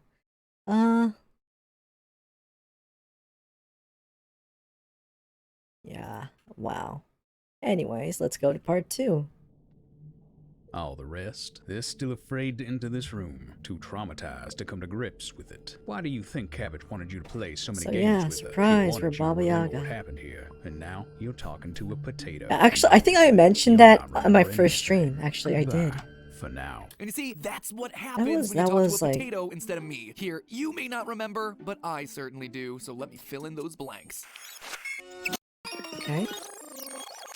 Hello, Internet! Welcome to Game Theory, the show that would never think of eating its friends, because it doesn't have any. But hey, you could become a friend of the channel by hitting the subscribe button. Don't worry, you're not within stabbing distance or anything, so everyone wins. Last time, we began to dissect the tasty lore hidden inside of cooking the basement while an audience of sentient vegetables root you on. Also, cannibalism. A lot of cannibalism. And although that was already plenty, there's even more going on beneath the surface. Last time, we discovered that our 4 companions were actually refugees escaping from Ukraine during the horrible famine known as Holodomor. We also figured out that we play as the old hag Baba Yaga, a character from Slavic folklore who asks you one question and then eats you when you answer wrong. Spoiler alert, these guys answered wrong. But even that doesn't appear to be the whole story. Although we appear to be the Baba Yaga, it seems like there might have been more Baba Yagas before us. There's one key line from our talking vegetable friends that makes it seem like if we lose, our cannibalism companion Karen will take our place. Chompettes, we can't allow Karen to take over the cabin. Plus, inside the cabin are hidden notes that date back hundreds of years to the late 1700s. Yeah, to believe that maybe we haven't actually been here forever as the Baba Yaga, but instead are possessed by the spirit of her. A spirit that has passed from person to person over the decades. That at least was my theory. My initial theory. But could I prove it? What actually drew us into this cabin? What is our backstory? Well, to explain all of that and to truly understand what's going on inside of this game beyond just the feast of flesh, we have to talk about the Chompettes. These guys are all over the artwork for this game, and you can see why. The kawaii little edibles lighten up what would otherwise be a completely grim horror story of starvation inside of a stranded cabin. In total, we have ourselves 5 key members of the Chompettes. Cabbage, leader of the group who likes to organize games for the others to play. Onion, the comedian, though not sure calling us Stinky over and over again is actually that funny. Bread, the lover of puns. The vaguely threatening Raspberry. And the grumpy, non-participatory Potato. There's also frequent references to a missing 6th Chompette, Cornbread, but he's not around anymore. Throughout the game, these guys pop in to make jokes, unlock new recipes, and generally comment on your declining mental stability. So, are they real, or are they just figments of your imagination? Even the player character asks this question the first time we encounter them in the game, and the answer is unclear at best. No one else seems to see them, and when we begin to pass out towards the end of the game, the characters seem to phase in and out of existence. Feels pretty obvious that we're just going mad, right? Then again, they can also keep drawers shut, slam doors, and have even made mouse holes to travel unseen throughout the cabin. Plus, we're told Potato blocks those same mouse holes with rocks in New Game Plus, so they're not only able to move rocks, but also apparently can't pass through them. Well, the answer to what they really are seems to come at the end of that New Game Plus. After killing an enraged Karen down in the basement, we actually get a little cutscene that shows her lying on the ground, eyes widening as she dies, only for it to then cut to the Chompettes welcoming in a new vegetable turn-up to the group. Though this new Chompette is labeled as a he, the editing makes it very clear that it's meant to be Karen. But then why did she, of all the people, become a Chompette as opposed to everyone else that we've seen die throughout the game? Mariah, Gregor, and Anatoly all die in the game, but they only haunt the cabin as spirits. They don't form some new food group meant to chase us around, so what's going on here? Well, several times throughout the game, both the spirit spirits of our dead companions and the Chompettes make mention that, quote, those who die in the cabin are bound by different Yeah, rules. they The also rules are mentioned different for that. people that die in the cabin. The lucky ones are Without dead. any not explanation. cooked. The important word here is in the cabin. Earlier in the game, Mariah and Anatoly both leave the cabin in search of food. These moments are emphasized by a little jingle and the explicit words, character has left the cabin. Pretty yeah. hard to deny what's Okay. going on in those moments. As for Gregor, our third companion, well, yes, he does die inside the cabin, it isn't by our hand. He's been cut to pieces by Karen. Mariah, Gregor, and Anatoly are haunting the cabin because of our guilt, but Karen died inside the cabin's basement from stab wounds we inflict, which is why she then becomes a Chompette. This in turn suggests that all the other Chompettes must function the same way. Previous victims of the Baba Yaga also murdered within the confines of the cabin. During the hide and seek section of the story, we find Onion in the bedroom and he tells us this. I'm sorry to hear about Mariah, Anatoly, and Gregor, but yikes, that's 3 people gone in less than a month. Not as bad as 5 people in one night though, right? 5 deaths, 5 Chompettes. Pieces seem like they're falling into place. We even get this line from Onion during the fight with Karen in the basement. Just finish this in one swift motion, like with Potato. We killed Potato in one move, something that Potato confirms during his ending. Looting it from my corpse and hiding it in a drawer. Murder and theft in one day. Wait, what? His knife? So far, we've seen Cabbage refer to it as our knife, and we only ever asked Karen to give us back our knife, but it was originally Potato's? This is where things really start to get interesting. I mentioned last time how Potato really is the oddball of the group. While all the rest are willing to play along with Cabbage's games, Hey, Ground Potato Pounder. regularly stays Welcome silent to the or else stream. kills the moment with an offhanded comment, bringing everyone crashing back down to reality. We In were one of the game's playing many Cooking endings, he Commands says that you should today both and leave the cabin to feast on all the watching people of local the towns together. He explanation also video. is the one that gives us the slaughter stew recipe, the only outright cannibalistic recipe in the game. On top of all of it, during one of his survival lessons is an in-depth analysis of the Harris-Benedict equation, which calculates how people starve to death. You know, a totally normal, not serial killery thing to do at all. And if none of that was explicit enough, Potato even says, I wouldn't miss a killing for the world. this was his cabin. Potato was the Baba Yaga before us. Remember those notes that I've been mentioning from That around the image. cabin? The ones that you can only get on certain days in certain places after multiple clicks? Well, the last note we get tells us this. June I think it's 26, last one. 1862. Another body of a child was discovered within the city of Zakopane, with the remains stuffed into a barrel full Oh, of that's not the potatoes. This last one. marks I got the that fourth one. victim by the butcher of Zakopane in less than a month. Oh. Potatoes, you say? That's And a not the only butcher. connection to our good friend Potato either. During the Chompette cooking courses, another post-game mode made available after you get your first ending, while the others are reminiscing about school, Potato tells us that he dropped out of grade school so he could work at the butcher. To which Yeah. Red replies, explains everything so far. Potato was the butcher of Zakopane. As Onion says, I wouldn't call it a change of heart, because it never really had one, Potato. and we know we can't be the butcher. Based on another of the hidden notes inside of the game, we know the butcher was at one point summoned to court. But as Potato himself says, It's a shame you never went to trial for anything. but then who are we? How did we get involved in all this? Well, we were part of the original group of kids that become the Chompettes. During the final fight, Bread asks us a very interesting question during our fight with Karen. Why did we come here again?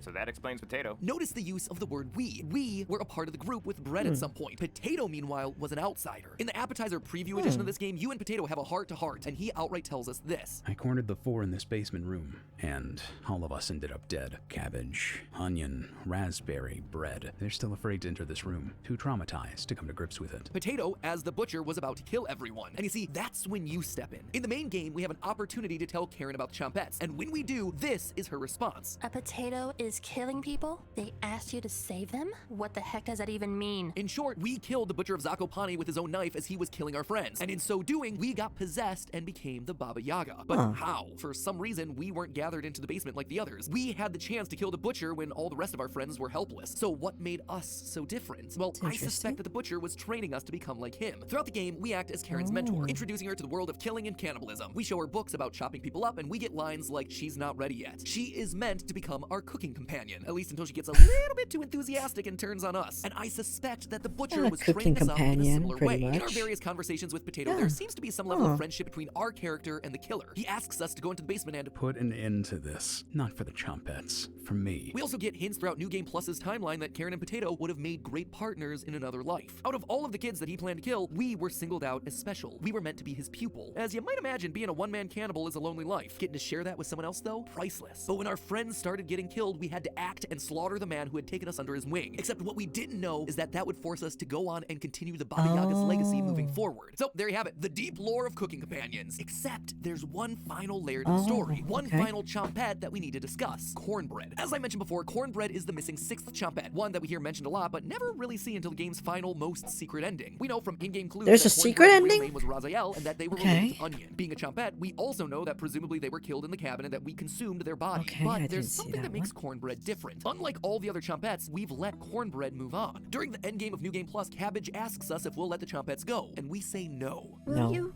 let us go? Someday, maybe. And yet for some reason, we've allowed cornbread to pass on. Why? Huh. Well, we know at some point that we've actually stopped killing. During the post-game, Potato asks us this. How many generations died brutally at your hands before you gave up? Was it your arthritis that stopped you? Or did you eventually feel remorse? I think it was the latter. I think that we felt remorse, and it was cornbread that did it to us. Now, to be honest, based on this message that I found on Discord, I'm not even sure the creators of the game have fully mapped this out, but based on everything that I've seen inside the game and everything that we covered so far, here's what I think happened. After the night where our friends die and we kill the butcher, we become possessed by the Baba Yaga. Some time passes. We're still in the cabin, alone and hungry. But then, a new child stumbles in. Someone we know. It's Onion's relative, Raziel, looking for his lost family member. We bring them in, and they stay for a while, telling us countless puns, just generally being fun and bringing joy to our otherwise lonely life. Raziel gives us hope, shows us that there's no need for us to kill, that we can become normal again. But eventually, the hunger sets in. It can't be quelled. It can't be stopped. We resist it, but at some point, we succumb to the Baba Yaga's need. We kill Raziel in a moment of weakness. He wasn't meant to be there. He wasn't meant to die. We just couldn't help ourselves. Out of regret and out of self-loathing, we eat him. We eat every last piece of him. And then we let him go because he was innocent, because he reminds us of our weakness, because we can't bear to keep him a prisoner. We let him move on, and we keep all the other Chompettes here with us, too afraid to be left alone. We keep the rest of the Chompettes here because they don't come with the extra burden of guilt. And so there you have— oh, the developer just tagged us in a tweet. Wonder what this is about. A black image? You know what that means. Crank up the exposure, boys. Shadowy figure holding a knife with 4 people. Cabbage, raspberry, onion, bread, and the shadow of potato. Beautiful. Chef's kiss. Now all we need is that cornbread origin story and we're all good. And with that, my friends, we put a wrap on the delicious lore of cooking companions. So remember, the next time you're at the store and the vegetables start talking to you, don't just tune them out. Give a listen. You might just have made your new best friend and eventually a salad. But hey, that's just a theory. A game theory. Next time see you're that image one more bread and the shadow of potato. Figure holding it. Aw. Oh well.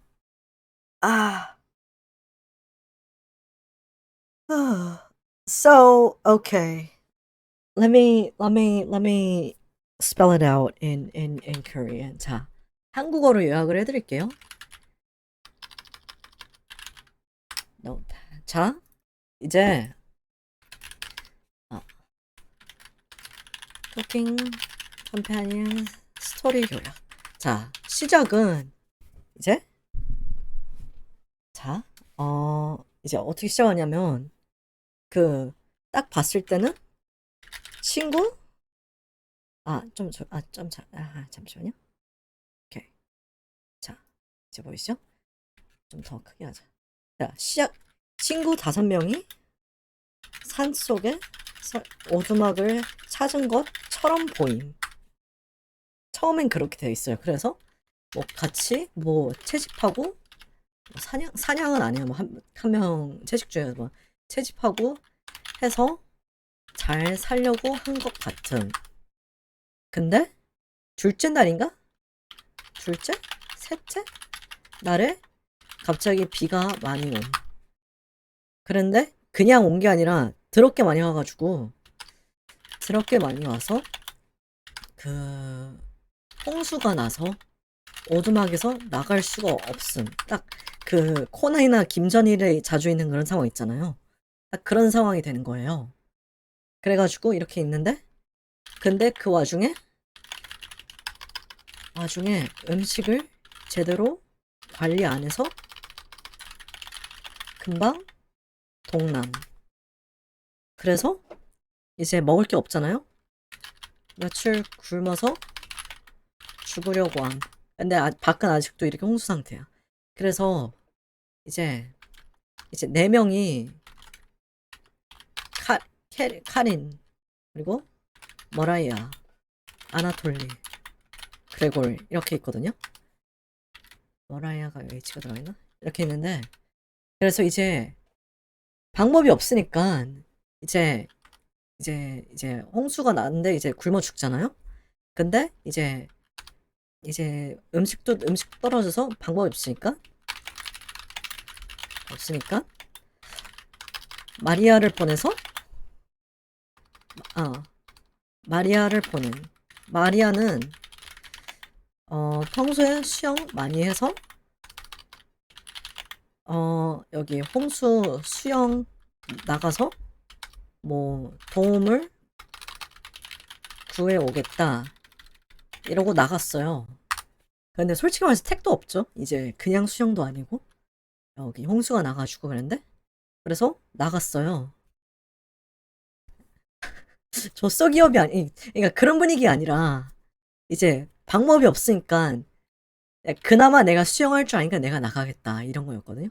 그래서 갔어요. 그래서 이렇게 했는데 다음날 아침에 자 여기 이렇게 주인공이 이거거든요. 그래서 이제 기다리고 있는데 다음날 아침이었나? 갑자기 주인공이 마리아가 떠난 다음날 아침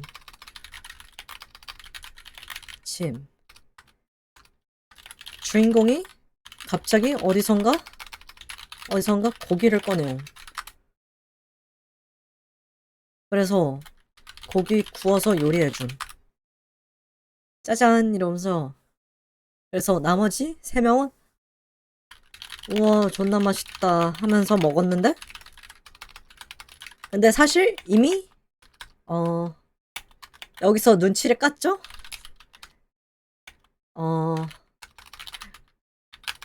그레고를 빼고는 눈치감. 자 이렇게 해서 암튼 이러고 한 이틀 더 버팀. 근데 또 고기가 떨어지잖아요. 그러더니 이제 카렌이 이제 아나톨리 보고 빨랑 나가서 그 마리아 찾아봐 이렇게 강요를 해요. 강요를 하더니 막 아나톨리가 당형 시발 싫어요 이랬는데 암튼 못 이기고 나간. 그리고 다음날 아침 또 어디선가 고기를 꺼내옴. 자 이렇게 해서 카렌이랑 그레고르만 남았는데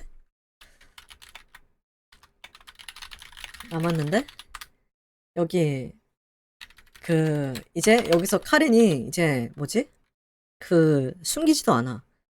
카렌이 갑자기 어디선가 마취약을 꺼내와서 그레고르한테 먹이자 이렇게 하거든요. 이제는 숨기는 척도 안 함. 그래가지고 그레고르를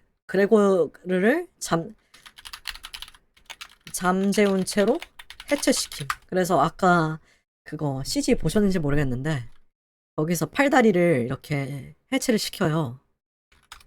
그래가지고 했는데 그래서 그레고르 자기 막 사연 말하면서 숨을 거둔. 이렇게 죽었네? 그러니까 카렌은 그거 살려두면 더 신선하게 냅둘 수 있는데 왜 죽게 뒀냐고 빡침. 이랬다가 이를 빡쳤는데? 그래서 알았으니까 다른 고기 숨긴데 보여달라 이래요 카렌이. 근데 여기도 이 부분도 힌트를 많이 줬는데 지하실이 있거든요. 그 지하실에 딱 지하실에 다 숨긴 거임. 그런데 그래서 같이 지하실을 가요. 그래서 이제 지하실에 가서 카렌이 고기 더 꺼내오려고 했는데 주인공이 지하실 문을 잠궈버렸어.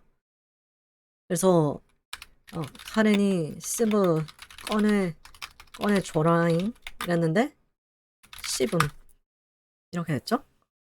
그래서 이렇게 독립변수 당했어요. 그래서 그 상태로 며칠 버텼다가 이쯤이면 카렌 죽었겠지? 하고 문 열고 내려가는데 이제 아까 누구지? 마리아랑 아나톨리, 그레고르 얘네 원혼이 막 저주 꿰어내서 죽이려고 하는데 주인공은 이거 한두 번 당해본 게 아니라 이라서 안 통함. 그래서 지하실 끝까지 갔는데 아직 가서 카렌이랑 일기토 뜸. 그리고 그 일기토 떠서 짐 카렌이. 자, 이게 이제 표면적으로는 이렇게만 보여서 다 이렇게 하는데, 이제 아까 나왔던 영상의 설명이 주인공은 5인방 중 하나가 아니라 원래 오두막에 살던 주인인데 저 4인방이 와서 좀 지내는 거. 그래서 주인공은 원래 오두막에 살던 바바야가고, 저 친구 4인방은 그 우크라이나 대기근 피해서 온 그런 그냥 난민들. 당연히 주인공 입장에서는 좋은 식사거리 해서 먹었고, 이제 게임 여기저기 힌트 보면 그 주인공 오두막에서 이 짓을 최소 수백 년은 해왔었다.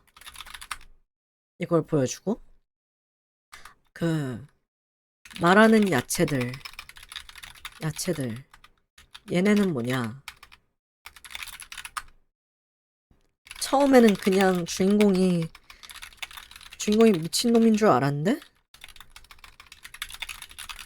아까 설명 영상에 의하면 아까 뭐지? 이 오두막 안에서 죽으면 곱게 못 죽는다. 대충 이런 말 나왔었는데, 이게 정확히는 오두막 안에서 주인공한테 살해당하면 그런 꼴이 남. 그래가지고 아까 엔딩 보면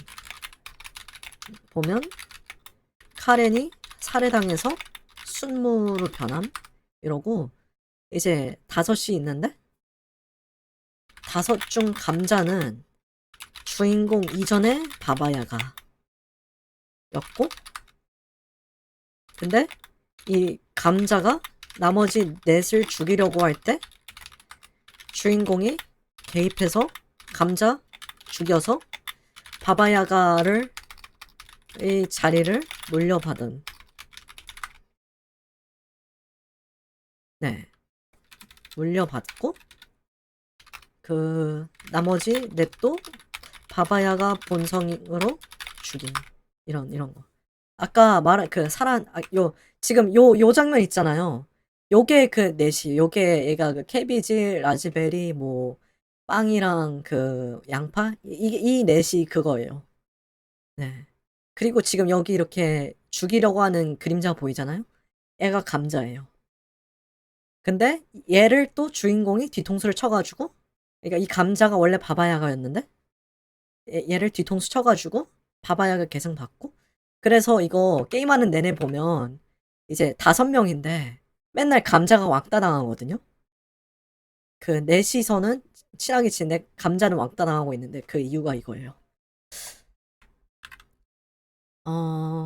양배추 귀엽네. 그러게요. 이거 좀 귀엽긴 하고 막 씩씩한 언니 같은 느낌이긴 한데, 이렇게 생각하니까 살해당했다는 생각은 안쓰럽고, 그 쿠킹 컴패니언이 그런 중의적인 것도 되기도 하고, 동료랑 근데 여기서 쿠킹 컴패니언 뜻으로 나온 게, 이제 그 주인공이 평생 이걸 혼자서 했었는데 카렌 엔딩에서는 카렌이랑 같이 이 짓을 하면서 카렌이 천수 누릴 때까지 3. 그러니까 그때는 카렌이 진짜 이거 요리의 동반자, 그런 의미. 이것도 있고, 뭐 그런 거죠. 쿠킹 컴패니언이 막 동료를 요리한다는 의미는 없을걸요, 영어적으로. 그래서 네, 그래서 생각보다 세계관이 어지러지러하긴 해요. 호호 여보 이 총각이 팔뚝이 많이 그런 느낌이긴 해요. 아무튼 그런 내용이었어. 그래서 사실 주인공이 쓰레기라기보다도 그냥 괴물임. 이런 이러한 결말이고요. 네. 근데 아까 설명하는 거 보면 그 죽인 희생자들이 막 컷신으로 괴롭히는 거 항상 해왔었고 주인공한테는 하루 이틀 있는 일이 아님. 그래서 근데 이제 주인공 바바야가 이게 아니라 주인공이 바바야가한테 씌워짐 약간 그런 느낌이어서 이제 주인공도 마냥 그러니까 완전 막 앞뒤 없는 괴물인 게 아니라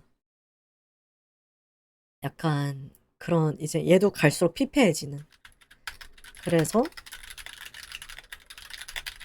피폐해지는 묘사가 있음 이런 느낌. 뭐 이제 희생자라고 하기에는 이제 저지른 업보가 너무 많긴 하죠 이미. 그래서 네. 네, 엔티티님의 그런 느낌일 수도 있어요. 자 하고 오케이 자 한국어 설명 끝. 오케이 then. 자 alright so that's it for Cooking Companions. That was really interesting. I'm glad I actually played this game without any spoilers or anything. So that's it for today. Thank you for coming to my stream. 그리고 이제 한국어로인데 이제 제가 6시에 마리포사님 스트리밍 그 방송에 이제 합방 게스트로 나오거든요. 그래서 좀 이따 다시 나올 거고요. 그리고 어제도 공지했듯이 7시 반에 그 폭로 라이브 TRPG도 이제 출연할 거예요. 네. 아이고. 방금 왔는데 끝났군요. 아이고, 네. 했는데 이제 다시 보기는 남길 거니까요. 네. 네네. 그래서 그 문예부랑 좀 비슷한 느낌이 든다 했었는데 좀 그런 느낌이 좋았어요. 제가 문예부도 아무 스포일러 없이 즐겨서 참 좋았는데 이것도 스포일러 없이 즐겨가지고 재밌게 했어요. 네. 자, 그러면 지금 오후 방송은 여기까지 하고요. 오늘 좀 길게 했네요. 오늘 하루 종일 방송하겠네. 그래서 이따 제가 저녁 먹고 준비하고 이따 마리포사님 방송에서 다시 뵐게요. 제가 이따가 이제 방송 이거 호스팅을 그쪽을 해둘 테니까요. 또 그쪽에서 뵈면 될 것 같아요. 네. 네네 오늘 좀 바빠요. 주중에 못한 만큼 오늘 좀 바쁘게 할 것 같아요. 네. 그러면 이제 쿠킹 컴패니언은 여기까지 하고요. 네. 좀 이따가 다시 뵐게요. 봐봐. 아 그러면 잠깐 30분이긴 한데 다른 목회라도 이렇게 할까? 레이드를? 아 우샤님 방송하신다. 우샤님 귀여우시니까 저 잠깐 준비하고 있는 사이에 그쪽에서 놀다가 오세요. 자 그러면 좀 이따가 뵐게요. 봐봐.